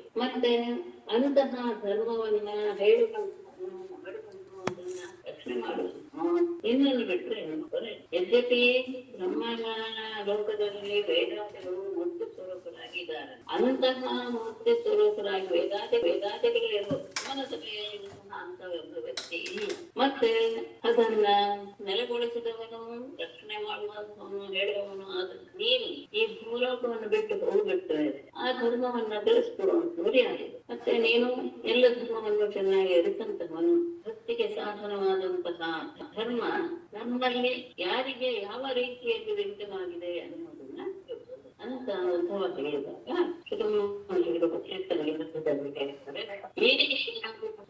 ಪರಮಾತ್ಮನ ಭಕ್ತ ಶ್ರೇಷ್ಠ ಆತನ ಹೇಳಿದವನಿಗೆ ಆತನ ಉದ್ದೇಶ ಏನು ಅನ್ನೋದರ ಅರಿವು ಪರಮಾತ್ಮನಿಗೆ ಇದ್ದಿದ್ರಿಂದ ಅವಳು ಸಂತೋಷವಾಯಿತು. ಮನುಷ್ಯರ ಹಿತಕ್ಕೋಸ್ಕರ ಸನಾತನ ಧರ್ಮಗಳನ್ನ ಕಲ್ಪಿಸ್ತಾನೆ. ಮತ್ತೆ ಉದ್ಧವನಿಗೆ ಹೇಳ್ತಾನೆ, ನಿನ್ನ ಪ್ರಶ್ನೆ ಬಹಳ ಅದ್ಭುತವಾಗಿದೆ ಮತ್ತು ಧರ್ಮಕ್ಕೆ ಸಂಬಂಧಪಟ್ಟದ್ದೇ ಆಗಿದೆ. ಮತ್ತೆ ನೀನು ಹೇಳಿದಂತಹ ರೀತಿಯಲ್ಲಿ ಧರ್ಮವನ್ನ ನಾವು ಬೆಳೆಸಿದರೆ ಅದು ಶ್ರೇಯಸ್ಸಿನ ರೂಪದಲ್ಲಿ ಎಲ್ಲರಲ್ಲೂ ಭಕ್ತಿಯನ್ನು ಉಂಟು ಮಾಡುತ್ತೆ. ವರ್ಣಾಶ್ರಮಗಳ ಆಚಾರವನ್ನು ಪಾಲಿಸಬಾರದಂತೂ ಅದು ಅತ್ಯಂತ ಹಿತಕರವಾದಂತಹ ಧರ್ಮ. ಅದನ್ನ ನಾನು ಹೇಳ್ತೇನೆ ಅಂತ ಹೇಳಿ ಯುಗದಲ್ಲಿ ಮನುಷ್ಯರಿಗೆ ಹಂಸ ಎನ್ನುವಂತಹ ಒಂದೇ ವರ್ಣ ಇತ್ತು. ಅವರು ತಮ್ಮ ಆ ಜನ್ಮದಿಂದಲೇ ಕೃತಕೃತ್ಯರಾಗ್ತಿದ್ರು. ಅವ್ರಿಗೆ ಇನ್ನೇನು ಬೇರೆ ಯಾವ ಒಂದು ಕಾರ್ಯವೂ ಮಾಡಬೇಕಾದ ಓಂಕಾರ ಒಂದೇ ವೇದ ಸ್ವರೂಪವಾಗಿ ಕೃಷಿಕರಾದಂತಹ 4 ಪಾದಗಳನ್ನು ಹೊಂದಿರುವಂತಹ ತಪಸ್ಸು, ದಯೆ, ಸತ್ಯ ಈ ರೂಪವಾದಂತಹ 4 ಪಾದಗಳಿದ್ದರಿಂದ ಆ 4 ಪಾದಗಳಾದಂತಹ ನಾನೊಬ್ಬನೇ ಎಲ್ಲರಿಗೂ ಸಹ ಧರ್ಮವಾಗಿ ಜನರನ್ನು ಪಾಪರಹಿತರಾಗಿ ನಿಷ್ಠೆಯಿಂದ ಹಂಸರೂಪನಾದಂತಹ ಹಂಸ ಅಂದ್ರೆ ವಿಶುದ್ಧ ತತ್ವ ಅನ್ನೋದೇ ತಾತ್ಪರ್ಯ. ಹಂಸ ಅನ್ನೋದು ಬಿಳಿಗೆ ಜೊತೆಗ ಬಿಳಿ ಅಂತ ವಿಶುದ್ಧ ತತ್ವ ರೂಪದಲ್ಲಿದ್ದಂತಹ ನಾನು ಎಲ್ಲರ ಮನಸ್ಸಿಗೂ ಆ ರೀತಿಯಾಗಿ ನೆಲೆಸಿಬಿಟ್ಟಿದ್ದೆ. ಅಂದ್ರೆ ಅವರು ನಿರ್ಗುಣ ನಿಷ್ಕ್ರಿಯ ನಿರಾಕಾರ ವಸ್ತುವನ್ನೇ ಆರಾಧಿಸುವಷ್ಟು ಸಾಮರ್ಥ್ಯ ಹೊಂದಿಬಿಟ್ಟಿದ್ರು. ಹಾಗಾಗಿ ಅವ್ರು ಹೇಳ್ತಾರೆ, ಜನ್ಮನ ಅವರು ಕೃತಕೃತ್ಯರಾಗಿಬಿಟ್ಟಿದ್ರಿಂದ ಅದಕ್ಕೆ ಕಾಣಬಹುದು. ಹಾಗಾಗಿ ಹಂಸರೂಪವಾದ ನನ್ನನ್ನ ಆರಾಧನೆ ಮಾಡ್ತಿದ್ರು. ಯಜ್ಞ ಪ್ರಕ್ರಿಯೆ ಯಾವುದೇ ಇರಲಿ. ಅದಾದ್ಮೇಲೆ ತ್ರೇತಾಯುಗದ ಪ್ರವೇಶವಾದಾಗ ವಿರಾಟ್ ಸ್ವರೂಪನಾದಂತಹ ನನ್ನ ಪ್ರಾಣದಂಡ ಹೊರಬಂದ. ಅಂದ್ರೆ ನನ್ನ ಪ್ರಾಣವಾಗಿ ಮೂಲಕ ಹೃದಯದಿಂದ ತ್ರೈವಿದ್ಯೆ ಎನ್ನಿಸಿಕೊಂಡಂತಹ ವೇದತ್ರಯ ಆವಿರ್ಭಾವ ಆಯಿತು. ಆ ವೇದದಿಂದ ನಾನೇನೆ 3 ರೂಪವನ್ನು ತಾಳಿದೆ. ಹೋತ್ರು, ಅರ್ಥರಿಯು, ಆ ವಿರಾಟ್ ಪುರುಷನಾದಂತಹ ನನ್ನ ಮುಖ, ತೋಳು, ತೊಡೆ, ಪಾದಗಳಿಂದಲೇ ಕ್ರಮವಾಗಿ ವಿಪ್ರಕ್ಷತ್ರ ವಹಿಸ್ತಿದ್ರು. ಅವರ ಲಕ್ಷಣ ಏನು, ಅವರನ್ನು ತಿಳಿಯೋದು ಹೇಗೆ ಅಂದ್ರೆ ಅವರ ಧರ್ಮವನ್ನು ಆಚರಣೆ ಮಾಡ್ತಾ ಇರೋದೇ ಗುರುತಿಸುವ. ಮತ್ತೆ ನನ್ನ ವಿರಾಟ್ ರೂಪದ ಜಗನ ಸ್ಥಾನದಲ್ಲಿ ವಿಭಕ್ತಾಶ್ರಮ, ಹೃದಯದ ಕೆಳಗೆ ನಿಷ್ಠಿರ ಬ್ರಹ್ಮಚರ್ಯ, ವಕ್ಷಸ್ಥಳದಲ್ಲಿ ವಾನಪ್ರಸ್ಥ, ಶಿರಸ್ಸಿನಲ್ಲಿ ಸನ್ಯಾಸ ಪ್ರತಿಷ್ಠಿತವಾಗುತ್ತೆ. ಆ ವ್ಯಕ್ತಿಗಳ ಸ್ವಭಾವಗಳು ಹೇಗಿರ್ತಂದ್ರೆ ಆಯಾ ವರ್ಣಾಶ್ರಮಗಳು ಯಾವ ಯಾವ ಸ್ಥಾನಗಳಲ್ಲಿ ಜನ್ಮವನ್ನು ತಳೆದ್ರು ಆ ಜನ್ಮಕ್ಕೆ ಅನುಸಾರವಾಗಿ ಮಂದ, ಮಧ್ಯಮ, ಉತ್ತಮ ಎನ್ನುವಂತಹ ಸ್ವಭಾವವನ್ನು ಹೊಂದಿದೆ. ಬ್ರಾಹ್ಮಣರ ಸ್ವಭಾವ ಗೊತ್ತಾಗಿದೆ, ಮತ್ತೆ ಅವಶ್ಯಕತೆ ಇಲ್ಲ. ಕ್ಷತ್ರಿಯರ ಸ್ವಭಾವ ಏನು, ವೈಶ್ಯರ ಸ್ವಭಾವ ಏನು, ಶೂದ್ರ ಸ್ವಭಾವ ಏನು, ಹಾಗೇನೆ ಈ 4 ವರ್ಣಗಳಿಗೂ ಸೇರಿದೆ ಅಂತ್ಯಜಲ ಸ್ವಭಾವ ಏನು ಶಬ್ದ ಇರೋದ್ರಿಂದ ಅದನ್ನ ಕರ್ತವ್ಯ ಹಾಗಾಗಿ ಎಲ್ಲರೂ ಪಾಲಿಸಬೇಕಾದದ್ದು. ಅಂದ್ರೆ ಈ ಜಾತಿ ಆ ಜಾತಿ ಅಂತಿಲ್ಲ, ಪ್ರತಿ ಸ್ವರ್ಣದವರು ಪಾಲಿಸಬೇಕಾದದ್ದು ಅಹಿಂಸೆ, ಸತ್ಯ, ಅಷ್ಟೇಯ. ಅಂದ್ರೆ ಇನ್ನೊಬ್ಬರ ವಸ್ತುವನ್ನು ಆಸೆ ಪಡಬೇಕು. ಕಾಮಕ್ರೋಧ ಲೋಭಗಳು ಪೂರ್ಣವಾಗಿ ತ್ಯಾಗ ಮಾಡಿರುವಂಥದ್ದು. ಸಕಲ ಪ್ರಾಣಿಗಳಿಗೆ ಪ್ರಿಯವಾಗುವ ರೀತಿಯಲ್ಲಿ, ಅದು ಹಿತವೂ ಆಗುವ ರೀತಿಯಲ್ಲಿ ಯಾವುದೇ ಕೆಲಸ ಮಾಡಲು ಆ ರೀತಿಯಾದಂತಹ ಪ್ರಯತ್ನ ಆಗಬೇಕು. ಇದು ಸರ್ವಕರ್ಣಿಯನ್ನು ಮಾಡಬೇಕು. ದ್ವಿಜನಾದಂತಹವನು ಅಂದ್ರೆ ಬ್ರಾಹ್ಮಣ, ಕ್ಷತ್ರಿಯ, ವೈಶ್ಯ ಈ ಮೂರು ದ್ವಿಜರು. ಹಾಗಾಗಿ ಇವರಲ್ಲಿ ಕ್ರಮವಾಗಿ ಜಾತ ಧರ್ಮಾಚಾರಗಳನ್ನು ಪಡೆದ ಮೇಲೆ ದ್ವಿತೀಯ ಜನ್ಮ ಎನ್ನುವಂತಹ ಉಪನಯನ ಆಗಬೇಕು ಅವರಿಗೆ. ಅದಾದ ಮೇಲೆ ಉಪನಯನ ಆದ ತಕ್ಷಣ ಆಚಾರ್ಯರಿಂದ ಕರೆಯಲ್ಪಟ್ಟ ಆತ ಗುರುಕುಲದಲ್ಲಿ ವಾಸ ಮಾಡ್ತಾ ಜಿತೇಂದ್ರನಾಗಿ ವೇದವನ್ನು ಹಾಕಬೇಕು. ವೇದದ ಅರ್ಥವನ್ನೂ ತಿಳಿದುಕೊಳ್ಬೇಕು. ಮತ್ತೆ ಆತ ತನ್ನ ದೇಹದಲ್ಲಿ ಮೇಖಲ, ಅಜಿನ, ದಂಡ, ಜಪಮಾಲೆ, ಯಜ್ಞೋಪವೀತ, ಕಮಂಡಲಗಳನ್ನು ಧರಿಸಿರ್ಬೇಕು. ಜಟೆಯನ್ನ ಬೆಳೆಸಿರ್ಬೇಕು. ಕಲ್ಲು ವಸ್ತುಗಳ ಬಗ್ಗೆ ಅತ್ಯಂತ ಸ್ವಚ್ಛತೆ ಎನ್ನುವಂತಹ ಗೀಳು ಅಂತ ಹೇಳ್ತಿದ್ದೆ. ಅದೇ ಇರುವ ತಾವು ಕೊಟ್ಟುಕೊಳ್ಳುವಂತಹ ಪೀಠ ವರ್ಣರಂಜಿತವಾಗಿ ಇರುವ ಯಾವಾಗಲೂ ದರ್ಭೆ ಕೈಯಲ್ಲಿ ಎದ್ದು ಅದು ಪವಿತ್ರವಾದಂತಹ ಪಾಣಿಯಾಗಿರಬೇಕು. ಸ್ನಾನ, ಭೋಜನ, ಹೋಮ, ಜಪಕಾಲದಲ್ಲಿ ಮತ್ತು ಮೂತ್ರ ವಿಸರ್ಜನೆ, ಮಲ ವಿಸರ್ಜನೆ ಸಂದರ್ಭದಲ್ಲಿ ಮೌನವಾಗಿರಬೇಕು. ಮುಗುರು ಮತ್ತು ರೋಗಗಳನ್ನ ಕತ್ತರಿಸಬಾರದು. ಬ್ರಹ್ಮಚರ್ಯವನ್ನು ಪಾಲಿಸ್ತಾ ಇರಬೇಕು. ಅದೇನಾದ್ರೂ ಸ್ವಲ್ಪ ಹೆಚ್ಚು ಕಡಿಮೆ ಆದ್ರೆ ಆಗ ನೀರಿನಲ್ಲಿ ಮುಳುಗಿ ಪ್ರಾಣಾಯಾಮ ಪೂರ್ವಕ ಗಾಯತ್ರಿಯನ್ನ ಯಾವಾಗಲೂ ಶುದ್ಧವಾಗಿರ್ಬೇಕು. ಏಕಾಗ್ರ ಚಿತ್ತನಾಗಿ ಅಗ್ನಿ, ಸೂರ್ಯ, ಆಚಾರ್ಯ, ಗೋಗುರು, ಬ್ರಾಹ್ಮಣ, ಗುರು, ಬುದ್ಧ, ದೇವತೆಗಳು ಇವರನ್ನ ಆರಾಧನೆ ಮಾಡ್ತಾ 2 ಸಂಖ್ಯಾಕಾಲದಲ್ಲಿ ಸಹ ಮೌನದಿಂತು ಸಂಧ್ಯಾವನವನ್ನ ಆಚರಿಸ್ತಾರೆ. ಅಧ್ಯಾತ್ಮ ಸಂಖ್ಯೆಯಲ್ಲಿ ಮೌನ ಅನಾವಶ್ಯಕ ಅನ್ನೋದು. ಆಚಾರ್ಯನನ್ನ ಯಾರೋ ಸಾಮಾನ್ಯ ವ್ಯಕ್ತಿಯನ್ನು ಭಾವಿಸಬಾರ್ದು. ಪರಮಾತ್ಮನಾದ ನಾನೇ ಅಂತ ತಿಳಿಸ್ಬೇಕು ಎಂದು ಆತನನ್ನ ಅವಮಾನಿಸಬಾರದು, ತಿರಸ್ಕರಿಸಬಾರದು. ಆತ ಸಾಮಾನ್ಯ ಮನುಷ್ಯ ಅಂತ ಭಾವಿಸಿ ಆ ವ್ಯಕ್ತಿ ವಿಷಯದಲ್ಲಿ ಯಾವ ದೋಷವನ್ನು ಸಹ ಹುಡುಕಬಾರದು. ಗುರು ಎಂದ್ರೆ ಸರ್ವದೇವತಾ ತಂದು ಅದರ ಜೊತೆಗೆ ಏನೇನಾದ್ರೂ ತೋರಿಸ್ತಿದ್ರೆ ಅದು ಸಹ ತಂದು ಅದೆಲ್ಲವನ್ನು ಗುರುವಿಗೆ ಅರ್ಪಿಸಿ ಆತನ ಅನುಜ್ಞೆಯನ್ನು ಪಡೆದು ಸಂಯಮದಿಂದ ಆಹಾರವನ್ನು ಸೇವಿಸಬೇಕು. ಬ್ರಹ್ಮಚಾರಿ ತನ್ನ ಆಚಾರ್ಯನ ಬಹಳ ವಿನಯ ಪೂರ್ವಕವಾಗಿ ತೋರಿಸಬೇಕು. ಗುರು ಆಚಾರ್ಯನಾದಂತ ವ್ಯಕ್ತಿ ಪ್ರಯಾಣ ಮಾಡ್ತಾ ಇರುವಾಗ ಅವನು ಹಿಂದೆ ಹೋಗ್ತಾ ಇರಬೇಕು. ನಿಂತಿದ್ದಾಗ ಸಮೀಪದಲ್ಲಿಯೇ ಮಲಗಿರಬೇಕು. ಆತ ವಿಶ್ರಾಂತಿ ತೆಗೆದುಕೊಳ್ತಾ ಇರುವಾಗ ಪಾದಗತ್ತುವಿಕೆ ಇತ್ಯಾದಿ ಕೆಲಸವನ್ನೆಲ್ಲ ಮಾಡಿ ಬಳಿಯಲ್ಲಿಯೇ ಕೈ ಮುಗಿದುಕೊಂಡು ನಿಂತ್ಕೊಂಡು ಶುಶ್ರೂಷೆ ಮಾಡಬೇಕು. ಅಂದ್ರೆ ಪಾದ ಸಮಾನಾಗಿ ಮಾಡ್ಬೇಕು, ವಿಶ್ರಮಿಸುವುದು. ಆತ ಕುಳಿತಿರುವ ಈತ ನಿಂತಿರ್ಬೇಕು. ಹೀಗೆ ಅಖಂಡವಾಗಿ ಬ್ರಹ್ಮಚರ್ಯವನ್ನ ಪಾಲಿಸ್ತಾ ಭೋಗಾಪೇಕ್ಷೆಯನ್ನು ವರ್ಧನೆ ಮಾಡಿ ಅಗ್ನೋ ಗುರಾವಾತ್ಮನಿಜ ಸರ್ವಭೂತೇಷು ಮಾಂ ಪರಂ ಅಪೃಥಕ್ತಿ ಉಪಾಸೇತ ಬ್ರಹ್ಮವರ್ಚಸ್ವಿ ಅಕಲ್ಮಷಃ. ಬ್ರಹ್ಮವರ್ಚಸ್ವಿ ಅಕಲ್ಮಷಃ ಅಗ್ನೌ ಗುರೌ ಆತ್ಮನಿಜ ಸರ್ವಭೂತೇಷು ಪರಂ ಮಾ ಅಬೃಧೀಹಿ ಉಪಾಸೇತ. ಬ್ರಹ್ಮವರ್ಚಸ್ವಿ ವೇದಾಭ್ಯಾಸ ಮಾಡ್ತಾ ಬಂದ ಹಾಗೆ ಒಂದು ರೀತಿಯ ಕಾಂತಿ, ತೇಜಸ್ಸು ಮುಖದಲ್ಲಿ ಬರುತ್ತದೆ. ನೋಡಿದಾಗ್ಲೇ ಕೆಲವರಲ್ಲಿ ಅದು ತತ್ಕ್ಷಣ ನಮಗೆ ಅರಿವಾಗುತ್ತೆ. ಅಂತಹ ಬ್ರಹ್ಮ ತೇಜಸ್ಸನ್ನು ಹೊಂದಿರುವಂತಹ ವ್ಯಕ್ತಿ ಅಕಲ್ಮಷಃ ಪರಿಶುದ್ಧನಾಗಿ ಅಗ್ನಿಯಲ್ಲಿ, ಗುರುವಿನಲ್ಲಿ, ಆತ್ಮನಿಜ ತನ್ನಲ್ಲಿಯೂ ಸಹ ಅಷ್ಟೇ ಅಲ್ಲ ಸರ್ವಭೂತೇಷು ಸಕಲ ಪ್ರಾಣಿಗಳಲ್ಲಿಯೂ ಸಹ ಪರಮಾತ್ಮನಾದಂತಹ ನನ್ನನ್ನ, ಅಂದ್ರೆ ಇರುವುದು ಒಂದೇ ವ್ಯಕ್ತಿ ವಸ್ತು ಅನ್ನುವ ರೀತಿಯಲ್ಲಿ ಪರಬ್ರಹ್ಮ ವಸ್ತುವಾದಂತಹ ನನ್ನನ್ನ ಅಭಿವೃದ್ಧಿ ಬೇರೆ ಎಲ್ಲರಿಗೂ ಒಂದೇ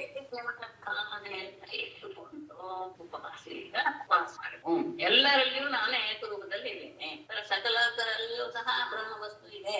ಅದು ಅಗ್ನಿ ಇರ್ಬೋದು, ಗುರು ಇರ್ಬೋದು, ತಾನಿರ್ಬೋದು, ಅಥವಾ ಎದುರು ಕಾಣುವ ಸರ್ವಜೀವಿಗಳಿರ್ಬೋದು, ಎಲ್ಲದರಲ್ಲಿಯೂ ಪರಮಾತ್ಮ ವಸ್ತು ಇದೆ ಅಂತ ಭಾವಿಸಿ ಆ ರೀತಿಯಾಗಿ ಉಪಾಸನೆ ಮಾಡಿ ಅಪೃಥಗ್ಗಿಗೆ ಅಂದ್ರೆ ಏಕರೂಪದಲ್ಲಿಯೇ ಇದ್ದಾನೆ ಎನ್ನುವ ರೀತಿಯಲ್ಲಿ ಮಹಾನೆ ತಂದುಕೊಂಡು ಆರಾಧಿಸಬೇಕು. ಆಮೇಲೆ ಸ್ತ್ರೀಣಾಂ ನಿರೀಕ್ಷಣ ಸ್ಪರ್ಶ ಸಂಲಾಪ ಕ್ಷೇಲನಾಧಿಕಂ ಪ್ರಾಣಿನಾಂ ಮಿಥುನೀಭೂತಾನ್ ಅಗೃಹಸ್ಥೋ ಅಗ್ರತಶ್ಚ್ಯಜೇತ್.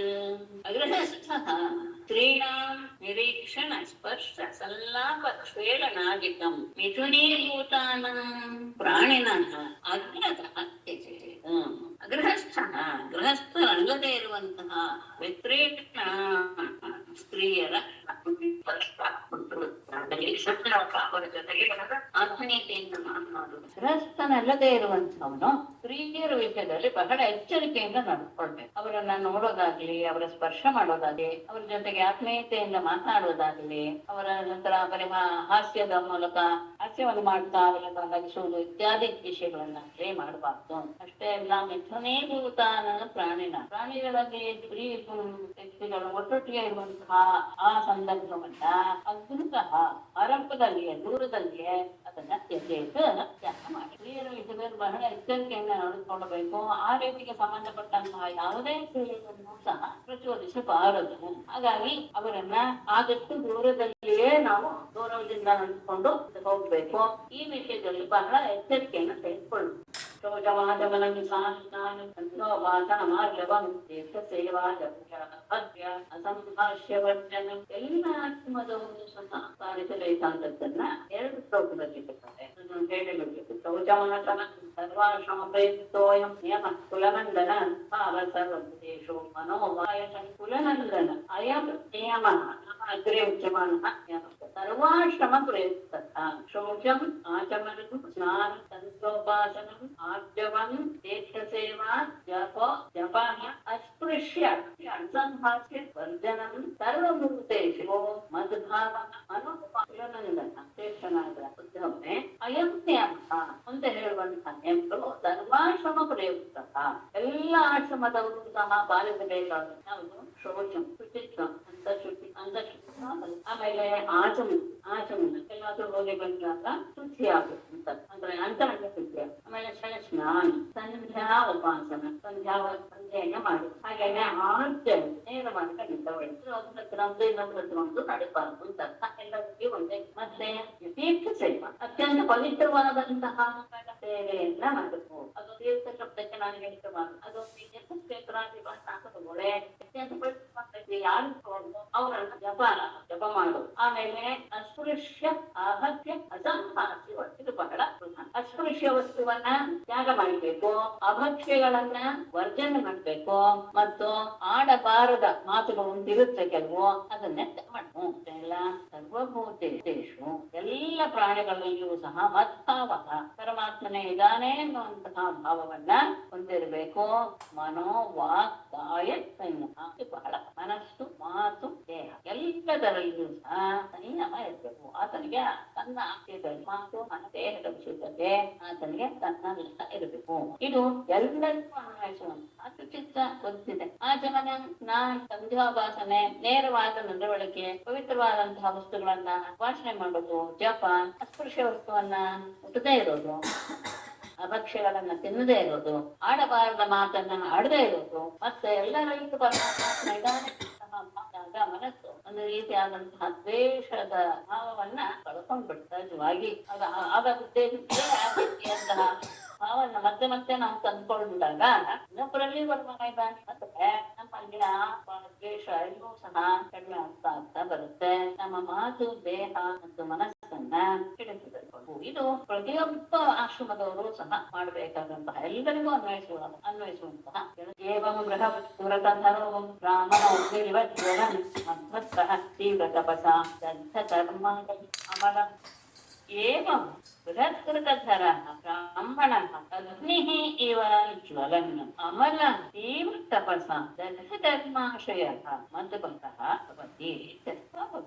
ಏವಂ ಈ ರೀತಿಯಾಗಿ ಬೃಹತ್ಕೃತಧರಃ, ಬೃಹತ್ಕೃತ ಅಂದ್ರೆ ನೈಷ್ಠಿಕ ಬ್ರಹ್ಮಚರ್ಯ, ಅಂತಹ ನೈಷ್ಠಿಕ ಬ್ರಹ್ಮಚರ್ಯವನ್ನ ಆಶ್ರಯಿಸ್ತಾ ಇರುವಂತಹ ಬ್ರಾಹ್ಮಣ ಅಗ್ನಿಯ ಹಾಗೆ ಪ್ರಕಾಶವಾಗ್ತಾ ತೀವ್ರ ತಪಸ ಅಮಲ ಸ್ವಚ್ಛವಾದ ಮನಸ್ಸುಳ್ಳವನಾಗಿ ಅಂತಃಕರಣವನ್ನ ಮಾಡಿಕೊಂಡವನಾಗಿ ತೀವ್ರ ತಪಸ ಅತ್ಯಂತ ಕಠಿಣವಾದಂತಹ ತಪಸ್ಸಿನಿಂದ ದಗ್ಧ ಕರ್ಮಾಶಯ ಎಲ್ಲ ರೀತಿಯ ಕರ್ಮಗಳ ಅಂತಃಕರಣದಲ್ಲಿ ನೆಲೆಗೊಂಡಂತಹ ಆ ಕೊಳೆಯನ್ನೆಲ್ಲವನ್ನು ಸಹ ಭಸ್ಮ ಮಾಡಿ ಮದ್ಭಕ್ತ ನನ್ನ ಭಕ್ತನಾಗಿ ಬಿಡ್ತಾನೆ. ಈ ರೀತಿಯಾಗಿ ಯಾರು ನೈಷ್ಠಿಕ ಬ್ರಹ್ಮಚರ್ಯವನ್ನ ಆಶ್ರಯಿಸ್ತಾ ಇರ್ತಾರೋ ಆತ ನನ್ನ ಮುಖವೇ ಹೇಳುತ್ತೆ ನೀ ಹಾಗೆ ಪ್ರಕಾಶಯುಕ್ತವಾದಂತಹ ಮತ್ತೆ ತೀವ್ರವಾದಂತಹ ತಪಸ್ಸು ಮಾಡಿ ತನ್ನ ಕರ್ಮ ರಾಶಿಯನ್ನೆಲ್ಲ ಸುಟ್ಟು ಹಾಕಿಕೊಂಡು ಬಿಡುತ್ತಾನೆ. ಸ್ವಚ್ಛವಾದ ಮನಸ್ಸುಳ್ಳವನಾಗಿರೋದ್ರಿಂದಲೇ ಎಲ್ಲವೂ ಸಹ ದೋಷಗಳೆಲ್ಲವೂ ಸಹ ನಿವೃತ್ತವಾಗಿ ಬಿಡುತ್ತೆ. ಅಂಥವನು ನನ್ನ ಭಕ್ತನಾಗ್ತಾನೆ. ಭಕ್ತನಾಗ್ತಾನೆ ಅಂದ್ರೆ ಅದಾದ ಮೇಲೆ ಬ್ರಹ್ಮಜ್ಞಾನವನ್ನು ಪಡೆದು ಭಕ್ತನಾಗ್ತಾನೆ ಅನ್ನೋದೇ ತಪ್ಪದಿ. ಇದು ನೈಷ್ಠಿಕ ಬ್ರಹ್ಮಚರ್ಯವನ್ನ ಆಶ್ರಯಿಸುವಂತಹ ವ್ಯಕ್ತಿಯ ಬಗ್ಗೆ ಹೇಳಿದಂತಹ ವಿಷಯ. ಗೃಹಸ್ಥಾಶ್ರಮ ತೆಗೆದುಕೊಂಡಂತವರು ಹೇಗೆ ಇರ್ತಾರೆ, ಹೇಗಿರ್ಬೇಕು ಅಂತ ಹೇಳಿ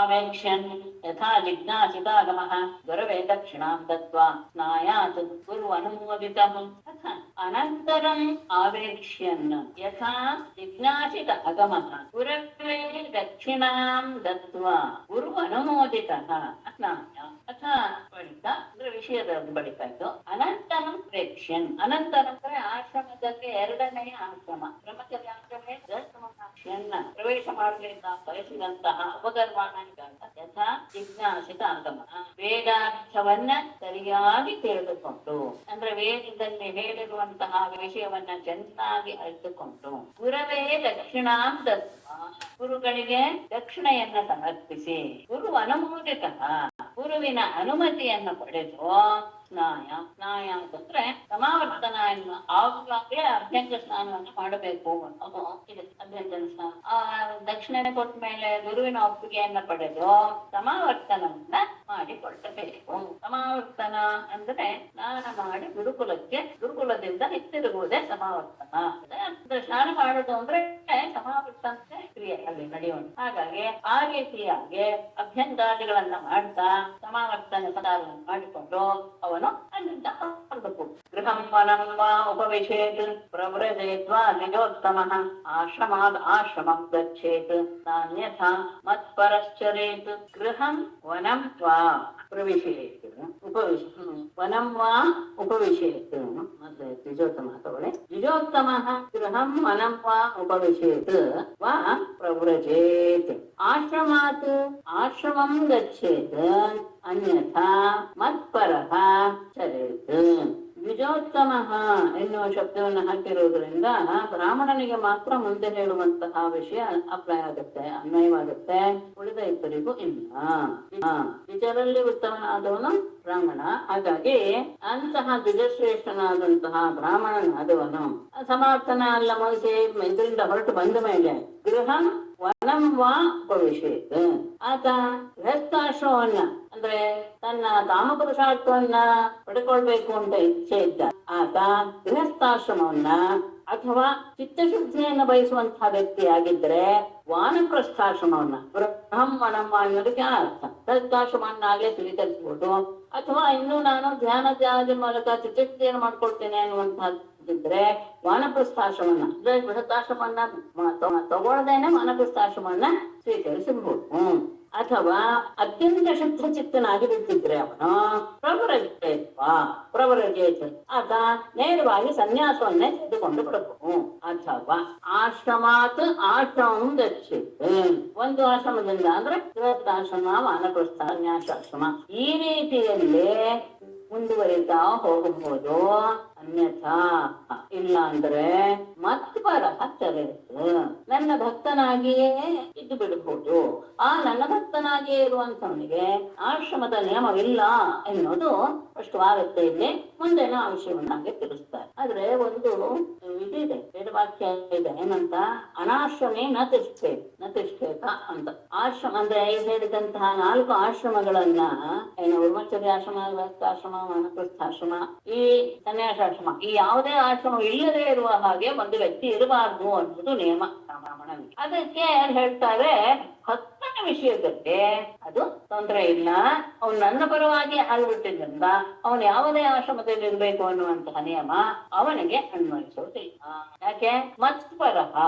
ಹಾಗಾಗಿ ಮತ್ಪರಹ ಚರೇತ್ ಅಥವಾ ನನ್ನ ಭಕ್ತನಾಗಿಯೇ ಅವನಿಗೆ ಮನಸ್ಸಿಗೆ ಬಂದ ರೀತಿಯಲ್ಲಿ ಸಾಮಾನ್ಯವಾಗಿ ಅವಧೂತರ ಬಗ್ಗೆ ಇದನ್ನ ಹೇಳ್ತಾರೆ. ಅವಧೂತರು ಈ ಆಶ್ರಮದ ಯಾವ ನಿಯಮವನ್ನು ಅವರು ಅಂಗೀಕಾರ ಮಾಡೋದಿಲ್ಲ ಅಂದ್ರೆ ಅವರು ಬಿಟ್ಬಿಡ್ತಾರೆ. ಅದನ್ನ ಯಾವುದಕ್ಕೂ ಅವರು ಇದಾಗಲ್ವ, ಏನು ಅನ್ವಯಿಸೋದಿಲ್ಲ. ಅದು ವಿಶೇಷವಾಗಿ ಅಂತಹ ಭಕ್ತರಿಗೆ ಅದು ಅನ್ವಯವಾಗುವುದಿಲ್ಲ ನಿಯಮ. ಆಯ್ತು. ಗೃಹಸ್ಥಾಶ್ರಮವನ್ನು ಪ್ರವೇಶ ಮಾಡೋದನ್ನ ಹೇಗಿರ್ಬೇಕು? ಗೃಹಾರ್ಥಿ ಸದೃಶೇಂ ಭಾರ್ಯಾಂ ಉದ್ವಹೇತ್ ಅಜುಗುಪ್ಸಿತಾಂ ಯವೀಯಸೇಂ ತು ವಯಸಾ ಯಾಂ ಸವರ್ಣಾಂ ಅನುಕ್ರಮಾತ್. ಗೃಹಾರ್ಥಿ ಸದೃಶೇಂ ಅಜುಗುಪ್ಸಿತಾಂ ವಯಸಾ ಯವೀಯಸೇಂ ಯಾಂ ಸವರ್ಣಾ ಭಾರ್ಯಾಂ ಉದ್ವಹೇತ್ ಅನುಕ್ರಮಾತ್. ಪುನಃ ಉದ್ವಹೇತ್ ಅಂತ ಅನ್ವಯ ಮಾಡ್ಕೊಳ್ಬೇಕು. ಅದಕ್ಕೆ ಅರ್ಥ ಹೇಳ್ತೇನೆ ಗೊತ್ತಾಗ್ತದೆ. ಗೃಹಸ್ಥಾಶ್ರಮವನ್ನ ಪ್ರವೇಶ ಮಾಡ್ಬೇಕು ಅಂತ ಇರುವ ವ್ಯಕ್ತಿ ಸದೃಶೇನ್, ತನಗೆ ತನ್ನ ಗುಣಕ್ಕೆ ಯೋಗ್ಯಳಾದಂತಹ ಸದೃಶಳಾದಂತಹ ಅಜುಗುಪ್ಸಿತಾಂ ಅಂದ್ರೆ ಯಾವ ರೀತಿಯ ದೋಷಗಳು ಇಲ್ಲದೆ ಇರುವಂತಹ, ನೋಡಿದಾಗ್ಲೇ ಜುಗುಪ್ಸೆ ಉಂಟು ಮಾಡುವಂತಹ ಸ್ವಭಾವವಾಗ್ಲಿ ವ್ಯಕ್ತಿತ್ವ ಆಗ್ಲಿ ಇರಬಾರದು ಅಂತಹ ವಯಸ್ಸಾಂ ಯವೀಯಸೇಂ, ತನ್ನ ವಯಸ್ಸಿಗಿಂತ ಕಿರಿಯಳಾದಂತಹ ಸವರ್ಣಾಂ ಯಾಂ, ತನ್ನ ಸಮಾನವಾದಂತಹ ತನ್ನ ಜಾತಿಯ ಒಳೆಯಾದಂತಹ ಕನ್ಯೆಯನ್ನ ಭಾರ್ಯಾಂ ಅಂದ್ರೆ ತನ್ನ ಮದುವೆ ಆದ್ಮೇಲೆ ಭಾರ್ಯ ಹಾಕೋದು, ಕನ್ಯೆಯನ್ನು ಕಿತ್ಕೊಳ್ಳಿ ಅವನ್ ಮದುವೆ ಆದ್ಮೇಲೆ ಭಾರ್ಯ ಆಗ್ತಾರೆ. ಅವಳು ಅಂತಹ ಭಾರ್ಯೆಯನ್ನ ಅವನು ಸ್ವೀಕರಿಸಬೇಕು ಮೊದಲು. ಅನುಕ್ರಮಾತ್ ಅಂದ್ರೆ ಮೊದಲನೆಯ ಪತ್ನಿ ತನ್ನ ವರ್ಣದವಳೇ ಆಗಿರ್ಬೇಕು, ಆಗಿರ್ಬೇಕು, ಕುಲ ಲಕ್ಷಣ ಎಲ್ಲದರಲ್ಲಿಯೂ ಈ ರೀತಿಯಾದಂತಹ ಸಾಮರ್ಥ್ಯವನ್ನು ಹೊಂದಿರಬೇಕು, ಅಂದ್ರೆ ಯೋಗ್ಯತೆಯನ್ನು ಹೊಂದಿರಬೇಕು. ಅದಾದ ಮೇಲೆ ಹೇಳ್ತಾರೆ ಉಳಿದ ಜಾತಿಯವರನ್ನು ಸಹ ಆತ ಮದುವೆ ಮಾಡ್ಕೊಳ್ಬಹುದು. ಅದು ಏನು ಕ್ರಮವಾಗಿ ಅಂತ ಹೇಳ್ತಾರೆ. ತನಗಿಂತ ಕೆಳವರ್ಣದವರನ್ನು ಸಹ, ಕ್ಷತ್ರಿಯ ವೈಶ್ಯ ಶೂದ್ರಳನ್ನು ಸಹ ಆತ ಮದುವೆ ಮಾಡಿಕೊಳ್ಬಹುದು. ಆದರೆ ಮೊದಲನೆಯವಳು ತನ್ನ ವರ್ಣದವಳೇ ಆಗಿರಬೇಕು ಅನ್ನೋದು ವಿಶೇಷವಾಗಿ ತಗೊಂಡಿದ್ದಾರೆ. ಬ್ರಾಹ್ಮಣನಿಗೆ ಉಳಿದ ಜಾತಿಯವರ ಜೊತೆಗೂ ಸಹ ಇದಿದೆ, ಏನು ಮದುವೆಯ ಸಾಧ್ಯತೆ ಉಂಟು.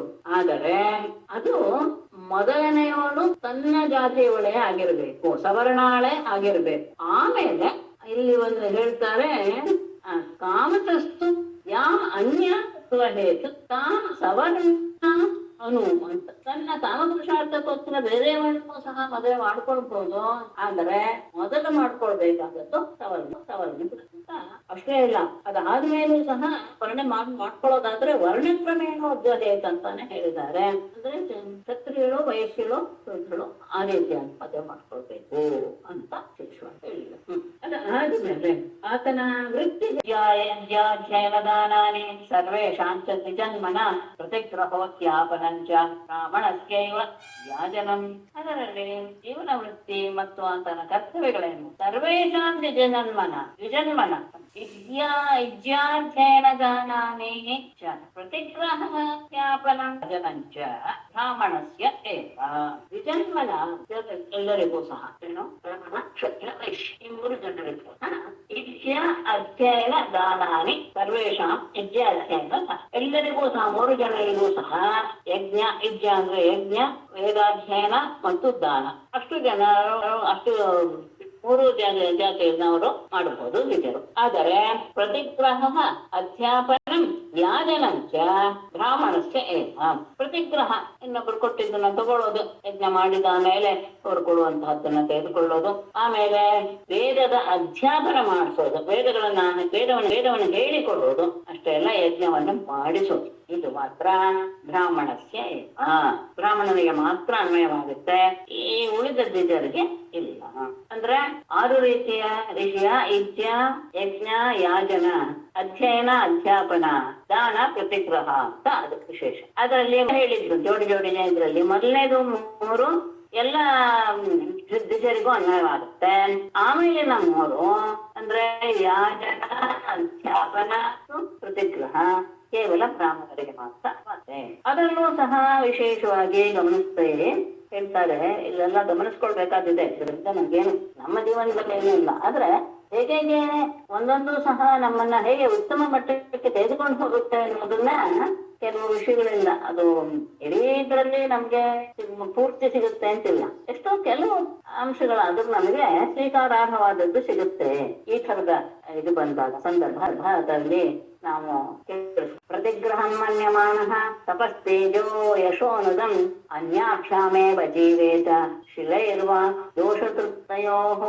ಪ್ರತಿಗ್ರಹಂ ತಪಸ್ತೇಜೋ ಯಶೋನುದಂ ಮನ್ಯಮಾನ ಅನ್ಯಾಕ್ಷಾಮೇವ ಜೀವೇತ ತಯೋಃ ದೋಷತೃತ್ ಶಿಲೈಃ. ಎಷ್ಟು ಜನವಾದ ವ್ಯಕ್ತಿ ಅಂದ್ರೆ ಪ್ರತಿಗ್ರಹ ಇತ್ಯಾದಿಗಳ ಇದೆಯಲ್ಲ ತಗೋಬಹುದು ಅಂತ, ಅಂತಹದ್ರಲ್ಲಿ ಆ ಪ್ರತಿಗ್ರಹ ಇದೆಯಲ್ಲ ಸ್ವೀಕಾರ ಮಾಡೋದು ಅನ್ನೋದು ಗೊತ್ತಿಲ್ಲ. ಅದು ತಪಸ್ತೇಜೋ ಯಶೋನುತಂ, ತನ್ನ ತಪಸ್ಸನ್ನ ತೇಜಸ್ಸನ್ನ ಕೀರ್ತಿಯನ್ನು ಸಹ ಅದು ಮಾಡಿಬಿಡುತ್ತೆ ಅಂತ ಮನ್ಯಮಾನ ತಿಳಿದುಕೊಂಡಂತಹ ಬ್ರಾಹ್ಮಣ ಅನ್ಯಾಭ್ಯಾಮೇವ ಜೀವೇತ. ಅನ್ಯಾಭ್ಯಾಮ ಅಂದ್ರೇನೋ ಅಧ್ಯಾಪನ ಯಾಜನದಿಂದಲೇ ಆತ ತನ್ನ ವೃತ್ತಿಯನ್ನು ನಡೆಸಬಹುದು. ಗಮನಿಸಿ, ಪ್ರತಿಗ್ರಹ ಎನ್ನುವುದು ತುಂಬಾ ಅದು ನಮ್ಮ ಕೀರ್ತಿಯನ್ನ ತೇಜಸ್ಸನ್ನ ತಪಸ್ಸನ್ನ ಪರೀಕ್ಷೆ ಬಿಡುತ್ತೆ. ಏನೇ ತಕ್ಷಣ ಅವರ ಒಂದು ನಮ್ಮಲ್ಲಿ ಸಂಕ್ರಾಂತಿ ಆಗುತ್ತೆ. ಆದ ತಕ್ಷಣ ನಮ್ಮಲ್ಲಿರುವಂತಹ ತಪಸ್ಸು ಹೊತ್ತಾಗುತ್ತೆ ಎನ್ನುವ ಭಾವನೆಯನ್ನು ಹೊಂದಿರುವಂತಹವರು, ಭಾವನೆ ಅಲ್ಲ ಅದು ನಿಜವೂ ಸಹ, ಅಂತಹ ವಿಷಯವನ್ನು ತಿಳಿದುಕೊಂಡಂತಹ ವ್ಯಕ್ತಿ ಉಳಿದ ಎರಡರಿಂದಲೇ ಅಂದ್ರೆ ಅಧ್ಯಾಪನ ಮತ್ತು ಮಾಡಿಸುವುದರಿಂದಲೇ ಆತ ವೃತ್ತಿಯನ್ನು ನಡೆಸಬಹುದು. ಆಮೇಲೆ ಇನ್ನೊಂದು ವಿಷಯ ಹೇಳ್ತಾರೆ, ತಯೋಹೋ ದೋಷದೃಕ್. ಇಲ್ಲ, ಆ ಅಧ್ಯಾಪನ ಮತ್ತು ಯಾಗ ಮಾಡುವುದರಲ್ಲಿಯೂ ಸಹ ಒಂದಷ್ಟು ದೋಷ ಇದೆ ಸಹಜ ತಾನೆ. ಯಾವುದೇ ಒಂದು ರೀತಿಯಲ್ಲಿ ಕೆಲವು ದೋಷಗಳು ಅವೆರಡರಲ್ಲೂ ಸಹ ಬರುತ್ತೆ. ಯಾಗ ಮಾಡುವಾಗ ಅಧ್ಯಾಪನ ಮಾಡುವಾಗ ದೋಷಗಳು ಉಂಟಾಗುತ್ತೆ ಅಂತ ಭಾವಿಸುವಂತಹ ವ್ಯಕ್ತಿ ಶಿಲೈಹಿ ವಾ ಜೀವೇತ. ಶಿಲಾ ಅನ್ನುವಂತ ಶಿಲೈಹಿ ಅಂತ ಹೇಳಿದರೆ ಶಿಲಾ ಮೊದಲಾದವುಗಳಿಂದ, ಶಿಲಾ ಅಥವಾ ಉಂಚವೃತ್ತಿ ಅಂತ ಶಿಲೈಹಿ ಅಂತ ಬಹುವಚನಕ್ಕೆ. ಏನು ಶಿಲಾ ಅಂತ ಹೇಳಿದ್ರೆ ಅಂದ್ರೆ ಹೊಲಗದ್ದೆಗಳಲ್ಲಿ ರೈತ ಧಾನ್ಯಗಳನ್ನ ಕತ್ತರಿಸಿಕೊಂಡು ಹೋಗುವ ಸಂದರ್ಭದಲ್ಲಿ ಭೂಮಿ ಮೇಲೆ ಯಾವ ಧಾನ್ಯ ಬಿದ್ದಿರುತ್ತೋ ಅದನ್ನ ಶಿಲಾ ಅಂತ ಕರೀತಾರೆ. ಉಂಚವೃತ್ತಿ ಅಂದ್ರೆ ಏನು ಅಂದ್ರೆ ಅಂಗಡಿಯ ಬೀದಿಗಳಲ್ಲೇ ಉದುರಿ ಹೋದಂತಹ, ಅಂಗಡಿಯಲ್ಲಿ ಅವರು ಅಳತೆ ಮಾಡಿಕೊಡುವಾಗಲ್ಲ ಕೆಳಗೆ ಬಿದ್ದು ಹೋಗಿರುತ್ತಲ್ಲ, ಅದೆಲ್ಲ ಅವರೇನು ಅದನ್ನ ಉಪಯೋಗಿಸೋದಿಲ್ಲ. ಅಂತಹ ಕಾಳುಗಳನ್ನ ಆರಿಸಿಕೊಂಡು ಬಂದು ಅದರಿಂದ ಜೀವನ ನಡೆಸೋದು. ಎರಡು ಬೇಕಾದ್ರೂ ಮಾಡಬಹುದು. ಅಂದ್ರೆ ವೃತ್ತಿಗೆ ಸಾಕಾಗಲಿಲ್ಲ ಒಂದು ಶಿಲಾ ಅಂದ್ರೆ ವಂಶವೃತ್ತಿ, ಈ ಎರಡರಿಂದಲೂ ಸಹ ಬದುಕಬಹುದು. ಯಾಕೆ ಗಮನತೆ ವಿಶೇಷವಾಗಿ ಹೇಳ್ತಾರೆ, ಭಾಗವತದ ಆಗ್ತದೆ ತುಂಬಾ ಸಿದ್ಧವಾಗಿರ್ಬೋದು. ಬ್ರಾಹ್ಮಣಸ್ಯ ಹೃದಯೋಯಂ ಕ್ಷುದ್ರಕಾಮಾಯ ನೇತ್ಯತೆ ವೃಕ್ಷಾಯ ತಪಸೇ ದೇಹ ಪ್ರೇತ್ಯಾನಂತ ಸುಖಾಯ ಚ. ಈ ಬ್ರಾಹ್ಮಣಸ್ಯ ಅಯಂ ದೇಹಃ ಕ್ಷುದ್ರಕಾಮಾಯ ನ ಇಷ್ಯತೆ ಈಗ ವೃಕ್ಷಾಯ ತಪಸೆ ಪ್ರೇತ್ಯ ಅನಂತ ಸುಖಾಯ ಚ ಇಷ್ಯತೆ. ಈ ಏಕೆಂದರೆ ಅಂದ್ರೆ ಹೀಗೆ ಅವನು ಬದುಕಬೇಕು ಅಂತ ಹೇಳಿದ್ರಲ್ಲ. ಯಾಕೆ ಅಂದ್ರೆ ಬ್ರಾಹ್ಮಣಸ್ಯ ಅಯಂ ದೇಹ, ಬ್ರಾಹ್ಮಣನ ಈ ದೇಹವು ಕ್ಷುದ್ರ ಕಾಮಾಯ ನೇಷ್ಯತೆ, ಕ್ಷುದ್ರವಾದ ವಿಷಯ ಸುಖದ ಕಾಮನೆಗೋಸ್ಕರ ನಾಶತೆ ಬಂದದ್ದಲ್ಲ. ಬ್ರಾಹ್ಮಣನ ದೇಹ ಬಂದಿರೋದು ಕೇವಲ ಲೌಕಿಕ ವಿಷಯದ ಆಸ್ವಾದನೆ ಮೂಲಕ ಅದರ ಸುಖವನ್ನು ಕಂಡುಹಿಡ್ಕೊಳ್ತಾ ಇರುವುದಕ್ಕೆ ಅಲ್ಲ ಆತನ ದೇಹ. ಯಾಕೆ ಅದು ಹಾಗಾದ್ರೆ ಏನು? ಈಗ ಈ ಲೋಕದಲ್ಲಿ ಕೃಚ್ಛಾಯ ತಪಸ್ಸೆ, ಕಠಿಣವಾದಂತಹ ತಪಸ್ಸು, ಜ್ಞಾನ ಬರುವಂತಹ ತಪಸ್ಸು, ಆ ತಪಸ್ಸಿಗೋಸ್ಕರ ಅದಾದ್ಮೇಲೆ ಪ್ರೇತ್ಯ ಮರಣಾನಂತರದ ಅನಂತ ಸುಖ, ಶಾಶ್ವತವಾದ ಸುಖವನ್ನು ಪಡೆಯೋದ್ರ ಆತನ ದೇಹದ ಸೃಷ್ಟಿ ಆಗಿದೆಯೇ ಹೊರತು ಕೇವಲ ವಿಷಯ ಸುಖದ ಕಾಮನೆಯನ್ನ ಪೂರೈಸಿಕೊಳ್ಳುವುದಕ್ಕೆ ಅಲ್ಲ. ಹಾಗಾಗಿ ಇಷ್ಟೆಲ್ಲ ನಿಯಮ ಆಗ್ತಕ್ಕೆ ಸರಿಯಾದೆ ಅಂದ್ರೆ ಆ ರೀತಿಯಾಗಿ ಜೀವನ ನಡೆಸಿದ್ರೆ ಸಹಜವಾಗಿ ಆತನ ಮನಸ್ಸು ಪರಬ್ರಹ್ಮವಸ್ತುನ ಚಿಂತನೆಯಲ್ಲಿ ತೊಡಗುತ್ತೆ. ಮತ್ತೆ ಅದಕ್ಕೆ ಹೇಳ್ತಾರೆ, ಈ ರೀತಿಯಾಗಿದ್ದೆ ಕಿಲೋಂಚ ವೃತ್ಯ ಪರಿದುಷ್ಟ ಚಿತ್ತ ಧರ್ಮಂ ಮಹಾಂತಂ ವಿರಜಂ ವಿಷಾಣಃ ಮಯ್ಯರ್ಪಿತಾತ್ಮ ಗೃಹ ಏವ ತಿಷ್ಠನ್ ನಾತಿ ಪ್ರಸಕ್ತಃ ತಿಷ್ಠನ್ ನಾತಿ ಪ್ರಸಕ್ತಃ ಸಮುಪೈತಿ ಶಾಂತಿಂ. ಶಿಲೋಂಚ ವೃತ್ಯ ಪರಿದುಷ್ಟ ಚಿತ್ತಃ ಮಹಾಂತಂ ವಿರಜಂ ಧರ್ಮಂ ದುಷಾಣಃ ಮಯಿ ಅರ್ಪಿತಾತ್ಮ ಗೃಹೇ ತಿಷ್ಠನ್ ನಾತಿ ಪ್ರಸಕ್ತಃ ಶಾಂತಿಂ ಸಂಪೈಹಿ. ಶಿಲೋಂಚ ವೃತ್ಯ, ಈ ರೀತಿಯಾಗಿ ಶಿಲವೃತ್ತಿ ಮತ್ತು ಉಂಚವೃತ್ತಿಯಿಂದ ಅಂದ್ರೆ ಜೀವನದ ವೃತ್ತಿ, ಜೀವನ ನಡೆಸುವಂತದ್ದಕ್ಕೆ ವೃತ್ತಿ ಅಂತ ಹೇಳ್ತಾರೆ. ಪರಿತುಷ್ಟ ಚಿತ್ತ, ಅತ್ಯಂತ ಸಂತೃಪ್ತವಾದಂತಹ ಭಾವವನ್ನು ಹೊಂದಿರುವಂತಹ ಆ ವ್ಯಕ್ತಿ ಮಹಾಂತಂ ಮಹತ್ತರವಾದ ವಿರಜಂ ಶುದ್ಧವಾದಂತಹ ಧರ್ಮಂ ಜುಷಾಣ ಧರ್ಮವನ್ನ ಆಚರಿಸ್ತಾ ಮೈ ಅರ್ಪಿತಾತ್ಮ ನನ್ನಲ್ಲಿಯೇ ಮನಸ್ಸನ್ನ ನೆಲೆಗೊಳಿಸಿದಂತಹ ಆ ವ್ಯಕ್ತಿ ಗಮನಿಸಿ. ಗೃಹೇವ ತಿಷ್ಠನ್ ಮನೆಯಲ್ಲಿಯೇ ಅಂದ್ರೆ ಗೃಹಸ್ಥನಾಗಿಯೇ ಇದ್ದರೂ ಸಹ ನಾತಿ ಪ್ರಸಕ್ತ ಅದರ ಜೊತೆಗೆ ತನ್ನನ್ನ ಪೂರ್ಣವಾಗಿ ತೊಡಗಿಸಿಕೊಳ್ಳದೆ ಅದರ ಜೊತೆಗೆ ಯಾವ ಸಂಬಂಧವನ್ನ ಹೊಂದಿದೆ, ಕಮಲದ ಎಲೆಯ ಮೇಲೆ ನೀರು ಅಂತ ಹೇಳ್ತೀವಲ್ಲ ಆ ರೀತಿಯಾಗಿ ಇಟ್ಕೊಂಡಾಗ ಶಾಂತಿ ಸಮುಪೈತಿ ಆತ ಶಾಂತಿಯನ್ನ ಹೊಂದ್ತಾನೆ. ಏನು ಶಾಂತಿ ಹೊಂದ್ತಾನೆ ಅಂದ್ರೆ ಮೋಕ್ಷಕ್ಕೆ ಅಧಿಕಾರಿ ಆಗ್ತಾನೆ. ಬುದ್ಧಿ ಭಗವಂತನಲ್ಲಿಯೇ ನೆಲೆಸಿ ಬಿಟ್ಟಿರುತ್ತೆ ಮನಸ್ಸು, ಹಾಗೆ ಇದ್ದವನು ಮೋಕ್ಷಕ್ಕೆ ಅವನ ಅಧಿಕಾರಿ ಆಗ್ತಾನೆ. ಶಿಲಾವೃತ್ತಿ ಮತ್ತು ಉಂಚವೃತ್ತಿಯಿಂದ ಬದುಕ್ತಾ ಇದ್ದವ್ ನಾನು ಸಣ್ಣವಳಿದ್ದಾಗ ಸುಮಾರು ಗಮನಿಸಿದ್ದೇನೆ ಅಂತವ್ರನ್ನ. ಅಂದ್ರೆ ಇದ್ರು ಆಗ್ಲೇ 50-60 ವರ್ಷಗಳ ಹಿಂದೆ ಗಮನಿಸಿದ್ರು, ಆಮೇಲೆ ಗಮನಿಸಿಲ್ಲ ಅಂತ ಇಟ್ಕೊಳ್ಳೋಣ. ಹಾಗೆ ಜೀವನವನ್ನ ನಡೆಸ್ತಾ ಮನೆಯನ್ನೂ ಸಹ ನಡೆಸ್ತಾ ಮನೆಯಲ್ಲಿ ಗೃಹಸ್ಥ ಧರ್ಮವನ್ನೇ ಆಚರಿಸ್ತಾ ಇದ್ದುಕೊಂಡು ಅತ್ಯಂತ ಪರಿಶುದ್ಧವಾದ ಮಹತ್ತರವಾದಂತಹ ಧರ್ಮವನ್ನ ಆಚರಿಸಿದಂತಹ ಆ ಕಾರ್ಯ ಆತನನ್ನ ಮೋಕ್ಷಕ್ಕೆ ಅಧಿಕಾರಿಯಂತೆ ಮಾಡಿಬಿಡುತ್ತೆ. ಸಮುದ್ಧರಂತೆಯೇ ವಿಪ್ರಂ ಸೀದಂತಂ ಮತ್ಪರಾಯಣಂ ತಾನುದ್ಧರಿಷ್ಯೇ ನಚಿರಾತ್ ಆಪಥ್ಯೋ ನೌರಿವಾರಣವಾತ್ ಯೇ ಮತ್ಪರಾಯಣಂ ಸೀದಂತಂ ವಿಪ್ರಂ ಸಮುದ್ಧರಂತೆ ತಾನ ಅರ್ಣವಾತ್ ನೌಹು ಇವ ಆಪಥ್ಯ ಉದ್ಧರಿಷ್ಯೆ. ನಚಿರಾತ್ ಹೇಳಿದ್ದೆ ಅನ್ಕೋತೇನೆ. ನಚಿರಾತ್ ಅರ್ಣವಾತ್ ನೌಹು ಇವ ಆಪಥ್ಯ ಉದ್ಧರಿಷ್ಯೆ.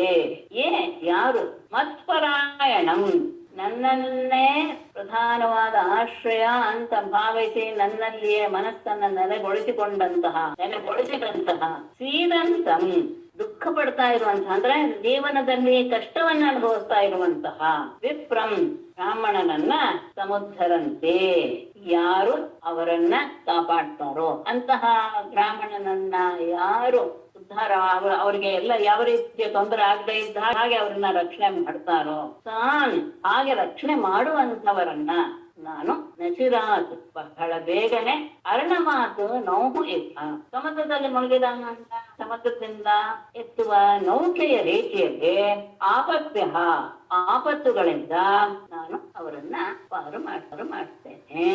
ಉದ್ಧರಿಷ್ಯೆ. ವಿಪ್ರನಾಗಿರ್ಲಿ ಯಾರೇ ಆಗಿರ್ಲಿ ನನ್ನನ್ನೇ ಆಶ್ರಯಿಸಿದಂತಹ ವ್ಯಕ್ತಿ ಆಗಿರ್ಬೇಕು. ಅಂತಹ ವ್ಯಕ್ತಿ ಕಷ್ಟಕ್ಕೆ ಸಿಲುಕಿಕೊಂಡಾಗ ಆ ವ್ಯಕ್ತಿಯನ್ನ ಯಾರು ಆ ಕಷ್ಟದಿಂದ ಪರಿಹಾರವನ್ನ ಅವರಿಗೆ ಒದಗಿಸ್ತಾರೋ ಅಂತ ವ್ಯಕ್ತಿಗಳನ್ನ ಅವರಿಗೆ ಯಾವುದೇ ಕಷ್ಟ ಬಂದರೂ ಸಹ ಕಷ್ಟದಿಂದ ಅವರನ್ನ ನಾನು ಪಾರು ಮಾಡ್ತೇನೆ. ಸಮುದ್ರದಲ್ಲಿ ಮುಳುಗ್ತಿರುವಂತಹ ವ್ಯಕ್ತಿಯನ್ನ ದೋಣಿಯಲ್ಲಿ ಬಂದು ಪಾರು ಮಾಡಿದ ರೀತಿಯಲ್ಲಿ ನಾನು ಅಂಥವರನ್ನ ಪಾರು ಮಾಡ್ತೇನೆ.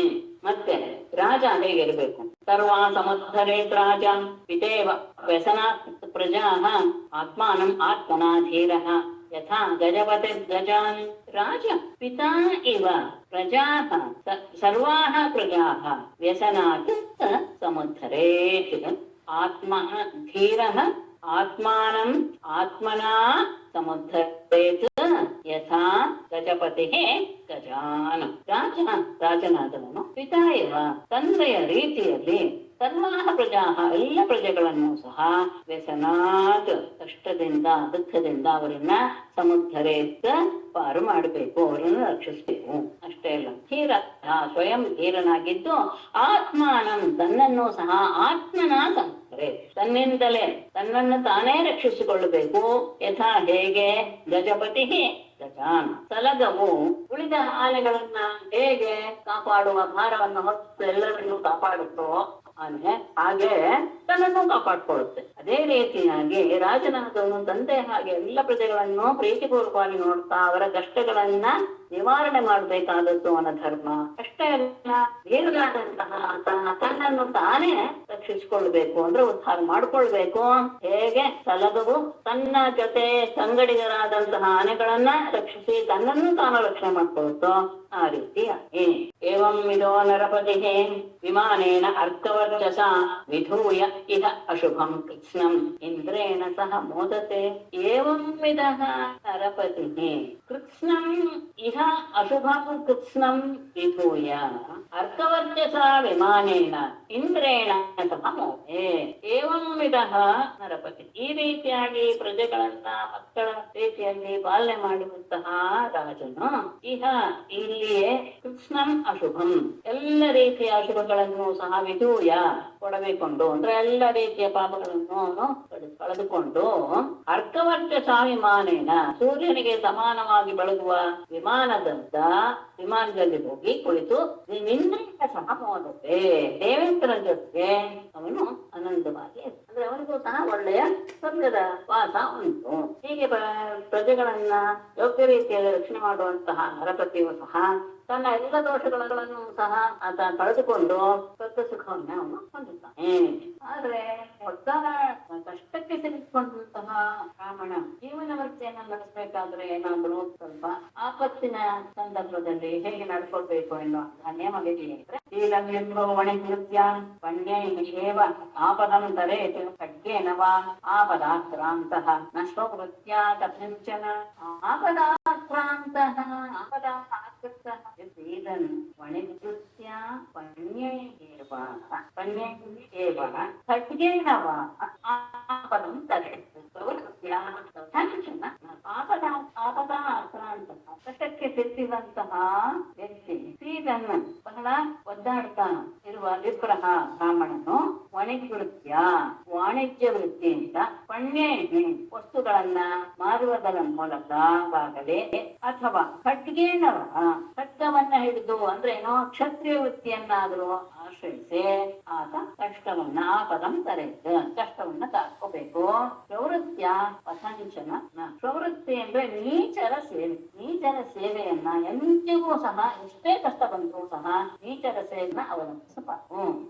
ನೀಚನಾದಂತಹ ವ್ಯಕ್ತಿಗೆ ಸೇವಕನಾದಂತಹ ವೃತ್ತಿಯನ್ನ ಯಾವಾಗಲೂ ಆಶ್ರಯಿಸಬಾರದು. ಆಪತ್ತಿಗೆ ಸಿಕ್ಕಿದಂತಹ ವ್ಯಕ್ತಿ ಮಾರಾಟಕ್ಕೆ, ಅದು ವಿಶೇಷವಾಗಿ ಹೇಳ್ತಾರೆ, ಮಾರಾಟಕ್ಕೆ ಅರ್ಹವಾದಂತಹ ವಸ್ತುವನ್ನೇ ಮಾರಾಟ ಮಾಡಬೇಕು ಅಂತ. ಯಾಕಂದ್ರೆ ಬ್ರಾಹ್ಮಣ ಹೆಂಡ ಉಪ್ಪು ಅನ್ನ ಮಾರಾಟ ಮಾಡಬಾರದು ಎನ್ನುವುದು ಮನೆಗೆ ಬರುವಂತಹ. ಹಾಗೆ ಅನ್ನ ವ್ಯಾಪಾರ ಮಾಡಬಾರದು ಅನ್ನೋದು ವಿಶೇಷ ಇದೆ. ಆದರೆ ಅದು ವಿಶೇಷ ತುಂಬಾ ಅರ್ಹವಾದದ್ದು ಯಾವುದು ಮಾರಾಟ ಮಾಡೋದಕ್ಕೆ ಶ್ರೇಷ್ಠವಾಗಿದೆಯೋ ಅಂತಹ ವಸ್ತುಗಳನ್ನೇ ಮಾರಾಟ ಮಾಡಬೇಕು. ಅಥವಾ ಸತ್ಯೆಯನ್ನು ಹಿಡಿದು ಕ್ಷತ್ರಿಯ ವೃತ್ತಿಯನ್ನ ಆಶ್ರಯಿಸಬಹುದು. ಆದರೆ ನೀಚ ಸೇವೆಯನ್ನು ಮಾತ್ರ ಖಂಡಿತ. ವೈಶ್ಯವೃತ್ಯಾದ ರಾಜನ್ಯ ಜೀವೇ ಹೃದಯಾಪದಿ ತರೆ ಸ್ವಾಮಿ ಪ್ರರೂಪೇಣ ನ ಪ್ರವೃತ್ತ್ಯಾ ಕಥಂಚನ. ರಾಜನ್ಯ ಆಪದಿ ವೈಶ್ಯವೃತ್ಯ ಮೃಗಯ ಜೀವೇತು ವಿಪ್ರರೂಪೇಣ ವಾ ತರೇತು ಪ್ರವೃತ್ತ್ಯ ನ ಕಥಂ. ರಾಜನ್ಯ ಕ್ಷತ್ರಿಯನಾದವನು ವೈಶ್ಯರ ವೃತ್ತಿ ವ್ಯಾಪಾರದಿಂದಲಾಗಲಿ ಅಥವಾ ಮೃಗಯ ಬೇಟೆಯಿಂದಲಾಗಲಿ ಮೃಗವನ್ನ ಸಂಹಾರ ಮಾಡುವ ಬೇಟೆಯಾಡುವುದರಿಂದಲಾಗಲಿ ಆಪತ್ತಿನ ಕಾಲದಲ್ಲಿ ಹೀಗೆ ಆಟ ಬದುಕಬಹುದು ಕ್ಷತ್ರಿಯ. ಆಪತ್ತ ಕಾಲದಲ್ಲಿ ರಾಜನ್ಯ ಕ್ಷತ್ರಿಯನು ವೈಶ್ಯ ವೃತ್ತಿಯ ಮೃಗಯ ವೈಶ್ಯರ ಮಾರಾಟದ ಕೆಲಸದಿಂದಲಾಗಲಿ ಬೇಟೆಯಿಂದಲಾಗಲಿ ತನ್ನನ್ನ ತಾನು ಜೀವನ ವೃತ್ತಿಯನ್ನು ಕಲ್ಪಿಸಿಕೊಳ್ಬಹುದು. ಅಥವಾ ವಿಪ್ರರೂಪದಿಂದ ಅಧ್ಯಾಪನವನ್ನ ಸ್ವೀಕರಿಸಿ ಅದರಿಂದ ಬೇಕಾದ್ರೂ ಚರೇತು ಆತ ಜೀವನವನ್ನ ಸಾಗಿಸಿಕೊಡು. ಮತ್ತೆ ಪ್ರವೃತ್ತಿಯ ನೀಚ ಸೇವೆಯನ್ನ ಯಾವುದೇ ಕಾರಣಕ್ಕೂ ಅವಲಂಬ. ಆಮೇಲೆ ವೈಶ್ಯದಿಂದ ಶೂದ್ರವೃತ್ತಿ ಶೂದ್ರ ಕಾರುಕಟ ಕ್ರಿಯಾಂ ಪೃಚ್ಛಾನ್ಮುಕ್ತ ನ ದರ್ಶೇನ ವೃತ್ತಿಂ ವಿಪ್ಸೇತ ಕರ್ಮಣ. ವೈಶ್ಯ ಶೂದ್ರವೃತ್ತಿಂ ಭಜೇತ್, ಶೂದ್ರ ಕಾರುಕಟ ಕ್ರಿಯಾಂ ಭಜೇತ್ ಇತ್ಯರ್ಥ. ಪೃಚ್ಛಾತ್ ಮುಕ್ತಃ ಗರ್ಹ್ಯೇ ಕರ್ಮಣ ವೃತ್ತಿಂ ನ ವಿಪ್ಸೇತ. ಇದು ಒಂದು ಎಚ್ಚರಿಕೆಯನ್ನ ಹೇಳಿ. ವೈಶ್ಯನಾದವನು ಶೂದ್ರ ವೃತ್ತಿಂ ಭಜೇತ್, ವ್ಯವಸಾಯ ಇತ್ಯಾದಿ ಶೂದ್ರರ ವೃತ್ತಿಯನ್ನ ಆತ ಆಶ್ರಯಿಸಬಹುದು. ಶೂದ್ರನಾದವನ ಆಪತ್ತಿನಲ್ಲಿ ಏನ್ ಮಾಡ್ಬೇಕು? ಕಾರು ಕಟಕ್ರಿಯ ಆ ಉಳಿದ ಜನ ಮಾಡುವಂತಹ ಬಡಿಗೆ ಕೆಲಸ, ಮರದ ಕೆಲಸವಾಗಲಿ, ಚಾಪೆ ಹೆಣಿಯೋದಾಗ್ಲಿ, ಕಾರು ಅಂದ್ರೆ ಬಡಿಗೆ ಕೆಲಸ, ಕಟ ಅಂದ್ರೆ ಚಾಪೆ ಹೆಣಿಯೋದು, ಈ ರೀತಿಯಾದಂತಹ ಇನ್ನೊಬ್ಬರ ವೃತ್ತಿಯನ್ನು ಆಶ್ರಯಿಸಿ ಆತ ಬದುಕಬಹುದು. ಆದ್ರೆ ಎಲ್ಲರೂ ಸಹ ಗಮನಿಸ್ಕೊಳ್ಬೇಕು ಅಂದ್ರೆ ಹೇಳೋದು ಪಿತ್ರಾದು ಮುಕ್ತ. ಆ ಆಪತ್ಕಾಲ ಮುಗಿದ ಮೇಲೆ ಗರಿಗೆ ಕರ್ಮನ ನಿಂದ್ಯವಾದಂತಹ ಕೆಲಸದಿಂದ ವೃತ್ತಿ ಜೀವನವನ್ನ ನಾಲಿಚ್ಛೇದ ಬಯಸಬಾರದು. ಅದೇ ಚೆನ್ನಾಗಿದೆ, ಹೀಗೆ ಇಟ್ಬಿಡ್ತೇನೆ ಅಂತ ಆಪತ್ತಿನಲ್ಲಿ ಸ್ವೀಕರಿಸಿದಂತಹ ಆಪತ್ಕಾಲ ಮುಗಿದ ತಕ್ಷಣ ತಮ್ಮ ವೃತ್ತಿಗೆ ಯಾವುದು ಯೋಗ್ಯವೋ ಆ ವೃತ್ತಿಗೆ ಮರಳಬೇಕೇ ಹೊರತು ತಮಗೆ ನಿಜವಾದಂತಹ ವೃತ್ತಿಯಲ್ಲೇ ಬದುಕುವುದು ಸರಿಯಲ್ಲ. ಸೂತ್ರವೃತ್ತಿಯನ್ನು ಆಶ್ರಯಿಸಬಹುದು. ಸೂತ್ರವೃತ್ತಿಯ ಉಳಿದ ತನಗಿಂತ ಕೆಳಗಿನ ಜನರ ವೃತ್ತಿಯಿಂದ ಬದುಕಬಹುದು. ಆದರೆ ಆಪತ್ತು ಹೋದ ತಕ್ಷಣ ಯಾವಾಗಲೂ ಒಂದೇ ತನಕ ಆಪತ್ತು ಕಳೆದುಕೊಂಡ ಮೇಲೆ ತಮ್ಮ ಮೊದಲಿನ ವೃತ್ತಿಯನ್ನ ಆಶ್ರಯಿಸಬೇಕು ಅಂತ. ಅದಕ್ಕೆ ಗೃಹಸ್ಥನಾದವನು ವೃತ್ತಿಯ ಹೇಗಿರಬೇಕು ಅಂತ ಹೇಳೋದಕ್ಕೆ ಗೃಹಸ್ಥನಾದವನು ಮಾಡ್ಲೇಬೇಕಾದಂತಹ ಕರ್ಮ ಯಾವುದು ಅನ್ನೋದನ್ನ ಹಿಂದೆ ತಿಳಿಸ್ತಾರೆ. ವೇದಾಧ್ಯಾಯ ಸ್ವಧಾ ಸ್ವಾಹ ಬಲ್ಯನ್ನಾಜ್ಯೈರ್ಯಥೋ ಯಥೋದಯಂ ದೇವರ್ಷಿ ಪಿತೃಭೂತಾನಿ ಮದ್ರೂಪಾಣಿ ಅನ್ವಹಮ್ಯಜೇತ್. ಯಥೋದಯಂ ವೇದಾಧ್ಯಾಯ ಸ್ವಧಾ ಸ್ವಾಹ ಬಲ್ಯನ್ನಾಜ್ಯೈಹಿ ಮದ್ರೂಪಾಣಿ ದೇವರ್ಷಿ ಪಿತೃಭೂತಾನಿ ಅನ್ವಹಮ್ಯಜೇತ್. ಗೃಹಸ್ಥನಾದಂತಹ ಬ್ರಾಹ್ಮಣ ಯುಜ ಯಥೋದಯಂ ಅದು ಬಹಳ ಪ್ರಧಾನ. ತನ್ನಗೆ ಎಷ್ಟು ಪ್ರಾಪ್ತಿ ಇದೆಯೋ, ಎಷ್ಟು ನಮಗೆ ಸಿಗುತ್ತೋ ಆ ವಸ್ತುವಿನಿಂದ ವೇದಾಧ್ಯಾಯ ಸ್ವಧಾ ಸ್ವಾಹ ಬಲಿ ಅನ್ನಾದ್ಯೇನೆ.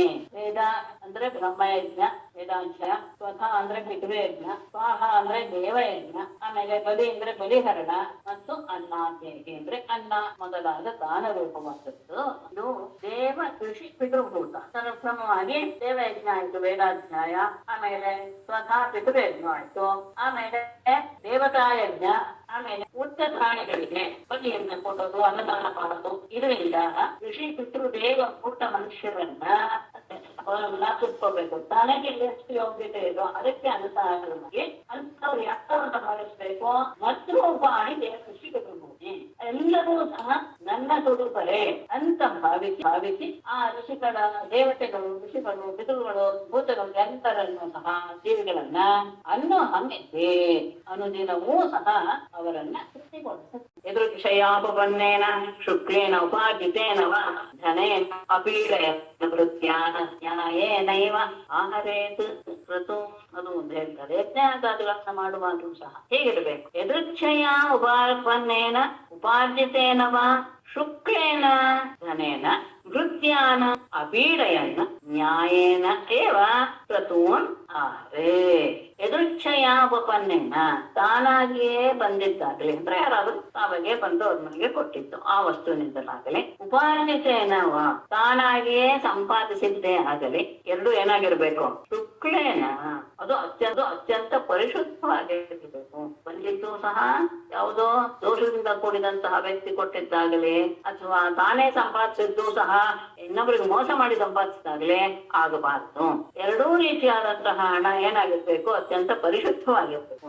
ಅಂತಹ ಪರಿಶುದ್ಧವಾದಂತಹ ಧನದಿಂದ ಮತ್ತೆ ಆ ಸಂದರ್ಭದಲ್ಲಿ ವೃತ್ಯಾನ್ ಅಪೀಡಯನ್ ತನ್ನನ್ನ ಆಶ್ರಯಿಸಿದಂತಹ ವ್ಯಕ್ತಿಗಳನ್ನ ತೊಂದರೆಗೆ ಒಳಪಡಿಸದೆ ನ್ಯಾಯೇನ ಯೋಗ್ಯ ರೀತಿಯಲ್ಲಿ ಅಂದ್ರೆ ಪ್ರೋಕ್ತವಾಗಿಯೇ ಕ್ರತೂನ್ ಆಹ್ರೇತ್ ಯಜ್ಞಗಳನ್ನ ಆತ ಮಾಡಬೇಕು. ಗಮನಿಸಬೇಕು ಇಂಥ ವಿಷಯನ. ನಾವು ಯಾವುದೇ ಒಂದು ಪುಣ್ಯ ಕಾರ್ಯ ಮಾಡೋದಾದ್ರೂ ಸಹ ಅದು ಶುದ್ಧವಾದ ನಮ್ಮ ಸ್ವಯಂ ಸಂಪಾದನೆ ಅಂದ್ರೆ ಶುದ್ಧವಾದ ರೀತಿಯಲ್ಲಿ ನೇರವಾದ ಮಾರ್ಗದಿಂದ ಸಂಪಾದಿಸಿದಂತಹ ಹಣ ಬೇರೆಯವರಿಂದ ಪಡ್ಕೊಂಡಿದ್ದೇ ಹೌದಾದ್ರೂ ಅದು ಸಹ ಸರಿಯಾದ ರೀತಿಯಲ್ಲಿ ಬಂದಿದೆ ಅಂತ ವಿಚಾರ ಮಾಡಿ ಅಂತಹ ಪರಿಶುದ್ಧವಾದ ಧನದಿಂದ ಶಾಸ್ತ್ರೋಕ್ತವಾಗಿ ಮನೆಯಲ್ಲಿರುವಂತಹ ಯಾವ ವ್ಯಕ್ತಿಗಳನ್ನು ಸಹ ಹಿಂಸೆ ಪಡಿಸದೆ, ತನ್ನನ್ನು ಆಶ್ರಯಿಸಿದಂತಹ ವ್ಯಕ್ತಿಗಳನ್ನು ಹಿಂಸೆ ಪಡಿಸದೆ ಯಜ್ಞಗಳನ್ನ ಆಚರಿಸಬೇಕು. ಕುಟುಂಬೇಶು ನ ಸಜ್ಜೇತ ನ ಪ್ರಮಾದೇತ್ ಕುಟುಂಬ್ಯಪಿ ವಿಪಶ್ಚಿನ್ ನಶ್ವರಂ ಪಶ್ಯೇತ್ ಅದೃಷ್ಟಮಪಿ ದೃಷ್ಟವತ್. ಕುಟುಂಬಿ ಅಪಿ ಕುಟುಂಬೇಶು ನ ಸಜ್ಜೇತ ನ ಪ್ರಮಾದೇತ್. ವಿಪಶ್ಚಿತ ಅದೃಷ್ಟಮಪಿ ದೃಷ್ಟವತ್ ನಶ್ವರಂ ಪಶ್ಯತೆ. ಕುಟುಂಬಿ ಗೃಹಸ್ಥನಾದರೂ ಸಹ, ಗೃಹಸ್ಥನಾದ್ರೆ ಎಲ್ಲಾನು ಮಾಡ್ಬೋದು, ಎಲ್ಲಾ ರೀತಿಯಾದಂತಹ ಆನಂದವನ್ನು ಪಡಬಹುದು, ವ್ಯಾಮೋಹಕ್ಕೆ ಒಳಗಾಗ್ಬೋದು ಅಂತ ಇಲ್ಲ. ಅವನು ಗೃಹಸ್ಥನಾದರೂ ಸಹ ಕುಟುಂಬೇಶು ಕುಟುಂಬದಲ್ಲಿರುವಂತಹ ವ್ಯಕ್ತಿಗಳಲ್ಲಿ ನ ಸಜ್ಜೇತ ಅತ್ಯಂತ ಮೋಹವನ್ನ ವ್ಯಾಮೋಹವನ್ನ ಬಿಡಬಾರದು. ಅಷ್ಟೇ ಅಲ್ಲ, ನ ಪ್ರಮಾದ್ಯೇತ ಅವರ ಮೇಲಿನ ವ್ಯಾಮೋಹದಿಂದ ಏನಾಗುತ್ತೆ, ತಪ್ಪನ್ನ ಆಚರಿಸುವಂತಹ ಸಾಧ್ಯತೆ ಇರುತ್ತೆ. ಹಾಗಾಗಿ ಅವರಲ್ಲಿರುವಂತಹ ವ್ಯಾಮೋಹ ತಪ್ಪನ್ನ ಮಾಡಬಾರದು.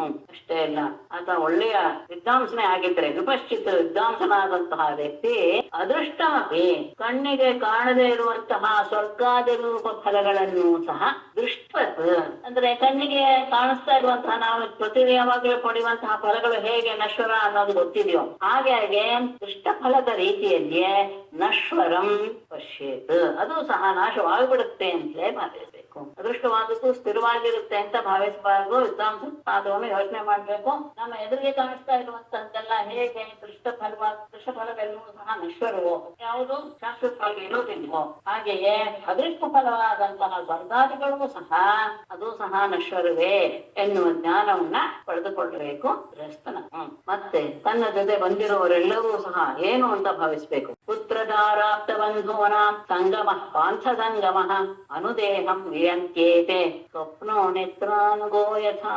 ಪುತ್ರದಾರಾಪ್ತ ಬಂಧೂನ ಸಂಗಮ ಪಾಂಥ ಸಂಗಮ ಏತೆ ಅನುದೇಹಂ ವಿಯಂತೆ ನಿದ್ರಾನುಗಃ ಸ್ವಪ್ನ. ಪುತ್ರದಾರ ಆಪ್ತ ಬಂಧುವನಾಂ ಸಂಗಮ ಈ ಜನ್ಮದಲ್ಲಿ ಮಕ್ಕಳು, ಪತ್ನಿ, ಬಂಧುಗಳು ಇವರೆಲ್ಲರ ಸಂಗಮ ಒಡನಾಟ ಸಿಕ್ಕಿದೆ.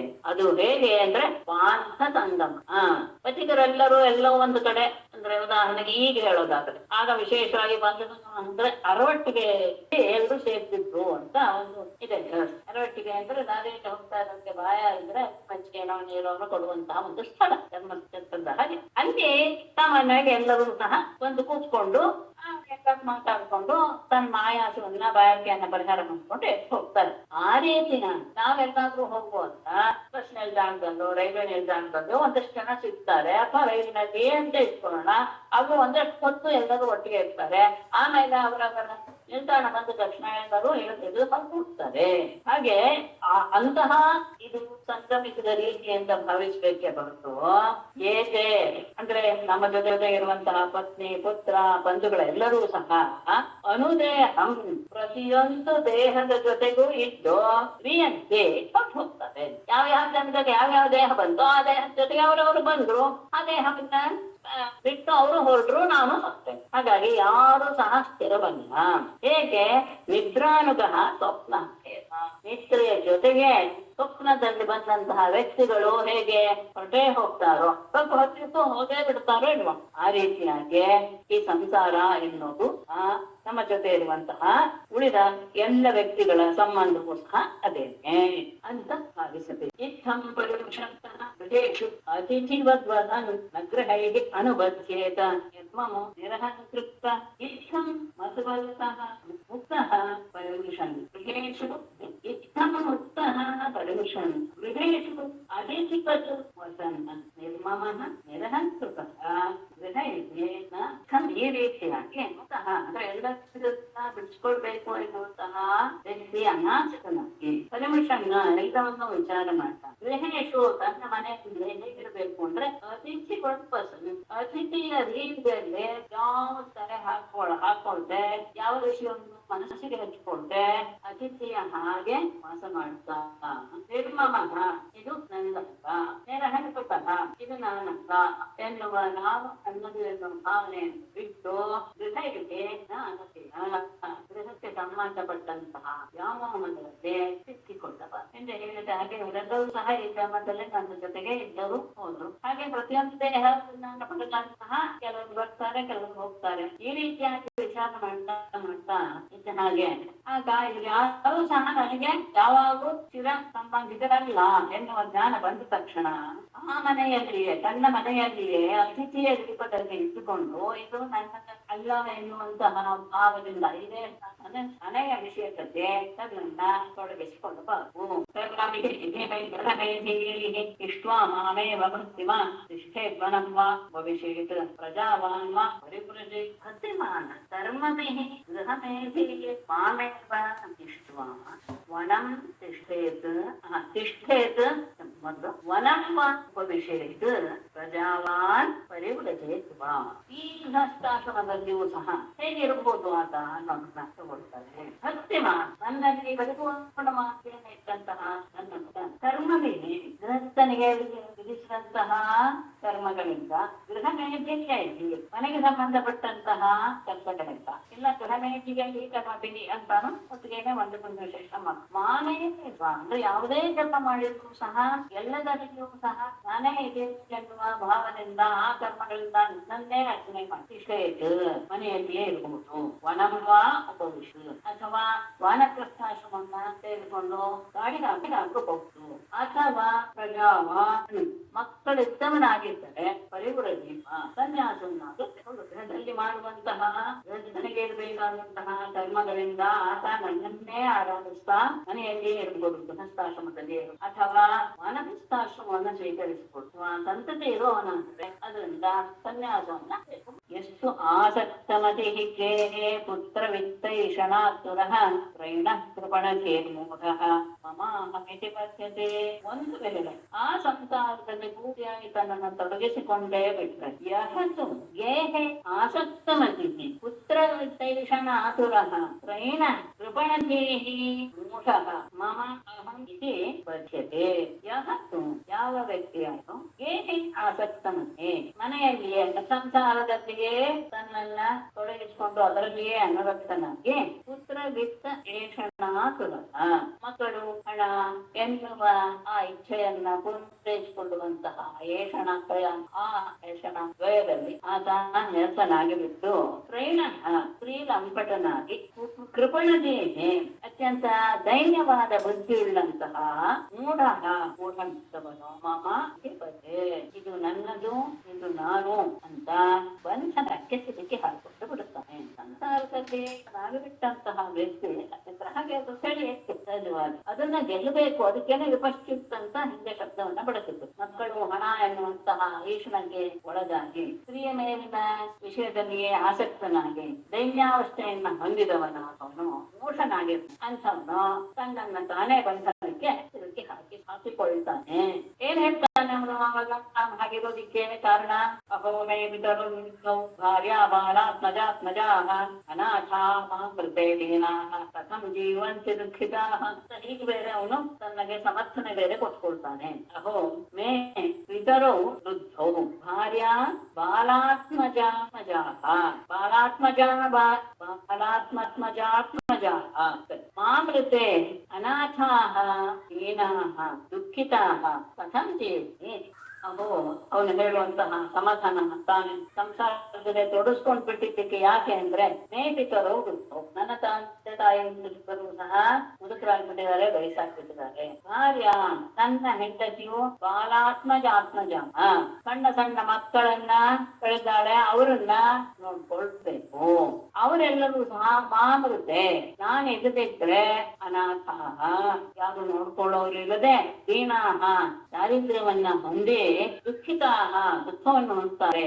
ಅಂತಹ ದುಃಖಿತರಾದಂತಹ ಅವರನ್ನ ಅವರು ಕಥಂ ಜೀವಂತಿ ಹೇಗೆ ತಾನೇ ಮುಂದೆ ಬರುತ್ತೇನೆ. ಹೀಗೆ ಆಗಿಬಿಡುತ್ತೆ. ನನ್ನ ತಂದೆ ತಾಯಿ ಅವ್ರನ್ನ ಬಿಟ್ಟು ಹೋಗ್ತಾನೆ, ಹೆಂಡತಿ ಇನ್ನು ಸಣ್ಣ ಸಣ್ಣ ಮಕ್ಕಳನ್ನ ನೋಡ್ಕೊಳ್ಬೇಕು. ಇವತ್ತೆಲ್ಲ ನಾನ್ ಬಿಟ್ರೆ ಯಾರೋ ಗತಿ ಇಲ್ಲ. ಹಾಗಾಗಿ ಅವ್ರು ಒಂದು ವೇಳೆ ನಾನೇನಾದ್ರೂ ಬಿಟ್ಟು ಹೋಗ್ಬಿಟ್ರೆ ಅವರು ಅನಾಥರಾಗಿ ಬಿಡ್ತಾರೆ. ಅವ್ರನ್ನ ನೋಡ್ಕೊಳ್ಳೋರು ಯಾರು ಇಲ್ಲ. ದಾರಿದ್ರ್ಯವನ್ನು ಮುಂದೆ ಜೀವನ ಮಾಡೋದೇ ಅವ್ರಿಗೆ ಕಷ್ಟ ಆಗಿಬಿಡುತ್ತೆ. ಹಾಗಾಗಿ ನನ್ನ ಅವಶ್ಯಕತೆ ಈ ಮನೆಗೆ ಇತ್ತೇ ಇದೆ ಅಂತ ಏವಂ ಗೃಹಾಶಯ ಕ್ಷಿಪ್ತ ಹೃದಯೋ ಮೂಢಧೀರಯಂ ಅತೃಪ್ತಃ ತಾನ್ ಅನುಧ್ಯಾಯ कृतोऽन्धं विशते तम् एवं गृहाशय क्षिप्तहृदयः मुनदेः तान् ಅತೃಪ್ತಃ ಅಂಧಂ ತಃ ವಿಶತೆ ಏವಂ ಈ ರೀತಿಯಾಗಿ ಗೃಹಾಶಯಾಶ್ರಿತ ಆ ಗ್ರಹದ ವಾಸನದ ಎಳೆಯಲ್ಪಟ್ಟ ಮನಸ್ಸುಳ್ಳವಂತ ಮೂಢದೇಹೇ ಮೂಢನಾದಂತಹ ಎಂ ಆ ವ್ಯಕ್ತಿಯು ತಾನಮಧ್ಯಾಯನ್ನ ಅವರನ್ನೇ ಧ್ಯಾನ ಮಾಡ್ತಾ ಮಾಡ್ತಾ ಮಾಡ್ತಾ ಹೋಗ್ಲಿ ತಾನಾದ ಸುಖಪತ್ನೆ ಇಲ್ಲ ಅತೃಪ್ತ ತೃಪ್ತಿಯನ್ನೇ ಕಾಣುತ್ತದೆ ಮೃತಃ ಮರಣ ಹೊಂದಿ ಅಂಧಂತಹ ಒಂದು ದಿನ ಯಾವುದೋ ಒಂದು ಮೂಢ ಯೋನೆಯಲ್ಲಿ ಜನ್ಮವನ್ನು ಪಡಿತಾನೆ ಈಚವಾದಂತಹ ಹೀಗೆ ಮನೆಯ ಸಂಸ್ಕಾರದಿಂದ ಆ ಮನಸ್ಸು ಸಹ ಜೊತೆಗೆ ಸೇರ್ಕೊಂಡ್ಬೇಕಾಗುತ್ತೆ. ಹಾಗೆ ಮನಸ್ಸಿನಲ್ಲಿ ಬಡಿತಾ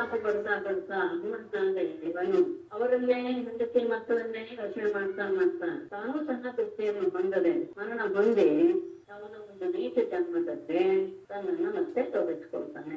ನೀಚ ಯೋನಿಯಲ್ಲಿ ಜನ್ಮ ಪಡಿಸುತ್ತಾನೆ. ಏವಂ ಗೃಹಾಶಯಂ ಕ್ಷಿಪ್ತ ಹೃದಯ ಮೂಢಧೀರ್ಷಯಂ ಅತೃಪ್ತ ಸ್ಥಾನ ಪತೋನ್ಗಂ ವಶತೆ ತಮ ಶ್ರೀಮದ್ಭಾಗವತೆ ಅಂತಿಮದಲ್ಲಿ ವಾನಪ್ರಸ್ಥರ ಮತ್ತು ಸನ್ಯಾಸಿಗಳ ಧರ್ಮ ಏನು ಅಂತನ್ನ ತಿಳಿಸಿ ಏನು ಅಂತಹ ನಮ್ಮನ್ನು ಆಕರ್ಷಿಸುವಂತಹ ವಿಷಯ ಏನು ಇಲ್ಲ. ಅದು ಹೇಗೆ ಇರ್ತಿದ್ರು ನಮ್ಮ ಹಿಂದಿನವರೆಲ್ಲ ಅನ್ನೋದನ್ನ ತಿಳ್ಕೊಳ್ಳೋದಕ್ಕೆ ಒಂದು ಸರ್ತಿ ಹೇಳಿದರೆ ಏನೋ ಒಂದು ಸಂಸ್ಕಾರ ಆಗಿರುತ್ತೆ. ಇದೇನು ನಮ್ಗೆ ದೊಡ್ಡ ಇದನ್ನ ಕೊಡುತ್ತೆ, ಜ್ಞಾನ ಕೊಡುತ್ತೆ ಅಂತಿಲ್ಲ. ಆದ್ರೆ ಒಂದು ರೀತಿಯ ಮನಸ್ಸಿನಲ್ಲಿ ಒಂದಷ್ಟು ವಿಕಲ್ಪಗಳಿರುತ್ತಲ್ಲ, ಅದನ್ನ ಹೋಗಲಾಡಿಸೋದಕ್ಕೆ ಇದು ಕಾರಣೀಭೂತವಾಗುತ್ತೆ ಅಂತ ಹೇಳಬಹುದು. ಸ್ವಲ್ಪ ಹರಿಯೋ ಮೇಡಮ್, ಇಲ್ಲಿ ಅದೇ ಬ್ರಾಹ್ಮಣರಾದವರು ಅನ್ನ ಮಾರಿ ಜೀವಿಸಬಾರ್ದು ಅಂತ ಹೇಳಿದ್ರಲ್ಲ, ಅದು ತುಂಬಾ ಜನ ಹೋಟ್ಲ್ ಇಟ್ಟಿರ್ತಾರಲ್ಲ ಬ್ರಾಹ್ಮಣರೇ. ಹೌದು, ಮಾಡಬಾರ್ದು. ಬ್ರಾಹ್ಮಣರಿಗೆ ಅದು ನಿಷೇಧ. ಹೌದು, ಮಾಡಬಾರ್ದು. ಅದನ್ನೇ ನಾನು ಆಗ್ಲೇ ಒತ್ತಿ ಹೇಳಿದ್ದು ಆ ಉದ್ದೇಶದಿಂದ. ಹೋಟೆಲ್ ಎನ್ನುವ ಶಬ್ದವನ್ನೇ ಅನ್ನ ಅಂತ ಮತ್ತೆ ಒತ್ತಿ ಹೇಳಿದ್ದೇನೆ. ಅದು ಇದು ಏನು ಮಾರಾಟದ ವಸ್ತು ಅಲ್ಲವೇ ಇಲ್ಲ. ಯಾವಾಗ್ಲೂ ಅದು ದಾನದ ವಸ್ತುವೇ ಅನ್ನ. ಈ ವಿಪ್ರ ಮತ್ತೆ ದ್ವಿಜ ಎರಡೂ ಬ್ರಾಹ್ಮಣ ಅಂತಾನೆ ಅರ್ಥ ಅಲ್ಲ ಮೇಡಮ್? ಅದು ದ್ವಿಜ. ಒಂದ್ ನಿಮಿಷ ಮಂಗಳ ಶ್ಲೋಕ ಹೇಳ್ಬಿಡ್ತೇನೆ. ನಾರಾಯಣ ನಮಸ್ಕೃತ್ಯ ನರಂ ಚೈವ ನರೋತ್ತಮಂ ದೇವೀಂ ಸರಸ್ವತೀಂ ವ್ಯಾಸಂತೋ ಜಯಮುದೀರಯೇತ್. ಸರ್ವೇ ಭವಂತು ಸುಖಿನಃ, ಸರ್ವೇ ಸಂತು ನಿರಾಮಯಾಃ, ಸರ್ವೇ ಭದ್ರಾಣಿ ಪಶ್ಯಂತು ಮಾ ಕಶ್ಚಿತ್ ದುಃಖ ಭವೇತ್. ನಿಜ ಅಂದರೆ ಎರಡನೆಯ ಬಾರಿ ಜನ್ಮ ಬಂದವನು ಅಂತ. ಅದು 3 ಜನರಿಗೂ ಅನ್ವಯಿಸುತ್ತೆ. ಯಾರಿಗೆ? ಉಪನಯನ ಇರೋರೆಲ್ಲರಿಗೂ, ಕ್ಷತ್ರಿಯರಿಗೂ ಸಹ ಅನ್ವಯಿಸುತ್ತೆ. ಆದರೆ ವಿಪ್ರ ಅನ್ನೋದು ಕೇವಲ ಬ್ರಾಹ್ಮಣರಿಗೆ ಮಾತ್ರ. ಅದು ಏನು ವೇದಾಧ್ಯಯನ ಸಂಪನ್ನನಾದವನಿಗೆ ಮಾತ್ರ ವಿಪ್ರ ಅಂತ ಹೇಳುವ ಶಬ್ದ ಅನ್ವಯವಾಗತ್ತೆ ಅಂತ, ಉಳಿದವರಿಗೆ ಅನ್ವಯವಾಗುತ್ತೆ. ಅದು ವಿಶೇಷ. ಯಜ್ಞ ಅಂದ್ರೆ ವೇದಾಧ್ಯಯನವನ್ನು ಮಾಡಿ ಅವನು ತನ್ನನ್ನ 6 ಇದರಲ್ಲಿ ತೊಡಗಿಸ್ಕೊಳ್ತಾನಲ್ಲ. ಯಾವುದು ಯಜ್ಞ ಜನ ಇತ್ಯಾದಿ ಇದೆಯಲ್ಲ, ಈಗ ಹೇಳಿದ 6 ಇದೆಯಲ್ಲ, ಪ್ರತಿಗ್ರಹ, ದಾನ, ಪ್ರತಿಗ್ರಹ, ಆಮೇಲೆ ಅಧ್ಯಯನ, ಅಧ್ಯಾಪನ, ಈ 6 ಕರ್ಮಗಳಲ್ಲಿ ತನ್ನನ್ನ ತೊಡಗಿಸಿಕೊಂಡಂತಹ ವ್ಯಕ್ತಿ ವಿಪ್ರ ಅಂತ ಅನಿಸ್ಕೊಳ್ತಾನೆ. ನಿಜನೂ ಹೌದು ಆತ. ಆದ್ರೆ ವಿಪ್ರ ಶಬ್ದಕ್ಕೆ ಮಾತ್ರ ಇದೇ ವಿಶೇಷ. ಏನು ಕ್ಷತ್ರಿಯರು ಅಲ್ಲ, ವೈಶ್ಯರು ಅಲ್ಲ, ಕೇವಲ ಬ್ರಾಹ್ಮಣ ಅನ್ನುವಂತಹ ಅರ್ಥ ಕೊಡುದು. ಅಂದ್ರೆ ಇವಾಗ ಅವ್ರು ಯಜ್ಞ ಮಾಡಿ ಜೀವನ ಮಾಡಿಸ್ಬೋದು, ಯಜ್ಞ ಮಾಡಿಸಿ ಜೀವನ ಮಾಡ್ಬೋದು ಅಂತ ಇದೆಯಲ್ಲ, ಅದ್ರಲ್ಲೂ ದಾನ ಕೊಡ್ತಾರಲ್ವ ಮೇಡಮ್? ಯಜ್ಞ ಮಾಡಿಸಿದ ಕರ್ತೃಂದ್ರೆ ಇವ್ರಿಗೆ ಋತ್ವಿಜರಿಗೆ. ಹೌದು, ಅದನ್ನ ದಾನ ಪ್ರತಿಜ್ಞೆ ಬ್ರಾಹ್ಮಣನಿಗೆ. ಅಲ್ಲ, ಅವ್ರಿಗೆ ಪ್ರತಿಗ್ರಹಕ್ಕಿಂದ ಅಭಿಮಾನಕ್ಕೆ ಭಂಗ ಬರುತ್ತೆ ಅಥವಾ ಕೀರ್ತಿಗೆ ಭಂಗ ಬರುತ್ತೆ ಅಂದ್ರೆ ಈ ಯಜ್ಞ ಅದೇ ಆ ರೀತಿ ಭಾವ ಬಂದ್ರೆ ಅಂತ ಬಿಡ್ಬೋದು. ಆತ ಬ್ರಾಹ್ಮಣ ಶ್ರೇಷ್ಠನಾಗ್ತಾನೆ. ಒಂದು ಹುಟ್ಟಿದ ತಕ್ಷಣ ಅದಕ್ಕೆ ಒಂದು ಇದಿದೆ, ಒಂದು ಶ್ಲೋಕವೇ ಇದೆ. ಜನ್ಮನ ಬ್ರಾಹ್ಮಣೋ ಜ್ಞೇಯ ಸಂಸ್ಕಾರೈ ದ್ವಿಜ ಉಚ್ಯತೆ ವಿದ್ಯೆಯ ಯಾತಿ ವಿಪ್ರತ್ವ ತ್ರಿಭಿಃ ಶ್ರೋತ್ರಿಯ ಲಕ್ಷಣ. ಶ್ರೋತ್ರಿಯರು ಅಂತ ಹೇಳುವಾಗ ಇದು 3 ಇರಬೇಕು ಆತನಿಗೆ. ಶ್ರೋತ್ರಿಯ ಬ್ರಾಹ್ಮಣರು ಅಂತ ಹೇಳ್ತಾರಲ್ಲ. ಶ್ರೋತ್ರಿಯ ಬ್ರಾಹ್ಮಣರು ಅಂತ ಹೇಳ್ತಾರಲ್ಲ, ಅವರು ಜನ್ಮನ ಬ್ರಾಹ್ಮಣನಾಗಿರ್ಬೇಕು, ಆಮೇಲೆ ಸಂಸ್ಕಾರದಿಂದ ದ್ವಿಜನಾಗಿರ್ಬೇಕು, ಆಮೇಲೆ ಎಲ್ಲ ರೀತಿಯ ವಿದ್ಯೆಯನ್ನ, ವೇದ ವಿದ್ಯೆಯನ್ನ, ವೇದದಾರ್ಥವನ್ನ ಹೊಂದಿರಬೇಕು. ಈ 3 ಇರುವಂತಹ ವ್ಯಕ್ತಿ ಆತ ಶ್ರೋತ್ರಿಯನ. ಸರಿ, ಧನ್ಯವಾದ, ನಮಸ್ಕಾರ ಮೇಡಮ್. ಶೂದ್ರರಿಗೂ ಜಪ ಎಲ್ಲ ಮಾಡಬಹುದು ಅಂತಂದ್ರೆ ಅವರಿಗೆಲ್ಲ ಉಪದೇಶ. ನಮಸ್ತೆ ಮೇಡಮ್.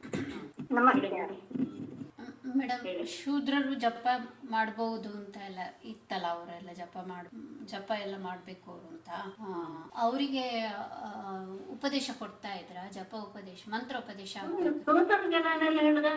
34ನೇ ಶ್ಲೋಕದ ಅರ್ಥ ಏನು ಹಾಗಾದ್ರೆ? ಶೌಚಮಾಚಮನಂ ಸ್ನಾನಂ ಸಂಧ್ಯೋಪಾಸನ ಮಾರ್ಜವಂ ಅಂದ್ರೆ ಅವರ ಎಲ್ಲರಿಗೂ ಜಾತಿಗೆ ಯಾವ ನಿಯಮವನ್ನ ಹೇಳಿದಾರೋ ಅದು ಅಂತ ಅರ್ಥ. ರುದ್ರರಲ್ಲಿಯೂ ಸಹ ಕೆಲವು ನಿಯಮಗಳಿರುತ್ತೆ ತಾನೆ, ಹೀಗಿರ್ಬೇಕು ಅಂತ. ಅದಕ್ಕೆ ಸಂಬಂಧಪಟ್ಟಂತಹ ಜಪ ಅಂದ್ರೆ ಅವ್ರಿಗೆ ಒಂದೇ ರೀತಿಯಾದ ಅಲ್ಲ. ಶೌಚಂ ಆಚಮನಂ ಸ್ನಾನಂ ಇದೆಯಲ್ಲ, ಇದೆಲ್ಲ ಸಂಧ್ಯೋಪಾಸನ ಇದೆಯಲ್ಲ, ಅವರವರ ಜಾತಿಗೆ ಏನೇನು ಬಂದಿದೆಯೋ ಅದನ್ನ ಮಾಡಬೇಕು ಎಲ್ಲ. ಅದ್ರಲ್ಲೂ ಸಹ ಅದು ಹೇಳಿದ್ದಾರೆ, ಎಲ್ಲರಿಗೂ ಸಹ ಅಸ್ಪೃಶ್ಯ, ಭಕ್ಷ್ಯ, ಅಸಂಭಾಷ್ಯ ಎಲ್ಲವನ್ನೂ ಬಿಡ್ಬೇಕು ಅನ್ನೋದು ಪ್ರತಿಯೊಬ್ಬನು. ಅವರ ಸಂಪ್ರದಾಯಕ್ಕೆ ಏನು ಬಂದಿದೆಯೋ ಅದನ್ನ ಆಚರಣೆ ಮಾಡ್ಬೇಕು ಅನ್ನೋದು ತಾತ್ಪರ್ಯ ಹೊರತು ಇವ್ರು ಮಾಡೋದನ್ನೆಲ್ಲ ಅವ್ರು ಮಾಡ್ಬೇಕು ಅನ್ನೋದಲ್ಲ. ನಾನು ಅನ್ಕೊಂಡೆ ರಾಮನಾಮ ಆ ತರದೆಲ್ಲ ಹೇಳಿ ಅದೇ ಇರ್ಬೋದು ಅದು ಇಲ್ಲ ನಾನು ಹೇಳಲ್ಲ. ಆದ್ರೆ ಅವ್ರ ಕುಲಕ್ಕೆ ಕೆಲವರು ಇರ್ತಾರಲ್ಲ, ಅಂದ್ರೆ ಕೆಲವರು ಸಾಮಾನ್ಯವಾಗಿ ಶೂದ್ರರು ಅಂದ್ರೆ ಸಾಮಾನ್ಯ ಹಿಂದೆ ಬ್ರಾಹ್ಮಣರು ಇದ್ರಲ್ಲಿ ಹೋಗ್ತಿದ್ರು, ಅವರಲ್ಲಿ ಕೆಲವನ್ನೆಲ್ಲ ಮಾಡಿಸ್ತಾ ಇದ್ರು ತಾನೆ ಸಂಸ್ಕಾರಗಳನ್ನೆಲ್ಲ. ಶೂದ್ರಿಗೂ ಕೆಲವು ಸಂಸ್ಕಾರಗಳನ್ನ ಮಾಡಿಸ್ತಾ ಇದ್ರು. ಆವಾಗ ಕೆಲವು ಸಂದರ್ಭದಲ್ಲಿ ಅವರಿಗೆ ಯಾವ್ದಾದ್ರು ಕೊಟ್ಟಿರ್ಬೋದು. ಅಂದ್ರೆ ಈ ರೀತಿಯ ಮಂತ್ರೋಪದೇಶ ಅನ್ನೋದು ಅವ್ರಿಗಿಲ್ಲ ಆಕ್ಚುಲಿ, ಅದು ನಿಜ. ಸರಿ. ಧನ್ಯವಾದಗಳು.